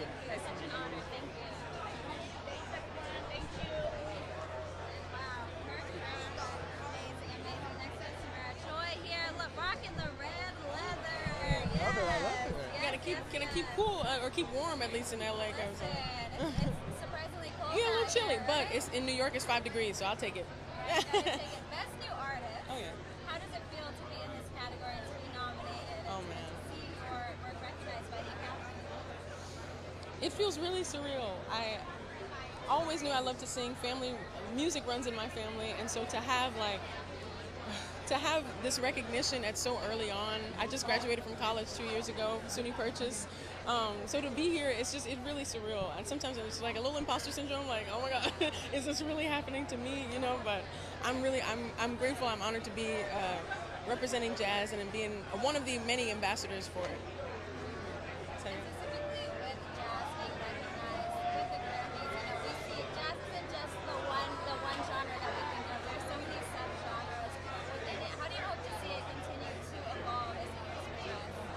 as the years progress, I hope that musicians and audience members alike understand that the nature of the music is to grow.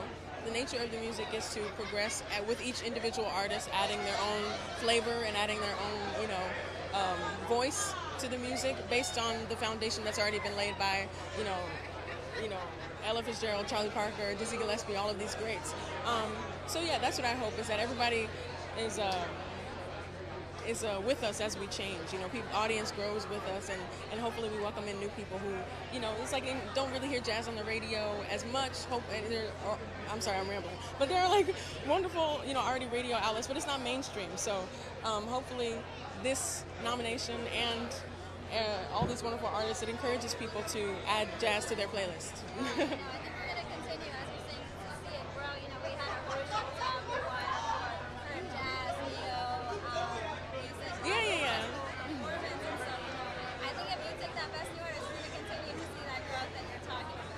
Oh, gosh. I'm overwhelmed. Unbelievable. Congratulations and good luck. Thank you so much for your time. Have a great one. Thank you. Everyone is so great and doing such, I love being able to just chat and hear the stories behind the heart and the work that they've done. Next we have Omar Apollo. Omar, hello. Let's get you on the X. Right here? Right there on the X, right there. Here you go. Ready to get down? A little dance here. How you guys doing? Doing great. I was actually just fangirling about you earlier. Don't lie. I was saying you're my top choice for best new artist. We went through the whole list, and she said, it's a lot of great people, but I know who I want, and it's you. Oh, you guys are so sweet. Thank you so much for saying that. Yeah.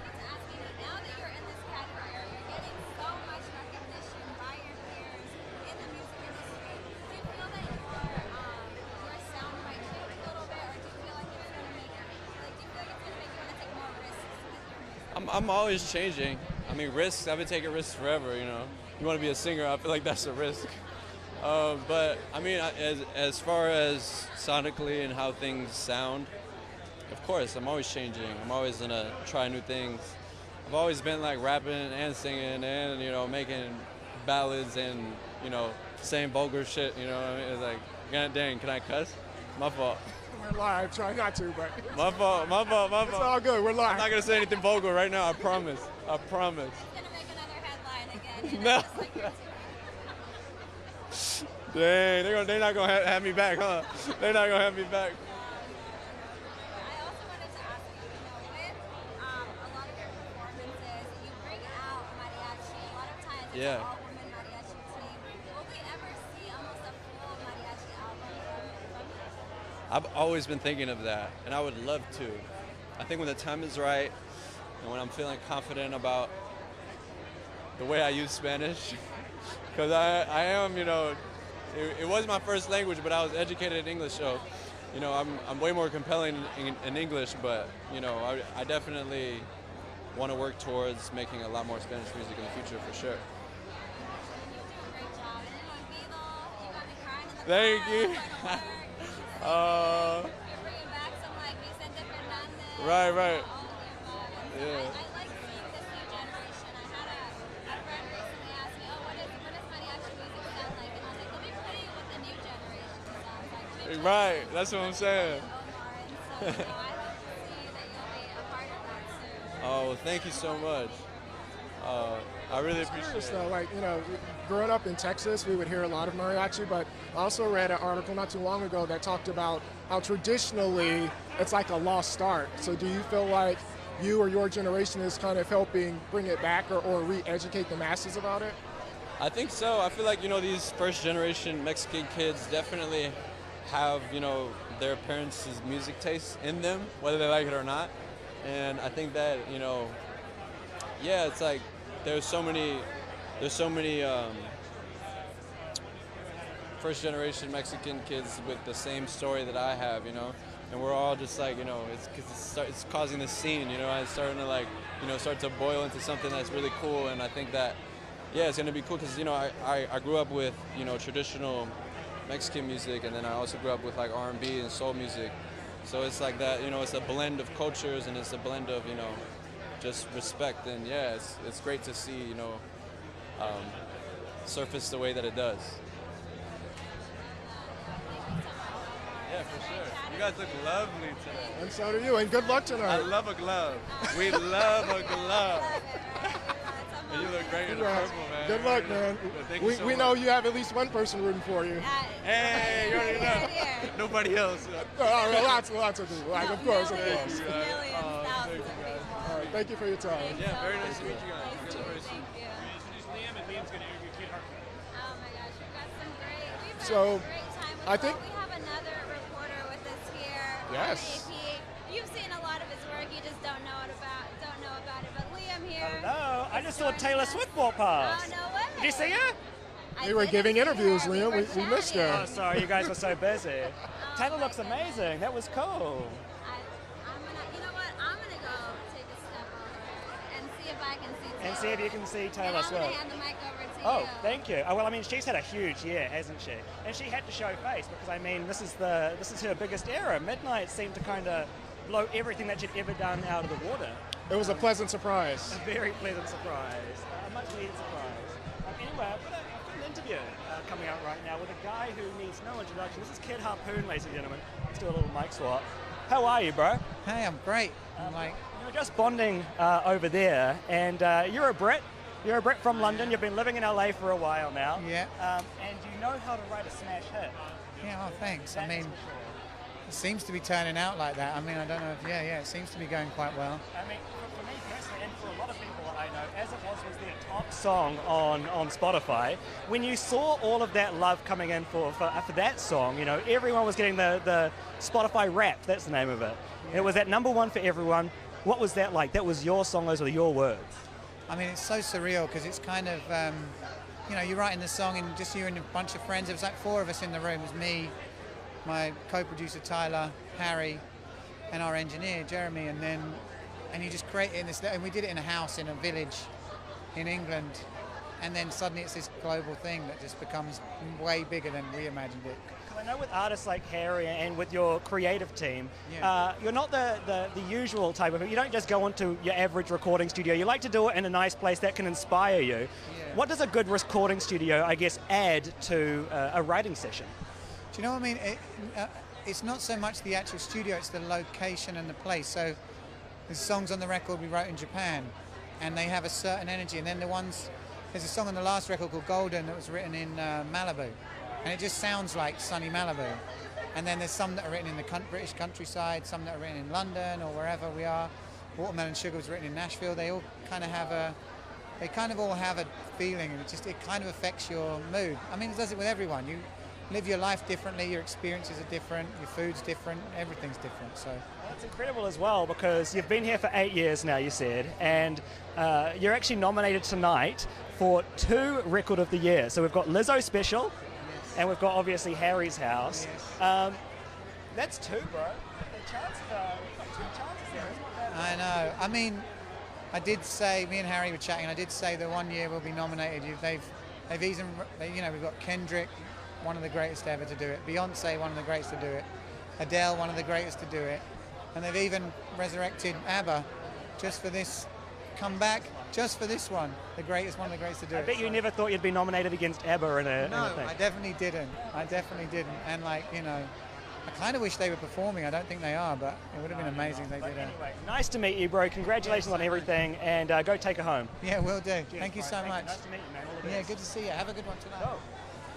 Oh, there's Taylor Swift looking pretty good right now.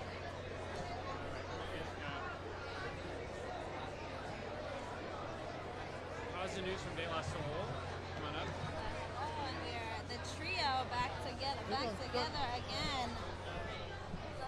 Hello. Where am I? Hip-hop segment tonight.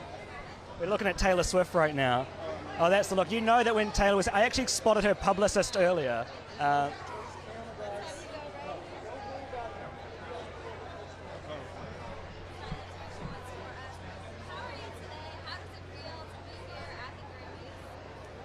feel great. It's amazing. Honored to be here to celebrate hip hop's 50th anniversary and to be a part of it. It's a blessing of mine. You're a fan of a music that you become a part of, and now I've lived to be at this point to see it get to this stage of my life, so it's a blessing, you know, definitely.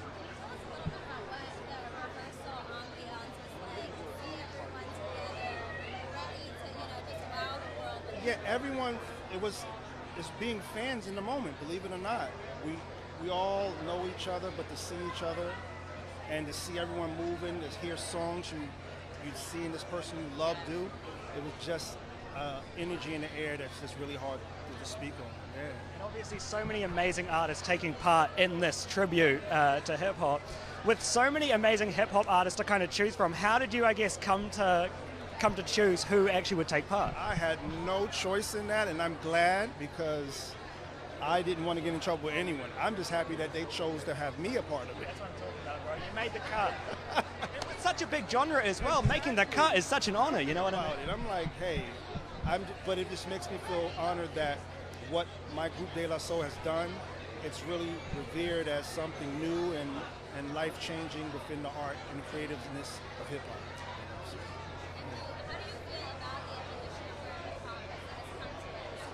I love it, man. There's always disagreeable aspects and agreeable aspects, but I love the fact that it continues to change and morph and add and be inclusive to people.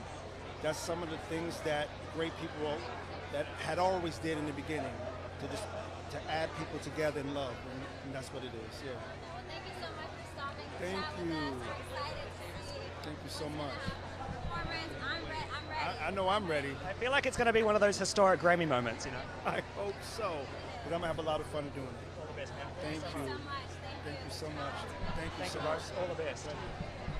Ooh, doesn't get much better than that. I know. We've had some great artists walking down Cool. about this tribute.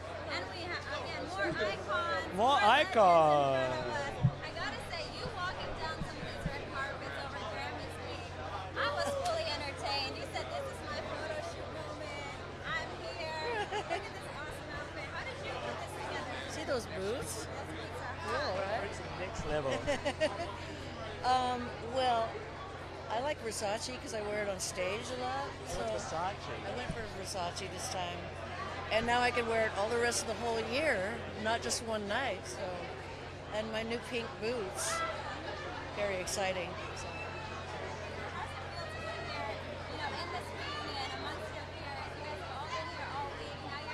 Yeah.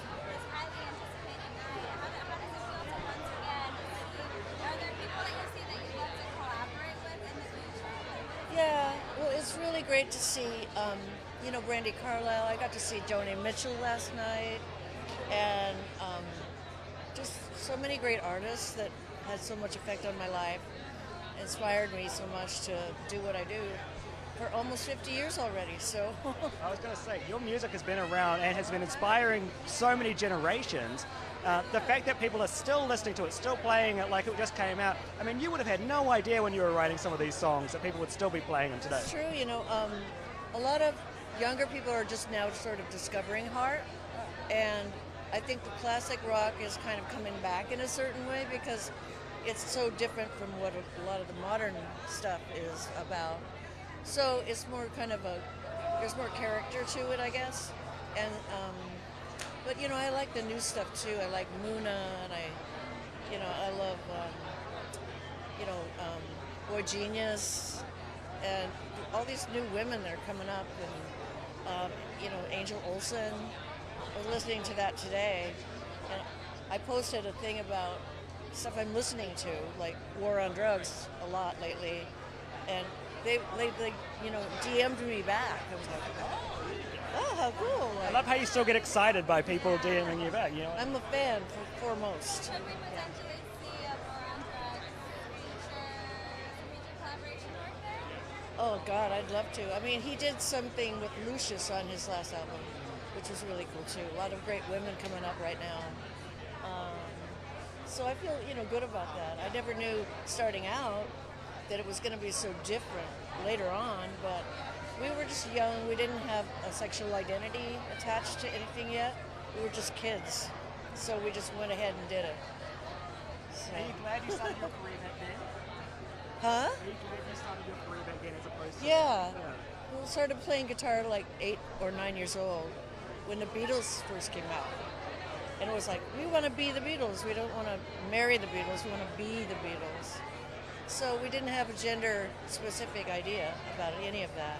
But, yeah, we got to kind of go out there and be the Beatles. Thank you so much for chatting with us. Really appreciate it. We got the fans at home watching live, and so we love it. But thank you. Thanks, Jan. Such a pleasure. Okay, you too. Thank you.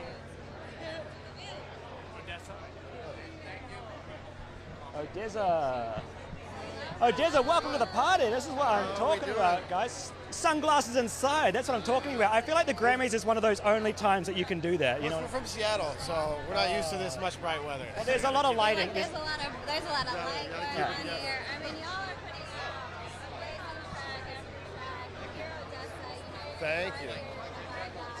Yeah.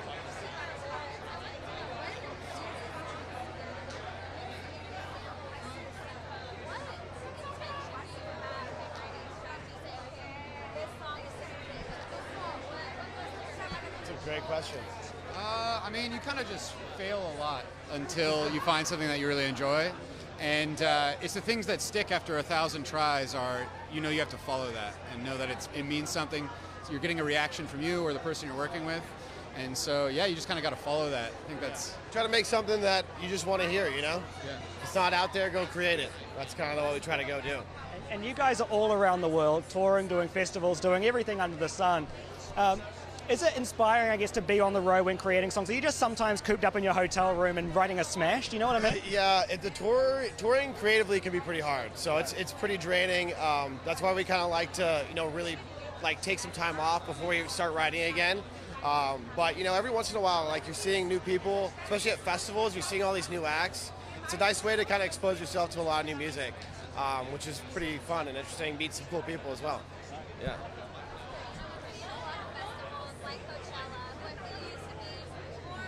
More electronica are now bringing in a lot of new artists. How do you feel kind of the festival market switch from looking for mainstream in the States? Yeah, I think, it's just kind of part of the process. I think as time goes on, what Europe does really well is they have these kind of smaller niche festivals. And I hope we can take that model in the U.S. a little bit and kind of build something more custom for each, specific genre. And I think that's your job. Why don't you start a festival? Well, hey. What's your Odessa festival? We have one in Mexico. We call it Sundara. So maybe we'll just expand on that. Get you down there. Thank you guys. Appreciate it. All the best tonight, guys. Ooh, you know it, bro. Thank you. Appreciate it.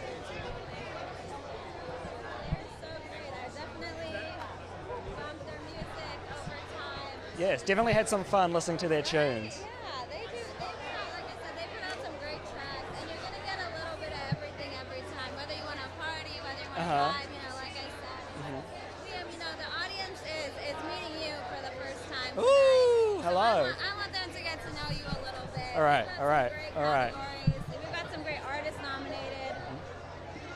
Out of this year, out of these nominees, what is your favorite album that is nominated for Album of the Year? Ooh, well, it's interesting because my favorite album of last year probably would have been An Evening with Silk Sonic, the Bruno Mars Anderson .Paak album. But they withdrew their nomination because last year they swept. They won all 4 that they were nominated for. So this year they gracefully bowed out and said, hey, you know what? Let's let someone else take the shine this time. Big fan of Harry's House. I think Harry's House was definitely a top contender this year. It was nice being to Kid Harpoon just then, obviously, who was behind a lot of those tracks. Dawn FM by The Weeknd is obviously a huge record. Saw him at Coachella with Swedish House Mafia. And I mean, that's just a party record. You know what I mean? Everything The Weeknd kind of touches turns to gold. And obviously tonight, it's the night of Beyonce, isn't it? So Cuff It's one of those songs that you just can't help but groove to. You know what I mean? What about you? Top 3 albums. Give it to me. What are we talking? Yeah. Bad Bunny. It's not Album of the Year. Not this year, but SZA, SOS. Oh, huge. Kill Bill's amazing. So amazing. And then I gotta say, Beyonce, Renaissance. You were not giving me a high Oh, I was hyping up the party, but I'm more than happy to take a high five. Always down for a high five. So I'm guessing you're going to Coachella then. You're mentioning the Bad Bunny. You're excited for that. What do you think of the lineup? I would like to go to Coachella, and we'll see if that happens. And it's definitely going to be a huge party. But I'm a little torn this year where I want Beyonce to win. I want her to break all these records. Right. I want Bad Bunny to win and break some records for the Latinx community. So Beyonce only needs 4 wins to be the most awarded Grammy artist of all time, which is pretty incredible. And something tells me that I feel like she's going to do that tonight. Do you know what I mean? Like, what do you think of the competition between Beyonce and Adele? The competition that they keep putting them up against each other. There's a lot of competition, but there's also a lot of competition with the fashion. You know, we just saw Casey Musgraves walk down the fashion camp over here. We also have, you know, some people are bringing out the neutrals, keeping it toned down, and so I'm excited to see. I mean, it's not a real fashion competition, but Oh, this is the fashion. I don't know what you're talking about. This is a fashion competition. That's what a red carpet's for, is it not? Look at that. Stunning. Absolutely stunning.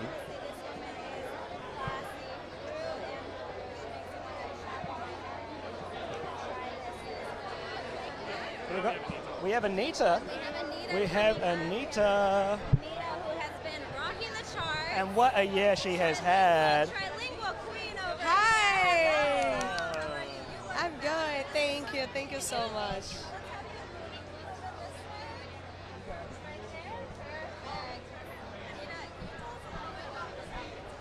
I'm wearing Atelier Versace 2003 spring summer, and it's a vintage piece, very unique, a little Tiffany tone to it. I'm feeling really special, I'm really happy. When you wear a vintage piece like that, do you feel that extra little bit of nerves to like not give it a little tear or not move it the wrong way? Yeah, I mean, it's mine, so I actually can do whatever I want, to be honest, but I don't want to cause any troubles to my own dress, so I'm just going to keep it very beautiful. It's an art piece. It is, as I'm feeling right now, a piece of history. For Brazil, yes. Listen, I feel so special. I feel like so happy. It's been so many years like trying to get to do something and really try, like, take the decision to come here to try this new career from the zero, and everything is working and I'm really happy about it.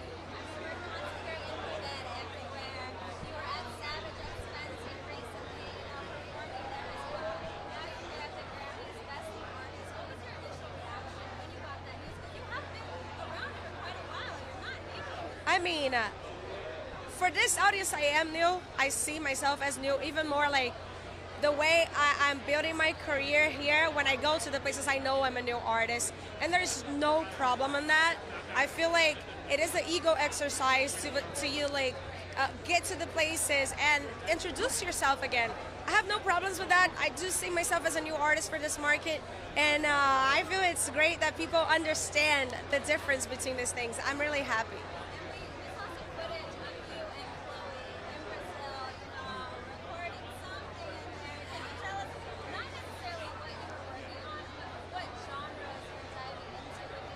So right now I'm working on funk music, Brazilian funk music, from the type of music that I worked in the beginning of my career in Brazil. So everything is gonna sound like that. I think it's the type of music people are expecting from me, since now as I am new in this market.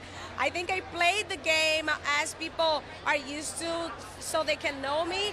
But now that I'm here nominated, I feel free to do what's my culture, so I'm gonna do that. Obviously been around for a while, but you keep saying new to this market. Now that this market is kind of taking you and running with you and really enjoying what you do, is that going to change the way I guess you write, or are we all going to see the same Anita through and through always? Not the lyrics, but right now, as I feel free, like now that I feel like people got to know me, I feel free to bring my culture for real, like my sounds, my real Brazilian funk thing. So that's what I'm working. That's what the sound with Chloe brings. It's a lot of like Brazilian flavors. Thank you.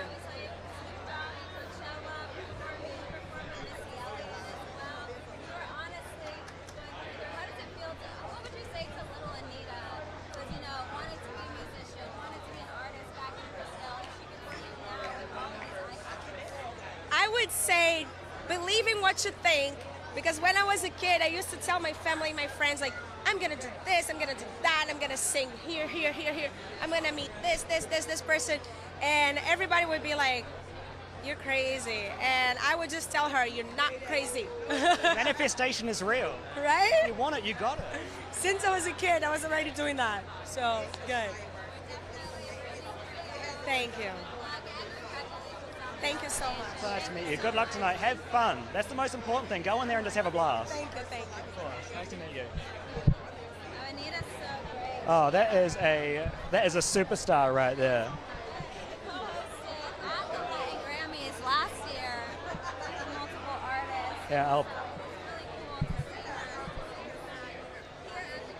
I thought Gary was going to join the party again.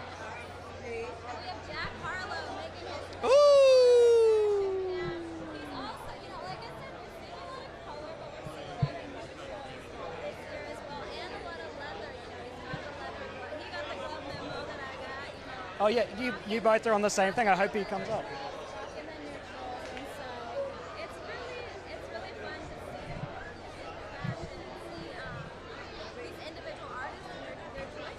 I'll never forget the Grammys a few years ago, Lady Gaga coming up as an egg. Do you remember that when she came down the carpet in the egg outfit?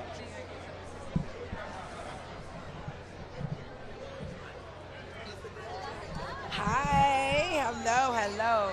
I know, I'm all like, oh, come this way? You look so pretty today. Thank you. I'm like, I've been like sweating already.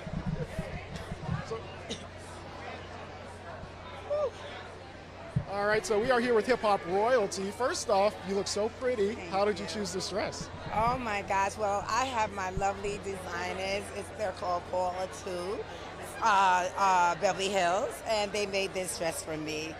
And I was like, because they have amazing pieces, and I was like, thank you for hooking me up. But yes, it's been a while, so I'm like, I'm hitting the stage doing a little hip hop tonight.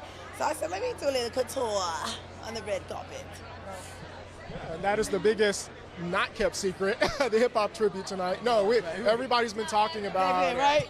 And I've been like understanding, like, am I the one blowing this up? Because I think people are talking about it. So when you got that call to be a part of it, what was that like? It was like, you better have. Right, Hip Hop Royalty, yes. That's right. We knocked down and pushed down some doors and pushed some boundaries. But of course, getting that call, it was amazing to just have that call, to know that this is what they're doing, like, especially like the Grammys, because there was a time that that hip hop wasn't being televised, and just to come, we were winning, we're selling as much as other music, and we showed our stamp, our mark in culture and histories, and just to recognize that worth right now in such a big level on this platform is amazing. Coming from where we are, from that music, from the streets of New York, it's it's amazing, and to be a part of it and celebrating it. Yeah. It's official that hip hop and R&B is the most listened to genre in the United States. So you go from the Grammys not televising it to it being literally the biggest genre listened to in the United States to the Grammys honoring it tonight. Isn't that something? Isn't that something? And that's what makes it amazing. It's what it was, that pushback, and especially women in hip hop. Like I said, it's a male-dominated field. We had to like prove ourselves constantly, even though we were doing just as well as the other male rapper. We didn't get just the same just due, but we had to stay pushing and stay focused, and our sales didn't lie. But it's great. It's great to be recognized. And,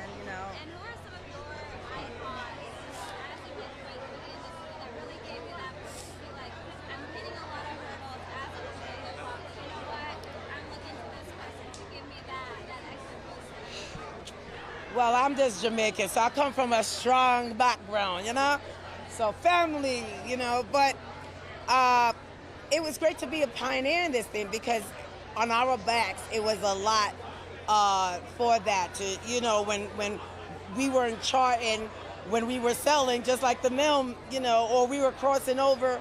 They were calling that pop when our music was popular, and you know, we had to go through that different, you know, eras of the culture, and just to be at this point, to be at this popular music, it's just amazing, and to here to celebrate it. Yeah, period. I'm happy. And when you look at artists like Megan Thee Stallion, Cardi B, Nicki Minaj, Lotto is nominated for Best New Artist tonight. Do you think that hip-hop is in a good place as far as women are concerned now? I think it's an amazing place because it's right now hip-hop is a voice. You know, before it was censored way back in the days, you know, and now that you have your own voice, and these women are, like I said, in front of the cameras, behind the cameras now, running their own company, production, and taking care of their business and on top of their business. And I love that because that's the one thing, sadly, that we all like to create, but unfortunately, you can't just do that. You have to cross your T, you have to dot your I's, you have to stay on top of your lawyers. Sorry, you become a lawyer too in this business. You learn a few words here and there. But yeah, you know, all of that it's important, and that's what I want to keep teaching artists. Don't forget about the business side, because all of this and all that you do and all the grind, you don't want to end up with anything, you know, or someone else controlling. So it's just really I love this. It's just, and this is what's important. That's how you pass the torch, to keep it alive, and you know, and letting everybody know how it started, who started it, and the evolution of it, and how it evolved to where we are now. Yeah. Oh, true living hip-hop legend. Thank you so much for stopping by. We appreciate you so much. Thank you. Thank you. Thank you.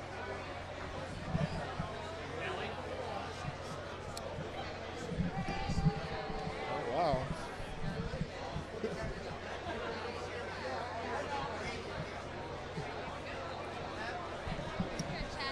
Yeah. Mr. Pimp Juice himself, man. I almost wore my Air Force Ones, man. I almost wish I would have put them on. These things hurts. Man, we are talking to one of the biggest hip-hop stars of the 2000s, 2010s, man, and you are here at the Grammys. You know, what does it feel like being here? Is everybody stopping to get a picture with you? I know I would, because I'm talking to Nelly. Well, I mean, you know, first of all, it's an honor to be performing today. Definitely with the 50th anniversary for hip-hop, ironically at a place that didn't even recognize hip-hop in the beginning.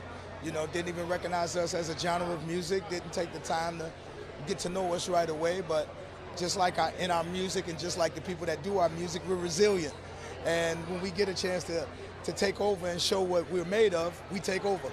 You know what I mean? So I'm just honored to be gracing the stage with so many great people. And even though it was this big jigsaw puzzle called hip-hop, there's so many other pieces that's not here today that made this picture possible. So we want to say what's up to them and show them nothing but love too as well. There's so many, so I'm just thankful, bro. Definitely. Yeah. Yes.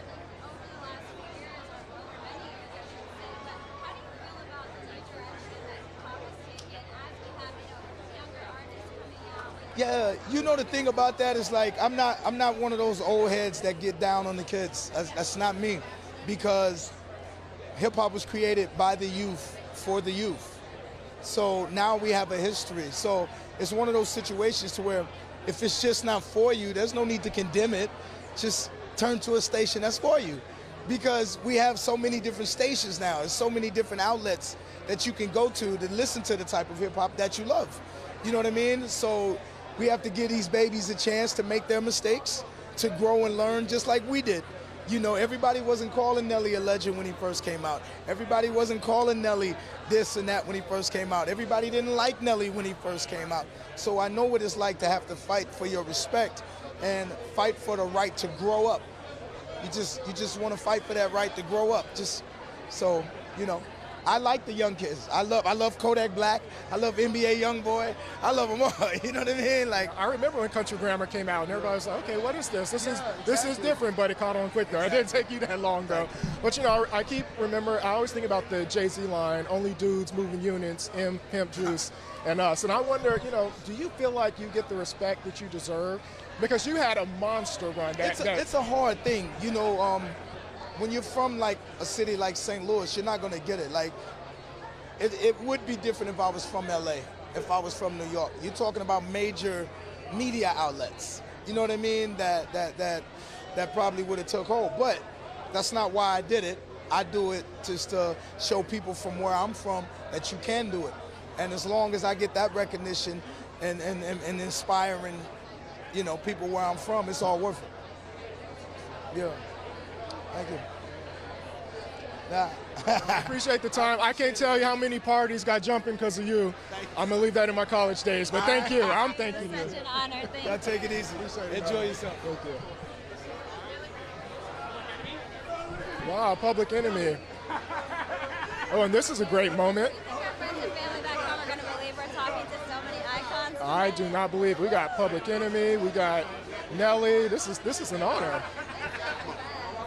We got Mary J. Blige walking through. Yeah. Wow, we got living legends right here. Have you guys ever dealt with a show this manic like this year?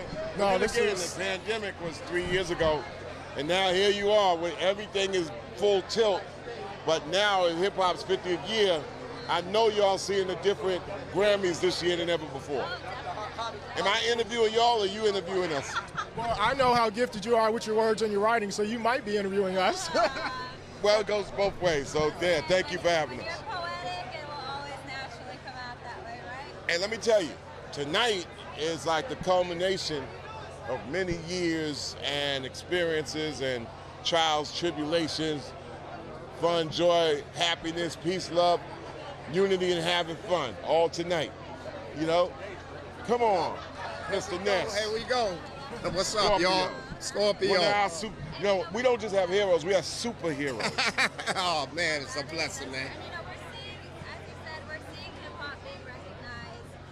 It wasn't, as people mentioned in the past, from interviews today, it hasn't been recognized in the past. But I wanted to ask, while the Recording Academy is making progress, what progress would you still like it to make in the futures to come? Pay attention to the Hip Hop Alliance is the first union for hip hop and rap music. And that will be able to take care of the past, the present, and make sure the roads are in the future with the past having some participation in it. That's easy, right? All right. There it is. There it is. You know, one thing with words, we keep it short, sweet, and to the point with bars. You know, we keep thinking about, or I keep thinking about Fight the Power and what that meant then.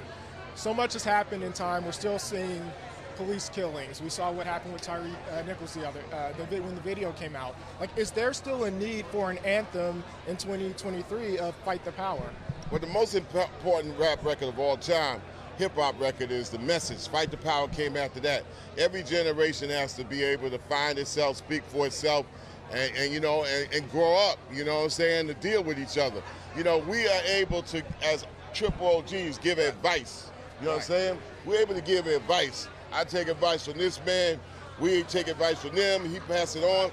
We give advice and we move out of the way. And when called, break glass, when emergency break glass, then we answer to that. But you know, taking care of it is just a grown up thing to do, and that's where we are right now. Let me tell you like this, there's always room for another anthem. There's always a need for another anthem. It all depends on how the people believe in that anthem. Nice words.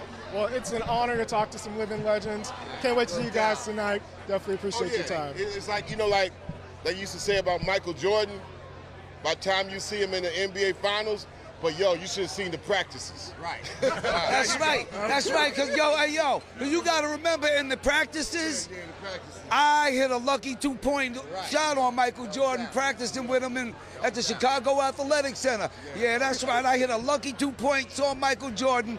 Hey, it was a luck shot, but it went in and it was on him. I love it. I love it. For old time's sake, can I just get a Flavor Flav? Flav in the building. There you go. Appreciate it. Thank you, gentlemen. You're welcome. Thank you. Thank you so much. Have a great time. Thank you. Time of your life. Thank you so much. Thank you.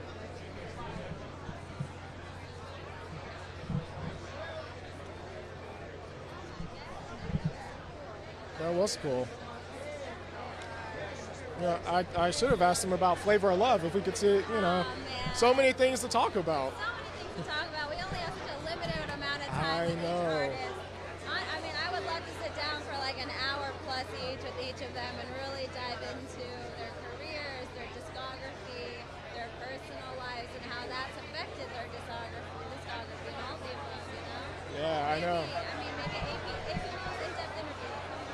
Yeah, I mean, when we first started, there was a light flow of the carpet, and now it's just bananas. Like it's so, and it's all big stars, all of the biggest stars in the world. It's not just a crowd of fans, it's not just a crowd of publicists, it is literally crowds and crowds of artists, as they mentioned throughout the night, reconnecting with one another.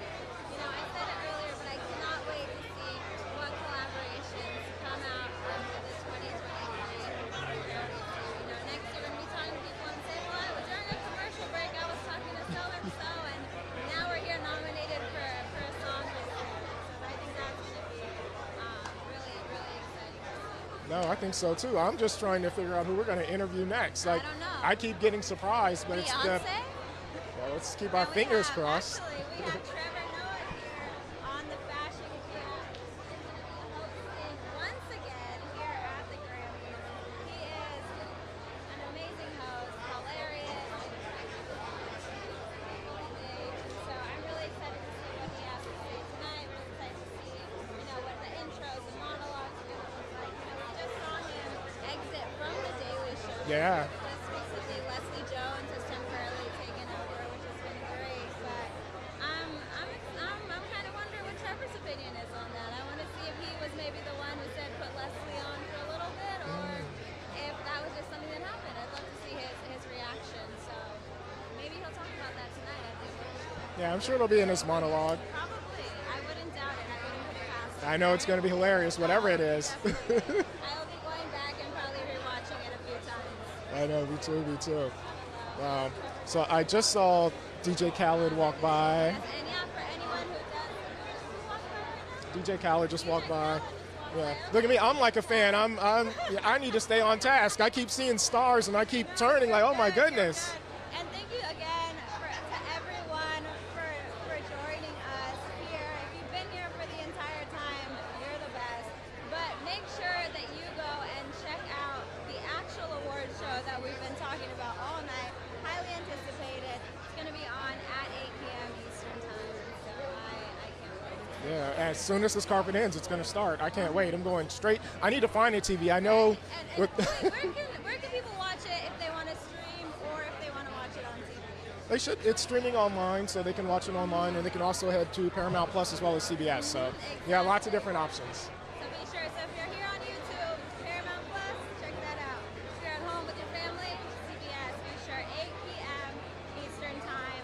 That's where you're going to see this amazing hip hop tribute. That's where you're going to see the Mick Fleetwood performance with Sheryl Crow, with Bonnie Wright. We'll see also the Quavo. Music as well. And so, yeah, make sure you tune in CBS or Paramount Plus in order to watch the 65th Annual Grammy Awards at 8 p.m. Eastern Time. Yeah. So I'm looking at the. Yeah, me too. I'm looking at this long carpet. I saw Toby Nigwe pass by. Yeah, Taylor Swift. She always looks great. She may take home a lot of awards tonight. She probably will. She probably will. Taylor has an amazing discography. And let's check out some of the other categories that we have going on for the night. I know we talked about album of the year. I know we talked about best solo performance. Let's see what's going on in pop music. We have best pop solo performance. Easy on Me, Adele, Moscow Mule, Bad Bunny, Woman, Doja Cat, Bad Habits, Lazy, About Damn Time by Lizzo, and As It Was by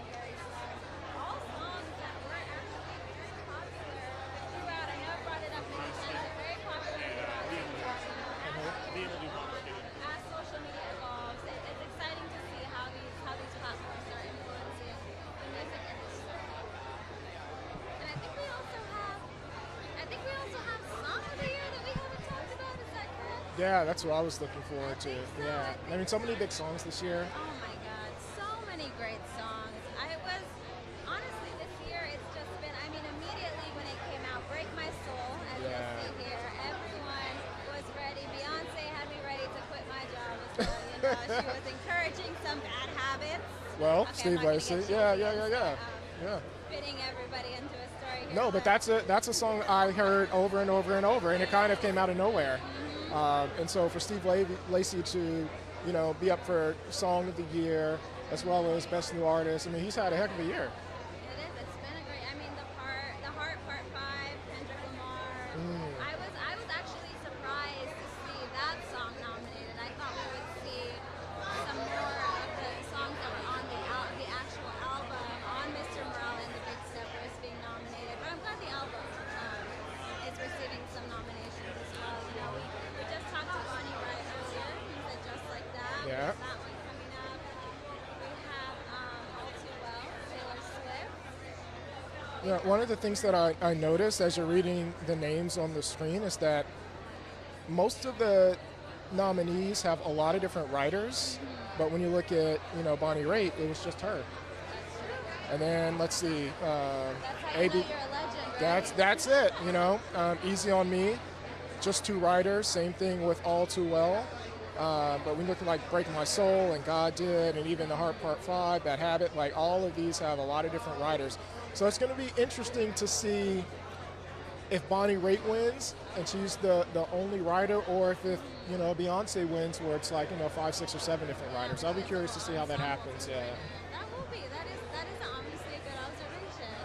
That is interesting. I'm excited to see. And then we also have ABCD, We talked to Gail earlier, not on the live show, but earlier in the night. And so, you know, that'll be available soon on AP potentially.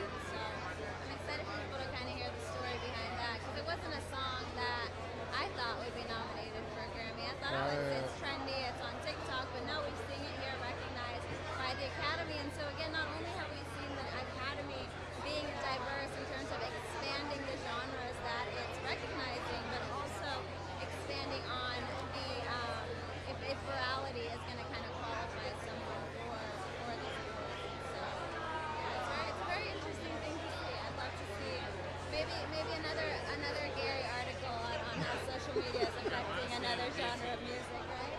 Yeah, well, that R&B article took a lot out of me, so we'll see. All right, and we're going to pass it to our... Hello. Welcome back, team. Back in action. Oh, I am excited. I have got a band right here that I am a big fan of. Hello, Moneskin. Nice to see you. Nice to meet you. How are you? Look at you. Look, we all got the velvet memo today. That's nice. We're matching. Looking hot. Now look, from busking in the streets of Rome to the Grammys, I mean, does that still just blow your mind? Look where you are. Yeah, that's very crazy. That's weird. but we're, of course, we're like very, very happy. How long ago was that you were busking in the streets of Rome? Like only a few years ago, right? Yeah, 5-6 years ago. It was crazy. Like we were just thinking about it this morning, because it's just insane to think that all of this has happened in such a short amount of time, you know. So.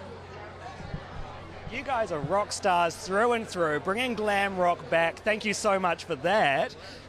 When you go home, does the rock star life end, or are you just rock stars through and through? When the cameras and the lights... It's always rock star. Yeah, rock is not a genre, it's an attitude. It's an attitude. In the heart. In the heart. You see, your Italian heritage is incredibly important, and you don't shy away from that within your music. How important is it for you to, I guess, showcase your heritage and what it means to you on an international stage?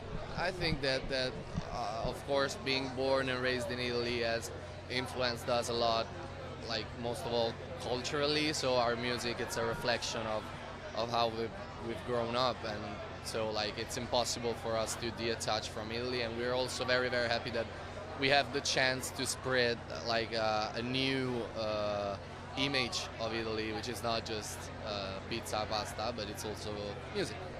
You're definitely doing that, absolutely. I recently bought your album on vinyl. I think music sounds better on vinyl anyway. And obviously the new single, Gossip, features one of your idols. Tell us a little bit about that. Thomas can tell you more about it. Yeah, of course. We met him because we played at the Roxy basically, and we met him, and after we spent like 3 months in our studio in LA. And so basically went in our studio, we're just jamming all together on that track, and it was very nice because it was very natural, you know. He's a super nice guy, Tom. So we also grew up with his music. So you're at that stage now where your idols are becoming fans of you. Do you know what I mean? Like you recently as well had the I Want to Be a Slave version with Iggy Pop. Things like that must just blow your mind. I wouldn't be surprised tonight if some big stars come up to you and tell them that they're fans of you. Yeah, it's so nice. I think that's the biggest acknowledgement we can get because, you know, we grew up like listening to their music and started playing instruments, playing their covers and stuff. And now just to think that they know who we are and they enjoy our music, it's just priceless, I'd say. I recently saw you at the Palladium as well. You guys are true rock stars. Do you prefer the on-stage experience or the in-studio? I think I know your answer to this. Me on stage. Yeah. It depends. No, I'm the only one who prefers the studio. Yeah, I love the studio. I love not the recording, but the writing sessions because like creating music is my favorite part. But of course, live are amazing. Thank you so much for joining us. Thank you so much. Sure. Thank you so much. Have a good day. Have a good one. Thank you. Thank you. I'm a fan. I'm a fan. They are great. They're rock stars. You know, I have to admit, it wasn't until I saw the nominations that I first listened to their music, and I was thoroughly impressed. They are doing a great job. I love seeing these global artists continuing to break into the mainstream here in the States and being recognized by the Academy. You know, we're seeing it constantly over and over and over again. I think we saw it first with K-pop. Yeah. We're seeing Italian music now recognized, and so it is so great. And we have over here on the fashion cam, we have Smokey Robinson, who was honored earlier this year, also not earlier this year, earlier this week, by the Recording Academy, along with Barry Gordy. Wow. Who's one of Barry Gordy's first signees over at Motown. Isn't that crazy? Some music history just down the carpet like that. I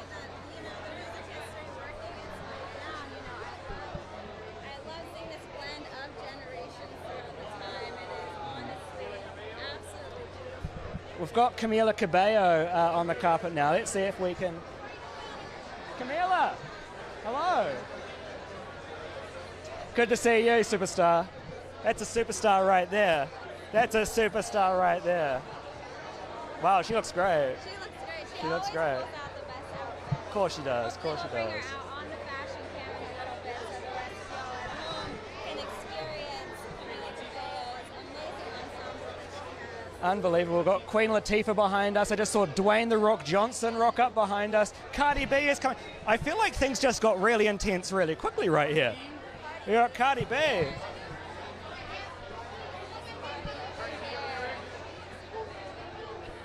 So you always expect something nice with Cardi B. She knows. She knows how to steal the show. Absolutely.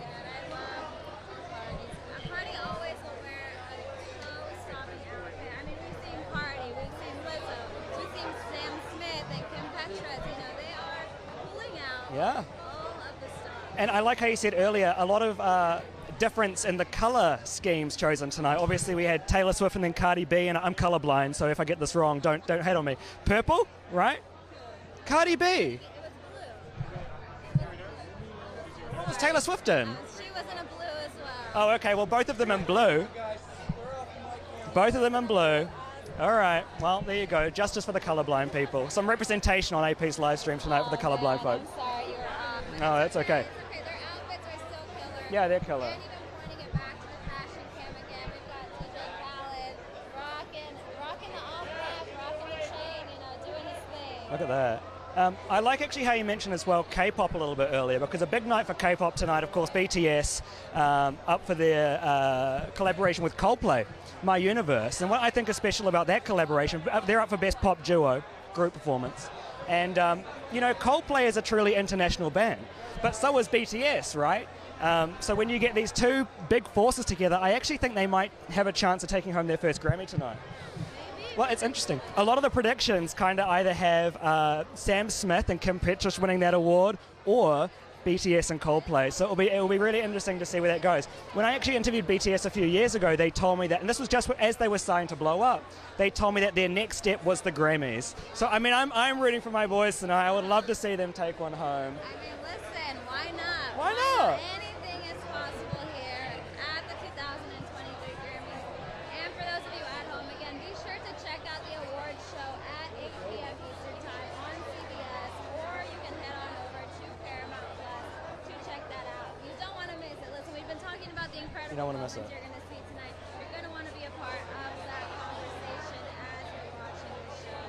And so I am, you know, as time goes on, I'm getting more and more antsy, but more and more excited. Oh, I'm gassed. To see what history is going to be made today. There's always, Grammys have always got a historic thing going on.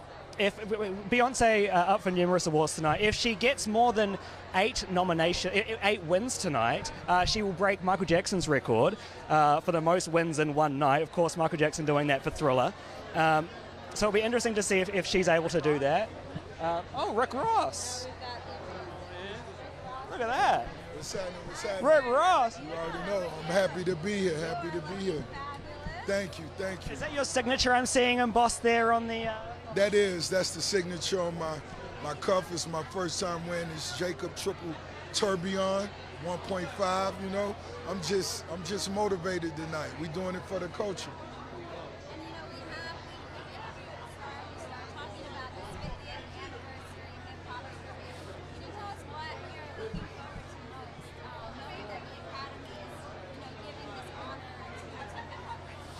For me, it's really just seeing the streets mash with this prestigious award.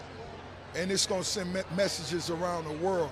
It's going to inspire artists around the world, because it was artists like myself who never felt I would be a part of this. And not only am I a part of it, but I'm performing tonight alongside my brother DJ Khaled, Jay-Z, Lil Wayne, and this will be historic.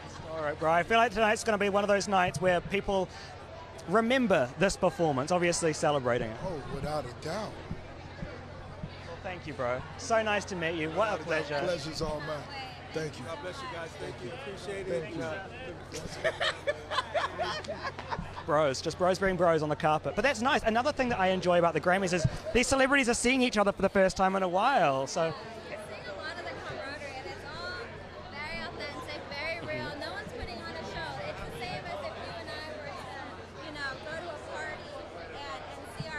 Right. Seen in a long time. You're gonna run up to them. You're gonna want to chat. But this is fun too, because it's like the best of the best. Do you know what I mean?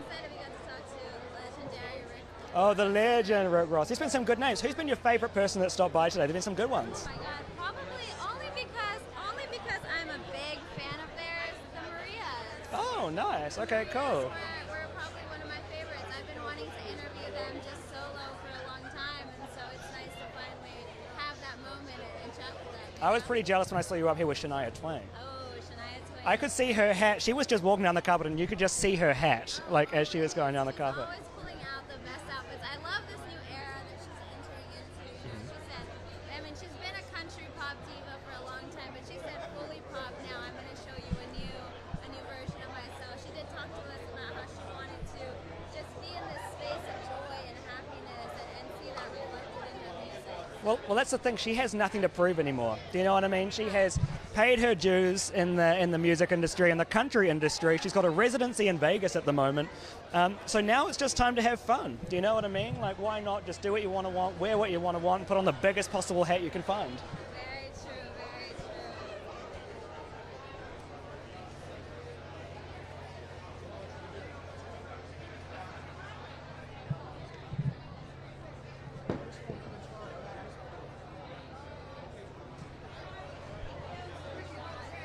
Amazing arrivals coming down the line. People are still making their way to the red carpet. It's not over soon. Thank you so much again for those who have stuck around for the show.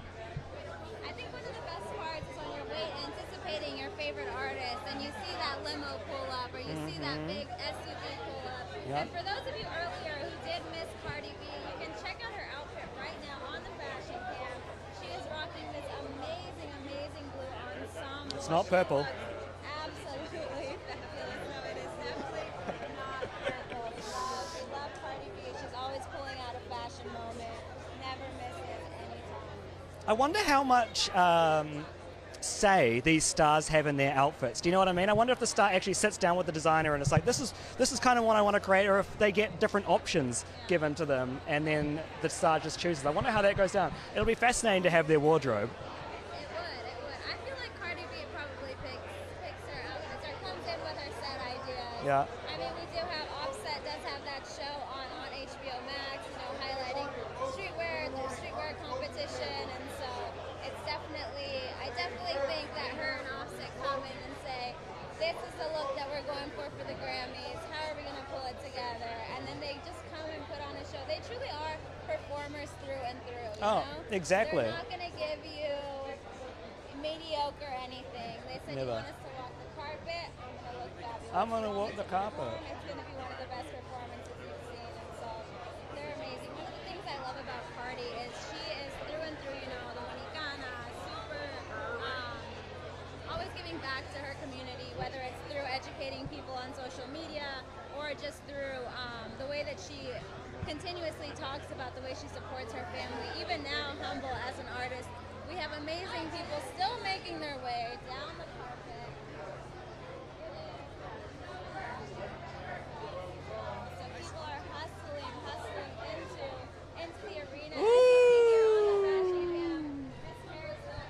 Newlywed. Sliving. Paris Hilton has made her way over. She is rocking an amazing silver outfit. She's done her hair, down. They always love a Paris Hilton. You can just stand right on that X right there. How you doing, love?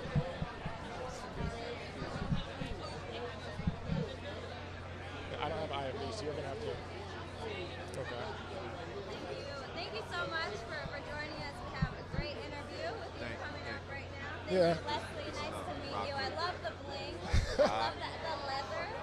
Thank you. Had to take it back, you know what I mean? Representing hip hop, the 50th year, so I had to do something a little hip hop, but Grammy acceptable too. You know what I mean? When we talk about legends, you know, a lot of names are thrown out, but you are the legend's favorite legend, the one and only Rakim. So, you know, no, but it's the truth. How does it feel when you hear some of the biggest names in hip hop say you were their favorite rapper?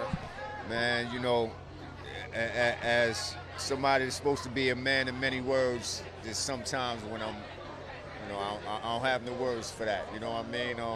It's a blessing, man. Especially, you know, hip hop. It's a rough genre. You know what I mean? And to be able to get that love from my peers, man. You know, I can't find words for it, man. You know what I mean? It's so humbling. You know. So, you know, I appreciate the love and definitely appreciate being able to perform in the building tonight, man. Big deal for me. We've heard a lot of rappers who were involved talk about it. What can we expect? Because it seems like it's one of the most anticipated performances tonight. Wow. Well, it's going to be dope, man. We got a nice little medley. We're going to take it from like 73 to 2023. A little nice little mix up and show, like, you know, where rap came from and where it's been and where it's going. So I think the audience will enjoy it, man. Nice setup. Right. Yeah, Dre. I was at a Super Bowl party, and when I tell you that everybody lost their minds, it was as if we were there live. Yeah, I think the same is going to happen tonight when people are back home watching this. I think so. It's like, you know, I don't want to sound cliche, but, you know, hip-hop is getting its flowers, you know what I mean? And I think it's going to be a good feeling to see it celebrated like this, you know what I mean? So I'm looking forward as well. You say that hip-hop is getting its flowers. Do you think that that's going to open up more space for hip-hop artists to take more risks with their music? Or do you feel like they already have and it's just going to continue to progress? No, I think it's going to, you know, with the 50th coming around, I think people are going to be a little more aware of where it's came from, and hopefully, you know, do a little research and be inspired by, you know, the journey that it's took. And I think by it being celebrated like it is, I think it's going to inspire a lot of artists to want to create and be a part of, you know, like somebody was talking last night, they said, you know, 25 years from now, they want to be the one that's performing and getting the flowers for the, you know, the next anniversary of hip hop. So, yeah, I think it's going to inspire a lot of people, man. Well, lastly, while we have you here, obviously hip-hop has had a lot of successes throughout the past 50 years, ups and downs as well. At one point, the Grammys weren't even televising the performances. But for hip-hop to continue to thrive another 50 years, what needs to be done? I think everybody needs to, you know, really take heed of what the genre means, where it came from, how hard it is to keep it relevant, and understand that it could be going tomorrow. You know what I mean? And I think, again, being celebrated like this makes a lot of people look at it a little more different, like it's back where, you know, it should be with the other genres. So hopefully people will honor that and put it into their work and show that, you know? I mean, we've talked to a lot of legends, and now they're living legends, so thank you so much for your time. I really appreciate it. Me, y'all. Peace and love. Man, thank y'all so much. Nice meeting y'all. Peace and love. Yes, sir. Peace and love, my brother. Speaking of a legend, on the fashion cam right now, we have Miss Queen Latifah. I'm going to throw it back for a little bit. I'm a huge Living Single fan. You and me both. Oh my God. No, I'm always singing the intro song, you know. Oh my God, I thought that was Maxine Shaw getting her groove on for a long time until I saw someone on Twitter say it wasn't, and I was like, oh. Eric Alexander, that woman can kill it. But I mean, Living Single was a breakthrough show, and a lot of people don't know that the inspiration from Friends came from Living Single. Inspiration stolen. Just Stolen. allegedly I mean, stolen. well, they've acknowledged it. Yeah, they've Oh, acknowledged they've it. confirmed it, so I can say it now and not feel bad. But Living Single, honestly, was one of those shows. Queen Latifah was also one of the pioneers, you know, of females in hip hop, in rap music. And people forget about that because people she's do. such a phenomenal actor. People forget that Queen Latifah was one of the first female rap stars. No, she really was. She was. That was what she was doing before she was an actress, correct? Yeah. Way Queen long Latifah, before yeah. that. But, you know, I'm excited to. We've talked to amazing people who are going to be performing tonight for that hip hop tribute. But I am very, very excited to see how Queen Latifah is going to be incorporated into this show and into this performance. Yeah, I mean, this has been a crazy carpet. Liam, we've seen everybody. We've talked to everybody. It was a madhouse at some points, but the best kind of madhouse. Oh, bro, it was insane. I mean, you'd just be standing here and then suddenly you go, oh, it's Doja Cat. Do you know what I mean? So the most random things happen. Taylor Swift randomly walking past us when I was about to come on stage, and I had to handle my emotions of Taylor Swift being there and then having to, you know, it's one of those nights. But that's what the Grammys is, and that's why we love the Grammys so much. That's why it theoretically is called music's biggest night. And I think history is going to be made tonight. It's funny because when we were doing our interview, Leslie and I, earlier, yeah, we're live, but my attention, I kept turning my head. I'm like, oh, that's such and such. Oh, that's such and such. It's like, focus, Gary, you're a professional. But, you know, when you're at an event like this, it's hard not to get starstruck because it's rare that you see so many of music's biggest stars in the same place. But it's also interesting because, you know, that's natural to feel like that. And you see other stars getting starstruck as well. Do you know what I mean? Like, no matter how big the star, there's always going to be someone that kind of gets you excited or that you're a fan of. Do you know what I mean? So you'd see, like, The Rock trying to take photos with someone on the carpet before. It's just like, but you're The Rock. But that's just how it goes.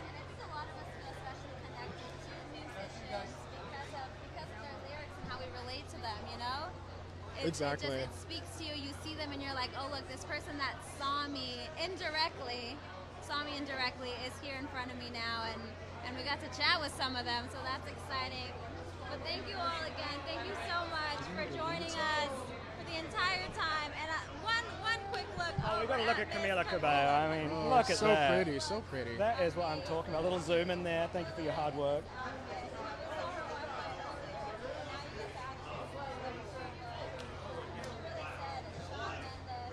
Well, she's nominated tonight for her collaboration with Ed Sheeran, which must be crazy for her because Ed Sheeran was one of her favorites growing up. So imagine tonight there could be a Grammy with her name and Ed Sheeran. It's just, that's what the Grammys can do. It's funny saying that because, you know, Ed Sheeran's not that old, but when you say Right, it's insane.